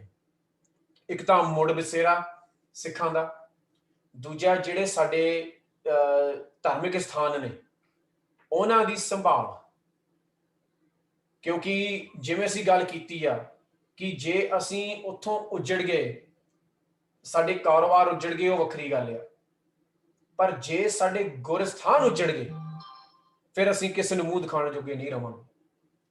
ਸੋ ਇਹ ਸਾਡੀ ਮੰਗ ਹੁੰਦੀ। ਤੇ ਤੀਜੀ ਸੁਰੱਖਿਆ, ਕਿ ਜਿਹੜੇ ਉੱਥੇ ਪਰਿਵਾਰ ਵਸ ਰਹੇ ਨੇ, ਫਿਲਹਾਲ ਉੱਥੇ 100 ਤੋਂ ਜ਼ਿਆਦਾ ਆਪਣੇ ਅਫਗਾਨੀ ਸਿੱਖ ਭੈਣ ਭਰਾ ਹੈਗੇ ਨੇ, ਹਿੰਦੂ ਭੈਣ ਭਰਾ, ਕਿ ਉਹਨਾਂ ਦੀ ਸੁਰੱਖਿਆ ਕਰਨੀ। ਸੋ ਇਹ ਸਟੇਟ ਡਿਪਾਰਟਮੈਂਟ ਸਿੱਧੇ ਰਾਬਤੇ ਚੱਲ ਰਹੇ ਨੇ। ਉਹ ਕਿੱਥੇ ਤੱਕ ਗੱਲ ਪਹੁੰਚੇਗੀ ਉਹਦੇ ਬਾਰੇ ਵੀ ਅਸੀਂ ਜਨਤਕ ਕਰਾਂਗੇ ਸੰਗਤ ਨੂੰ। ਤੇ ਜਿਹੜੇ ਆਪਣੇ ਭੈਣ ਭਰਾ ਅਫਗਾਨਿਸਤਾਨ ਵਿੱਚ ਨੇ, ਦੇਖੋ ਜੀ, ਮਾਰਚ 25 ਨੂੰ ਹਮਲਾ ਹੁੰਦਾ, ਉਸ ਵੇਲੇ ਸਾਡੀ ਜਿਹੜੀ ਟੀਮ ਆ, ਸਗੋਂ ਸਮੁੱਚਾ ਜਗਤ ਬੜੀ ਖੁਸ਼ੀਆਂ ਮਨਾ ਰਿਹਾ ਹੁੰਦਾ। ਕਿਹੜੀ ਗੱਲ ਦਾ? ਨਿਊਯਾਰਕ ਦੇ ਵਿੱਚ 30,000 ਤੋਂ ਜ਼ਿਆਦਾ ਮੀਲ ਅਸੀਂ ਵਰਤਾਉਂਦੇ ਆ ਆਪਣਾ ਮੇਅਰ ਬਿਲ ਬਲਾਜ਼ੀਓ ਦੇ ਸੱਦੇ ਤੇ, ਨਿਊਯਾਰਕ ਸਿਟੀ ਦੇ ਸੱਦੇ ਤੇ ਉਹ ਕਾਫੀ ਵਾਇਰਲ ਹੁੰਦੀ ਹੈ ਕਿ ਦੇਖੋ ਜੀ ਸਿੱਖਾਂ ਨੂੰ ਨਿਊਯਾਰਕ ਸਿਟੀ ਵਰਗੇ ਵੱਡੇ ਸ਼ਹਿਰ ਨੇ ਇਹ ਮੰਗ ਕੀਤੀ ਆ ਕਿ ਤੁਸੀਂ ਸਾਡੇ ਭੁੱਖਿਆਂ ਨੂੰ ਰਜਾਵੋ, ਕਿਉਂਕਿ ਕੋਈ ਨਿਕਲਣ ਨੂੰ ਤਿਆਰ ਨਹੀਂ। ਕੋਵਿਡ ਦੇ ਵਿੱਚ ਸਾਰੇ ਖੌਫ ਦੇ ਨਾਲ ਘਰਾਂ 'ਚ ਬੈਠੇ ਨੇ। ਮੈਨੂੰ ਯਾਦ ਆ ਕਿਉਂਕਿ ਮੈਂ ਉਸ ਰਾਤ ਜਾਗਦਾ ਸੀ ਲੇਟ, ਤੇ ਸਾਨੂੰ ਪਤਾ ਲੱਗਦਾ ਸਾਡੇ ਵੀਰ ਹਰਦਿਆਲ ਸਿੰਘ ਪਾਕਿਸਤਾਨ ਵਿੱਚ ਉਹ ਟੈਕਸਟ ਕਰਦੇ ਨੇ ਕਿ ਬੜੀ ਇੱਕ ਦਰਦਨਾਕ ਗੱਲ ਹੋ ਗਈ ਆ। ਉਹ ਵੀਡੀਓਜ਼ ਥੋੜੇ ਭੇਜਦੇ ਨੇ, ਸਾਨੂੰ ਸਮਝ ਨਹੀਂ ਆ ਰਿਹਾ ਕੀ ਹੁੰਦਾ। ਕੁਝ ਸਮੇਂ ਬਾਅਦ ਪਤਾ ਲੱਗਦਾ ਕਿ ਗੁਰਦੁਆਰਾ ਸਾਹਿਬ ਤੇ ਹਮਲਾ ਹੋਇਆ। ਤੇ ਇੱਕ ਮੈਂ ਹੋਰ ਚੀਜ਼ ਐਡ ਕਰਨਾ ਚਾਹਾਂਗਾ, ਉਹ ਜਿਹੜੀ ਸੰਗਤ ਇਕੱਠੀ ਹੋਈ ਹੈ ਨਾ ਗੁਰਦੁਆਰੇ ਦੇ ਵਿੱਚ, ਉਹ COVID-19 ਦੀ ਅਰਦਾਸ ਕਰਨ ਲਈ ਇਕੱਠੀ ਹੋਈ ਆ ਕਿ ਕੋਵਿਡ ਦਾ ਜਿਹੜਾ ਕਹਿਰ ਦੁਨੀਆ ਨੂੰ ਲਪੇਟਿਆ ਹੋਇਆ, ਕਿ ਸਰਬੱਤ ਦੇ ਭਲੇ ਮੰਗਣ ਲਈ ਉਹ ਅਰਦਾਸ ਕਰ ਰਹੇ ਨੇ। ਉਹ ਗੁਰਦੁਆਰੇ ਦੇ ਵਿੱਚ, ਗੁਰੂ ਹਰਿਰਾਏ ਸਾਹਿਬ ਦੇ ਗੁਰਦੁਆਰੇ ਦੇ ਵਿੱਚ ਉਹ ਅਰਦਾਸ ਕਰ ਰਹੇ ਨੇ ਤੇ ਉਹਨਾਂ ਤੇ ਹਮਲਾ ਹੁੰਦਾ। ਦੇਖੋ, ਇੱਕ ਪਾਸੇ ਸਰਬੱਤ ਦੇ ਭਲੇ ਲਈ ਅਰਦਾਸ ਹੋ ਰਹੀ ਆ, ਯੋਧੇ ਸਾਡੀਆਂ ਭੈਣਾਂ ਸਾਡੀਆਂ ਭਰਾ ਅਰਦਾਸ ਕਰ ਰਹੇ ਨੇ, ਤੇ ਦੂਏ ਪਾਸੇ ਇਹ ਜਿਹੇ ਦਰਿੰਦਗੀ ਭਰੇ ਇਨਸਾਨ ਅੰਨ੍ਹੇਵਾਹ ਗੋਲੀਆਂ ਚਲਾਉਂਦੇ ਨੇ। ਸਾਨੂੰ ਉਸੇ ਵੇਲੇ ਮਹਿਸੂਸ ਹੁੰਦਾ ਕਿ ਕੁਛ ਨਾ ਕੁਛ ਹੁਣ ਕਰਨਾ ਪਵੇਗਾ। ਸਾਨੂੰ ਕਾਫੀ ਬੰਦੇ ਕਹਿੰਦੇ ਨੇ ਕਿ ਤੁਸੀਂ ਅਫਗਾਨਿਸਤਾਨ ਤੱਕ ਕਿਵੇਂ ਪਹੁੰਚ ਕਰੋਗੇ, ਪਰ ਕਿਉਂਕਿ ਸਾਡਾ ਪਾਕਿਸਤਾਨ ਦਾ ਚੈਪਟਰ 15-20 ਸਾਲਾਂ ਤੋਂ ਸੇਵਾ ਕਰ ਰਿਹਾ ਹੈ, ਸਾਡਾ ਰਾਬਤਾ ਹੁੰਦਾ, ਅਸੀਂ ਸਿੱਧੇ ਤੌਰ ਤੇ ਜਿਹੜੇ ਸ਼ਹੀਦ ਪਰਿਵਾਰ ਨੇ ਉਹਨਾਂ ਦੀ ਸਹਾਇਤਾ ਕਰਦੇ ਹਾਂ, ਜਿਹੜੇ ਜ਼ਖਮੀ ਪਰਿਵਾਰ ਨੇ ਉਹਨਾਂ ਦੀ ਸਹਾਇਤਾ ਕਰਦੇ ਹਾਂ। ਤੇ ਨਾਲ ਦੀ ਨਾਲ ਉਸ ਤੋਂ ਬਾਅਦ ਕੋਵਿਡ ਦੇ ਤੌਰ ਤੇ ਕਿਉਂਕਿ ਸਾਰਿਆਂ ਦੇ ਕਾਰੋਬਾਰ ਬੰਦ ਹੁੰਦੇ ਨੇ, ਇੱਕ ਅਫਗਾਨੀ ਸਿੱਖ ਦੀ ਮਦਦ ਕੀਤੀ ਜਾਂਦੀ ਆ। ਫਿਰ ਪੈਸਪੋਰਟਾਂ ਦੀ ਮਦਦ ਕੀਤੀ ਜਾਂਦੀ ਹੈ, ਤਕਰੀਬਨ 400 ਪੈਸਪੋਰਟ ਦਵਾਏ ਜਾਂਦੇ ਨੇ, ਤੇ ਉਹ ਅਫਗਾਨੀ ਸਿੱਖ ਭੈਣ ਭਰਾ ਫਿਰ ਦਿੱਲੀ ਪਹੁੰਚਦੇ ਨੇ। ਅਸੀਂ ਦਿੱਲੀ ਡੈਸਕ ਸ਼ੁਰੂ ਕਰਦੇ ਹਾਂ ਕਿਉਂਕਿ ਅਸੀਂ ਯੂਨਾਈਟਿਡ ਨੇਸ਼ਨਸ ਦੇ ਤੌਰ ਤਰੀਕੇ ਨਾਲ ਕੰਮ ਕਰਦੇ ਹਾਂ। ਉਹ ਉੱਥੇ ਦਾਖਲ ਹੁੰਦੇ ਨੇ, ਸਾਡੀ ਜਿਹੜੀ ਟੀਮ ਆ ਉਹਨਾਂ ਦੀ ਸਹਾਇਤਾ ਕਰਦੀ ਆ। ਮੈਡੀਕਲ ਜਿਹੜੇ ਹੁੰਦੇ ਨੇ ਇਲਾਜ ਹੁੰਦੇ ਨੇ, ਚਾਹੇ ਬੱਚਿਆਂ ਦੇ ਇਲਾਜ ਹੁੰਦੇ ਨੇ, ਜਿਹੜੀ ਗਰਭਵਤੀ ਸਾਡੀਆਂ ਭੈਣਾਂ ਨੇ ਉਹਨਾਂ ਦੇ ਇਲਾਜ ਹੁੰਦੇ ਨੇ, ਉਹਨਾਂ ਦੇ ਜਿਹੜੇ ਰਾਸ਼ਨ ਪਾਣੀ ਦਾ ਇੰਤਜ਼ਾਮ ਕਰਨਾ ਹੈ, ਉਹਨਾਂ ਦੇ ਕਿਰਾਏ ਦਾ ਇੰਤਜ਼ਾਮ ਕਰਨਾ ਹੈ। ਬਹੁਤ ਅਸੀਂ ਤਹਿ ਦਿਲੋਂ ਧੰਨਵਾਦੀ ਹਾਂ ਆਪਣੇ ਪਰਮਜੀਤ ਸਿੰਘ ਬੇਦੀ ਉਹਨਾਂ ਦਾ, ਆਪਣੇ ਦਲੀਪ ਸਿੰਘ ਜੀ ਸੇਠੀ ਉਹਨਾਂ ਦਾ, ਵਿਕਰਮਜੀਤ ਸਿੰਘ ਸਾਨੀ ਉਹਨਾਂ, ਜਿਨ੍ਹਾਂ ਦੇ ਕਾਫੀ ਵੱਧ ਚੜ ਕੇ ਸਹਾਇਤਾ ਕੀਤੀ। ਅਤੇ ਯੂਨਾਈਟਿਡ ਸਿੱਖਸ ਦੇ ਜਿਹੜੇ ਭੈਣ ਭਰਾ ਦਿਨ ਰਾਤ ਇੱਕ ਕਰਕੇ ਉੱਥੇ, ਮੈਂ ਉਹਨਾਂ ਦੇ ਕਿਵੇਂ ਸ਼ਬਦਾਂ ਵਿੱਚ ਕਿਵੇਂ ਬਿਆਨ ਕਰਾਂ ਕਿ ਜਿਹੜਾ ਉਹਨਾਂ ਨੇ ਆਪਣੇ ਪਰਿਵਾਰਾਂ ਨੂੰ ਛੱਡ ਕੇ ਅਫਗਾਨੀ ਸਿੱਖ ਭੈਣ ਭਰਾਵਾਂ ਨੂੰ ਆਪਣਾ ਪਰਿਵਾਰ ਸਮਝਿਆ। ਉਹਨਾਂ ਨੂੰ, ਕਿਉਂਕਿ ਅਸੀਂ ਅੰਦਾਜ਼ਾ ਲਾ ਲਈਏ ਕਿ ਜੇ ਕਿਸੇ ਨੂੰ ਆਪਣਾ ਸਾਰਾ ਕੁਝ ਛੱਡ ਕੇ ਆਪਣਾ ਵਤਨ ਛੱਡਣਾ ਹੋਵੇ ਤੇ ਉਹਦੇ ਕੀ ਬੀਤਦਾ ਹੋਵੇਗਾ। ਤੇ ਉਹਨਾਂ ਕੋਲ ਨਾ ਕੋਈ ਸੰਦ ਨਹੀਂ, ਕੋਈ ਪੈਸਾ ਨਹੀਂ, ਕੋਈ ਉਹਨਾਂ ਕੋਲ ਮਲਕੀਅਤ ਨਹੀਂ, ਸਾਰਾ ਕੁਝ ਤਾਂ ਛੱਡ ਕੇ ਆ ਗਏ। ਸੋ ਚਾਹੇ ਕਿਰਾਏ ਦੀ ਗੱਲ ਹੋਵੇ, ਚਾਹੇ ਰਹਿਣ ਬਸੇਰਿਆਂ ਦੀ ਗੱਲ ਹੋਵੇ, ਚਾਹੇ ਖਾਣ ਪੀਣ ਦੀ ਗੱਲ ਹੋਵੇ, ਚਾਹੇ ਇਲਾਜ ਦੀ ਗੱਲ ਹੋਵੇ, ਚਾਹੇ ਪੜ੍ਹਾਈ ਲਿਖਾਈ ਦੀ ਗੱਲ ਹੋਵੇ। ਪਰ ਹੁਣ ਗੱਲ ਅਸੀਂ ਇਹ ਕਰਨੀ ਆ ਤੇ ਡਾਕਟਰ ਸਾਹਿਬ, ਅਸੀਂ ਆਪਣੀ ਪੰਜਾਬੀ ਯੂਨੀਵਰਸਿਟੀ ਨਾਲ ਜ਼ਰੂਰ ਇਹ ਸਾਂਝ ਪਾਉਣਾ ਚਾਹਾਂਗੇ ਕਿ ਸਾਡੇ ਜਿਹੜੇ ਕੰਟੈਕਟਸ ਨੇ, ਕਿ ਅਸੀਂ ਕਿਵੇਂ ਜਿਹੜਾ ਸਿੱਖ ਵਡਮੁੱਲਾ ਇਤਿਹਾਸ ਹੈ ਕਿ ਅਸੀਂ ਉਹਨੂੰ ਕਿਵੇਂ ਉਜਾਗਰ ਕਰ ਸਕਦੇ ਹਾਂ, ਉਹਨੂੰ ਕਿਵੇਂ ਵੀ ਦੁਨੀਆ ਦੇ ਅੱਗੇ ਲੈ ਕੇ ਆ ਸਕਦੇ ਹਾਂ। ਅਸੀਂ ਜ਼ਰੂਰ ਆਪਣੇ ਜਿਹੜੇ ਸਿੰਘ ਨੇ ਤੁਹਾਡੇ ਨਾਲ ਰਾਬਤਾ ਰਖਾਵਾਂਗੇ ਕਿ ਇੱਕ ਟੀਮ ਬਣਾਈ ਜਾਵੇ ਤੇ ਇਹ ਪ੍ਰੋਗਰਾਮ ਨੂੰ ਇਹਨੂੰ ਅੱਗੇ ਲਿਜਾਇਆ ਜਾਵੇ। ਸਾਹਿਬਕਾਰ, ਤੁਸੀਂ ਵੀ ਆਪਣਾ ਯੋਗਦਾਨ ਇਹਦੇ ਵਿੱਚ ਜ਼ਰੂਰ ਪਾਉਣਾ ਆ, ਕਿਉਂਕਿ ਇਹ ਕਈ ਵਾਰ ਚੀਜ਼ਾਂ ਹੁੰਦੀਆਂ ਨੇ, ਅਕਾਲ ਪੁਰਖ ਕਈ ਵਾਰ ਇਹ ਮਾਧਿਅਮ ਬਣਾ ਦਿੰਦਾ ਆ, ਤੇ ਸਾਨੂੰ ਸ਼ਾਇਦ ਇਸ ਲਈ ਇਕੱਠੇ ਕੀਤਾ ਅੱਜ ਕਿ ਸਹਾਇਤਾ ਹੋ ਰਹੀ ਆ, ਪਰ ਹੁਣ ਇੱਕ ਨਿਖਾਰ ਜਿਹੜਾ ਇਹਦੇ ਚੋਂ ਕੀ ਨਿਕਲੇਗਾ। ਤੇ ਜਿਹੜੇ ਪਰਿਵਾਰ ਨੇ ਉਹਨਾਂ ਦਾ ਜੀ ਫਿਲਹਾਲ ਇਹ ਕੋਸ਼ਿਸ਼ ਕੀਤੀ ਜਾਂਦੀ ਹੈ ਵਿਦੇਸ਼ਾਂ ਦੇ ਵਿੱਚ ਕਿ ਉਹਨਾਂ ਦੀ ਕਿਵੇਂ ਨਾ ਕਿਸੇ ਤਰੀਕੇ ਨਾਲ ਬਸੇਰਾ ਹੋ ਸਕੇ। ਸਾਡੀ ਕੈਨੇਡਾ ਦੀ ਸਰਕਾਰ ਨਾਲ ਵੀ ਗੱਲ ਹੋ ਰਹੀ ਆ, ਲੌਬਿੰਗ ਸਾਡੀ ਚੱਲ ਰਹੀ ਆ, ਅਮਰੀਕਾ ਦੀ ਸਰਕਾਰ ਨਾਲ ਵੀ ਅਤੇ ਨਿਊਜ਼ੀਲੈਂਡ ਦੀ ਸਰਕਾਰ ਦੇ ਨਾਲ ਵੀ ਗੱਲਬਾਤ ਚੱਲ ਰਹੀ ਆ। ਪਰ ਮੁੱਖ ਦੀ ਗੱਲ ਇਹ ਆ, United Sikhs is an organization of the ਸੰਗਤ, by the ਸੰਗਤ, of the ਸੰਗਤ। ਅਸੀਂ ਤਨਖਾਹਾਂ ਨਹੀਂ ਲੈਂਦੇ, ਅਸੀਂ ਸੇਵਾਦਾਰ ਹਾਂ, ਕਿਉਂਕਿ ਅਸੀਂ ਇਹ ਜ਼ਰੂਰ ਸਮਝਦੇ ਹਾਂ ਕਿ ਅਸੀਂ ਆਪਣੀ ਜਿਹੜੀ ਜ਼ਿੰਦਗੀ ਹੈ ਕਿਸੇ ਪਾਸੇ ਲਾ ਸਕੀਏ। ਸੋ ਅਸੀਂ ਸਾਰਿਆਂ ਦਾ ਤਹਿ ਦਿਲੋਂ ਧੰਨਵਾਦੀ ਹਾਂ ਜੀ, ਜਿਨ੍ਹਾਂ ਨੇ ਆਪਣਾ ਸਮਾਂ ਕੱਢਿਆ। ਤੇ ਅਸੀਂ ਜ਼ਰੂਰ ਜਿੰਨੇ ਵੀ ਅਸੀਂ ਜੋਗੇ ਹਾਂ, ਜੋ ਵੀ ਅਸੀਂ ਕਰ ਸਕੀਏ, ਅਸੀਂ ਜ਼ਰੂਰ ਅਸੀਂ ਅਰਜ਼ੋਈ ਕਰਦੇ ਹਾਂ, ਬੇਨਤੀ ਕਰਦੇ ਹਾਂ ਕਿ ਸਾਡੇ ਵੱਲ ਤੁਸੀਂ ਹਾਕ ਜ਼ਰੂਰ ਮਾਰਿਓ, ਹੁਕਮ ਜ਼ਰੂਰ ਕਰਿਓ, ਤੇ ਅਸੀਂ ਹਾਜ਼ਰ ਹਾਂ ਜੀ। ਬਹੁਤ ਬਹੁਤ ਧੰਨਵਾਦ ਸਾਰਿਆਂ ਦਾ ਜੀ। ਵਾਹਿਗੁਰੂ ਜੀ ਕਾ ਖਾਲਸਾ, ਵਾਹਿਗੁਰੂ ਜੀ ਕੀ ਫਤਿਹ ਜੀ। ਹਾਂਜੀ, ਗੁਰਵਿੰਦਰ ਵੀਰ ਜੀ, ਤੁਹਾਡੇ ਲਈ ਇੱਕ ਸਵਾਲ ਆਇਆ ਨਿਰਮਲਜੀਤ ਸਿੰਘ ਉਹਨਾਂ ਦਾ, ਵੀ ਕੀ ਅਫਗਾਨਿਸਤਾਨ ਦੇ ਸਿੱਖਾਂ ਦੀ ਸਾਰ ਸ੍ਰੀ ਅਕਾਲ ਤਖਤ ਸਾਹਿਬ ਜੀ ਦੇ ਜਥੇਦਾਰ ਤੇ ਸ਼੍ਰੋਮਣੀ ਸਿੱਖ ਸੰਸਥਾਵਾਂ ਜਾਂ ਹੋਰ ਜਥੇਬੰਦੀਆਂ ਵੀ ਲੈ ਰਹੀਆਂ ਨੇ ਜਾਂ ਨਹੀਂ? ਉਹ ਜੀ ਇਹਦੇ ਵਿੱਚ ਵਿਸਥਾਰ ਵਿੱਚ ਮੈਂ ਕਹਿ ਸਕਾਂਗਾ ਕਿ ਜ਼ਰੂਰ ਉਹਨਾਂ ਨੇ ਸਹਾਇਤਾ ਦੇ ਬਾਂਹ ਜ਼ਰੂਰ ਅੱਗੇ ਕੀਤੀ ਆ ਤੇ ਕਈਆਂ ਨੇ ਆਪਣਾ ਯੋਗਦਾਨ ਪਾਉਣ ਦੀ ਜ਼ਰੂਰ ਕੋਸ਼ਿਸ਼ ਕੀਤੀ ਆ। ਪਰ ਮੁੱਢਲੇ ਤੌਰ ਤੇ ਇਹ ਕਾਫੀ ਜਿਹੜਾ ਹੈਗਾ ਆ ਸਿਵਲ ਸੁਸਾਇਟੀ ਅਸੀਂ ਕਹਿ ਸਕਦੇ ਜਿਹੜੇ ਦਿੱਲੀ ਦੀ ਸੰਗਤ ਆ, ਜਿਹੜੇ ਕੁਝ ਸੱਜਣਾ ਦਾ ਅਸੀਂ ਜ਼ਿਕਰ ਕੀਤਾ ਤੇ ਯੂਨਾਈਟਿਡ ਸਿਕਸ ਨੇ ਕਾਫੀ ਹੱਦ ਤੱਕ ਆਪਣਾ ਯੋਗਦਾਨ ਪਾਇਆ ਆ। ਤੇ ਅਸੀਂ ਆਸ ਕਰਦੇ ਹਾਂ ਜ਼ਰੂਰ ਕਿ ਦੇਖੋ ਇਹ ਯੂਨਾਈਟਿਡ ਸਿਕਸ ਦੀ ਜਾਗੀਰ ਨਹੀਂ ਜਾਂ ਕਿਸੇ ਹੋਰ ਦੀ ਜਾਗੀਰ ਨਹੀਂ, ਇਹ ਸਾਡੇ ਸਾਰਿਆਂ ਦੇ ਭੈਣ ਭਰਾ ਹੈਗੇ ਨੇ। ਸੋ ਜਿਹੜਾ ਵੀ ਇਸ ਵਿੱਚ ਯੋਗਦਾਨ ਆਪਣਾ ਪਾ ਸਕਦਾ, ਸਹਾਇਤਾ ਕਰ ਸਕਦਾ, ਸਾਡੇ ਨਾਲ ਜ਼ਰੂਰ ਰਾਬਤਾ ਰੱਖੋ। ਠੀਕ ਹੈ, ਹਾਂਜੀ, ਥੈਂਕ ਯੂ ਜੀ। ਮੈਂ ਕੁਝ ਕਹਿਣਾ ਚਾਹੁੰਦੀ ਸੀ ਜਿਹੜੇ ਗੁਰੂ ਅੰਕਲ ਦੇ ਬਾਰੇ ਗੱਲ ਕਰ ਰਹੇ ਸੀ ਕਿ ਜਦੋਂ ਮੈਂ ਪਰਸਨਲੀ ਗੱਲ ਕੀਤੀ ਅਫਗਾਨ ਸਿੱਖਾਂ ਨਾਲ, ਸਿਰਫ ਇੱਕੋ ਹੀ ਆਰਗੇਨਾਈਜੇਸ਼ਨ ਦਾ ਨਾਮ ਲਿੱਤਾ ਜਾ ਰਿਹਾ ਸੀ, ਉਹ ਯੂਨਾਈਟਿਡ ਸਿਕਸ। ਮੈਂ ਉਹਨਾਂ ਨੂੰ ਦੱਸਿਆ ਵੀ ਨਹੀਂ ਸੀ ਕਿ ਮੈਂ ਯੂਨਾਈਟਿਡ ਸਿਕਸ ਨਾਲ ਥੋੜਾ ਹੈਲਪ ਲੈ ਰਹੀ ਹਾਂ। ਉਹਨਾਂ ਨੇ ਖੁਦ ਹੀ ਕਿਹਾ, ਓਨਲੀ ਇੱਕੋ ਹੀ ਨਾਮ ਮੈਨੂੰ ਆਇਆ ਸੀ ਕਿ ਯੂਨਾਈਟਿਡ ਸਿਕਸ। ਸੋ ਉਹ ਮੈਂ ਕਹਿਣਾ ਚਾਹੁੰਦੀ ਸੀ ਕਿ ਦੈਟਸ ਦ ਓਨਲੀ ਨੇਮ ਜਿਹੜਾ ਮੈਂ ਸੁਣਿਆ ਕਿ ਜਿਹੜਾ help actually on the ground help ਕਰ ਰਿਹਾ ਅਫਗਾਨ ਸਿੱਖਾਂ ਨੂੰ। Wow, good, thank you. ਤੇ ਕੁਝ ਹੋਰ ਮੈਸੇਜ ਵੀ ਮੈਂ ਐਂਡ ਤੇ ਪੜ੍ਹ ਦੇਵਾਂ ਜੀ। ਸਮਾਈਲੀ ਚੌਹਾਨ ਜੀ ਨੇ ਐਪਰੀਸ਼ੀਏਟ ਕੀਤਾ ਜੀ। ਤੇ ਦੂਸਰਾ, ਕਿਉਂਕਿ ਦੁਨੀਆ ਭਰ ਤੋਂ ਇਸ ਟਾਈਮ ਆਪਣੇ ਨਾਲ ਕਹਿ ਲਓ ਵੀ ਆਡੀਅנס ਜੁੜੀ ਹੋਈ ਆ। ਕਾਬਲ ਤੋਂ ਅਲੀ ਅਮਾਨੀ ਜੀ ਜੁੜੇ ਹੋਏ ਨੇ, ਗ੍ਰੀਟਿੰਗਸ ਭੇਜਦੇ ਨੇ ਤੇ ਉਹਨਾਂ ਨੇ ਪੁੱਛਿਆ ਕਿ ਵੀ ਕੀ ਇਦਾਂ ਦਾ ਵੈਬੀਨਾਰ ਇੰਗਲਿਸ਼ ਜਾਂ ਹੋਰ ਦੂਸਰੀ ਭਾਸ਼ਾ ਦੇ ਵਿੱਚ ਵੀ ਕਰ ਸਕਦੇ ਆ। ਹਾਂਜੀ ਅਲੀ ਅਮਾਨੀ ਜੀ, ਨੈਕਸਟ ਟਾਈਮ ਅਸੀਂ ਕੋਸ਼ਿਸ਼ ਕਰਾਂਗੇ, ਕਿਉਂਕਿ ਅੱਜ ਦਾ ਸਾਡਾ ਥੋੜਾ ਜਿਹਾ ਸੀ ਕਿ ਜ਼ਿਆਦਾਤਰ ਪੰਜਾਬੀ ਦੇ ਵਿੱਚ, ਪੰਜਾਬੀ ਲੈਂਗੁਏਜ ਦੇ ਵਿੱਚ ਹੀ ਥੀਮ ਨੂੰ ਰੱਖਿਆ ਸੀ। ਪਰ ਨੈਕਸਟ ਟਾਈਮ ਅਸੀਂ ਜ਼ਰੂਰ ਇੰਗਲਿਸ਼ ਦੇ ਵਿੱਚ ਵੀ ਇਸ ਤਰ੍ਹਾਂ ਦਾ ਵੈਬੀਨਾਰ, ਪਲੱਸ ਜਿਹੜੀ ਸਾਹਿਬ ਦੀ ਪ੍ਰੈਜੈਂਟੇਸ਼ਨ ਹੈ ਉਹ ਸਾਰੀ ਇੰਗਲਿਸ਼ ਦੇ ਵਿੱਚ ਹੈ, ਉਹ ਅਵੇਲੇਬਲ ਹੋਵੇਗੀ। ਸਾਹਿਬ ਨੇ ਆਪਣਾ ਵੈਬਸਾਈਟ ਵੀ ਤੇ ਆਪਣੇ ਸੋਸ਼ਲ ਮੀਡੀਆ ਦੇ ਅਕਾਊਂਟਸ ਵੀ ਸਾਹਿਬ ਨੇ ਚੈਟ ਦੇ ਵਿੱਚ ਪਾਏ ਹੋਏ ਨੇ, ਸੋ ਉੱਥੋਂ ਤੁਸੀਂ ਉਹ ਲੈ ਸਕਦੇ ਹੋ। ਤੇ ਇੱਕ ਵਾਰੀ ਸਾਹਿਬ ਤੁਸੀਂ ਫਿਰ ਦੁਬਾਰਾ ਚੈਟ ਬਾਕਸ ਦੇ ਵਿੱਚ ਪਲੀਜ਼ ਪੋਸਟ ਕਰ ਦਿਓ। ਤੇ ਇਸ ਦੇ ਨਾਲ ਨਾਲ ਚਰਨਜੀਤ ਜੀ ਸਾਹਿਬ ਦੇ ਕੰਮ ਨੂੰ ਐਪਰੀਸ਼ੀਏਟ ਕਰ ਰਹੇ ਨੇ, ਧੰਨਵਾਦ ਜੀ। ਸਿਮਰਜੀਤ ਜੀ ਵੀ ਫਤਿਹ ਬੁਲਾ ਰਹੇ ਨੇ। ਤੇ ਨਿਰਮਲਜੀਤ ਜੀ ਕਹਿ ਰਹੇ ਨੇ ਕਿ ਬਹੁਤ ਦਿਨਾਂ ਤੋਂ ਉਹਨਾਂ ਨੂੰ ਜਦੋਂ ਤੋਂ ਪਤਾ ਲੱਗਿਆ ਵੈਬੀਨਾਰ ਦੇ ਬਾਰੇ, ਉਦੋਂ ਤੋਂ ਹੀ ਉਹ ਇੰਤਜ਼ਾਰ ਕਰ ਰਹੇ ਸੀ ਤੇ ਉਹਨਾਂ ਨੂੰ ਬੜੀ ਇੱਛਾ ਸੀ ਕਿ ਸਾਹਿਬ ਦੀ ਜਿਹੜੀ ਪ੍ਰੈਜੈਂਟੇਸ਼ਨ ਹੈ ਉਹਨੂੰ ਉਹ ਦੇਖ ਸਕਣ। ਬਹੁਤ ਸਾਰੀ ਇਨਫੋਰਮੇਸ਼ਨ ਉਹਨਾਂ ਨੂੰ ਮਿਲੀ ਹੈ, ਸੋ ਉਹ ਵੀ ਅਸੀਸਾਂ ਬਖਸ਼ਦੇ ਆ ਜੀ। ਤੇ ਇਸ ਦੇ ਨਾਲ ਨਾਲ ਚੜਤ ਸਿੰਘ ਜੀ ਵੀ ਸਾਰਿਆਂ ਦਾ ਧੰਨਵਾਦ ਕਰ ਰਹੇ ਨੇ ਤੇ ਕਹਿ ਰਹੇ ਨੇ ਕਿ ਕਾਫੀ ਦਿਨਾਂ ਤੋਂ ਉਹ ਵੀ ਇਸ ਵੈਬੀਨਾਰ ਨੂੰ ਕਹਿ ਲਓ ਵੀ ਵੇਟ ਕਰ ਰਹੇ ਸੀ ਕਿ ਕਦੋਂ ਉਹ ਇਸ ਵੈਬੀਨਾਰ ਨੂੰ ਮਾਣ ਸਕਣ। ਤੇ ਇਸ ਦੇ ਨਾਲ ਨਾਲ ਹੋਰ ਅਰਜਨ ਸਿੰਘ ਜੀ ਸਾਰਿਆਂ ਨੂੰ ਵਧਾਈਆਂ ਭੇਜਦੇ ਆ ਜੀ। ਸਿਮਰਜੀਤ ਸਿੰਘ ਜੀ ਨੇ ਪੁੱਛਿਆ ਕਿ ਕਿਸ ਤਰੀਕੇ ਦੇ ਨਾਲ ਉਹ ਯੂਨਾਈਟਿਡ ਸਿਕਸ ਦਾ ਪਾਰਟ ਬਣ ਸਕਦੇ ਨੇ, ਸੋ ਉਹਨਾਂ ਨੂੰ ਵੀ ਪੋਸਟ ਕਰ ਦਿੱਤਾ ਗਿਆ ਜੀ ਯੂਨਾਈਟਿਡ ਸਿਕਸ ਦੀ ਇਨਫੋਰਮੇਸ਼ਨ। ਤੇ ਸੋ ਹੁਣ ਐਂਡ ਦੇ ਵਿੱਚ ਮੈਂ ਸਾਰੇ ਹੀ ਪੈਨਲਿਸਟ ਦਾ ਜਿਹਦੇ ਵਿੱਚ ਡਾਕਟਰ ਸਰਬਜਿੰਦਰ ਸਿੰਘ ਜੀ, ਤੁਹਾਡਾ ਆਪਣਾ ਕੀਮਤੀ ਤੁਸੀਂ ਸਮਾਂ ਦਿੱਤਾ ਹੈ, ਸੋ ਬਹੁਤ ਬਹੁਤ ਧੰਨਵਾਦ ਹੈ ਜੀ।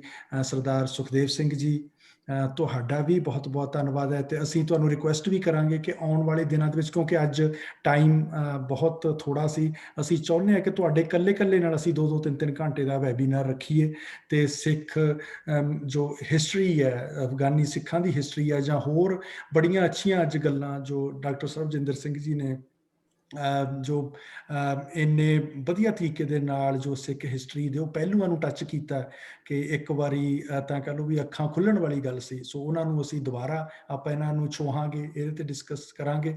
ਤੇ also Sahib Kaur, in future if you need anything, if you want to discuss more about this issue, so yes, this platform is here।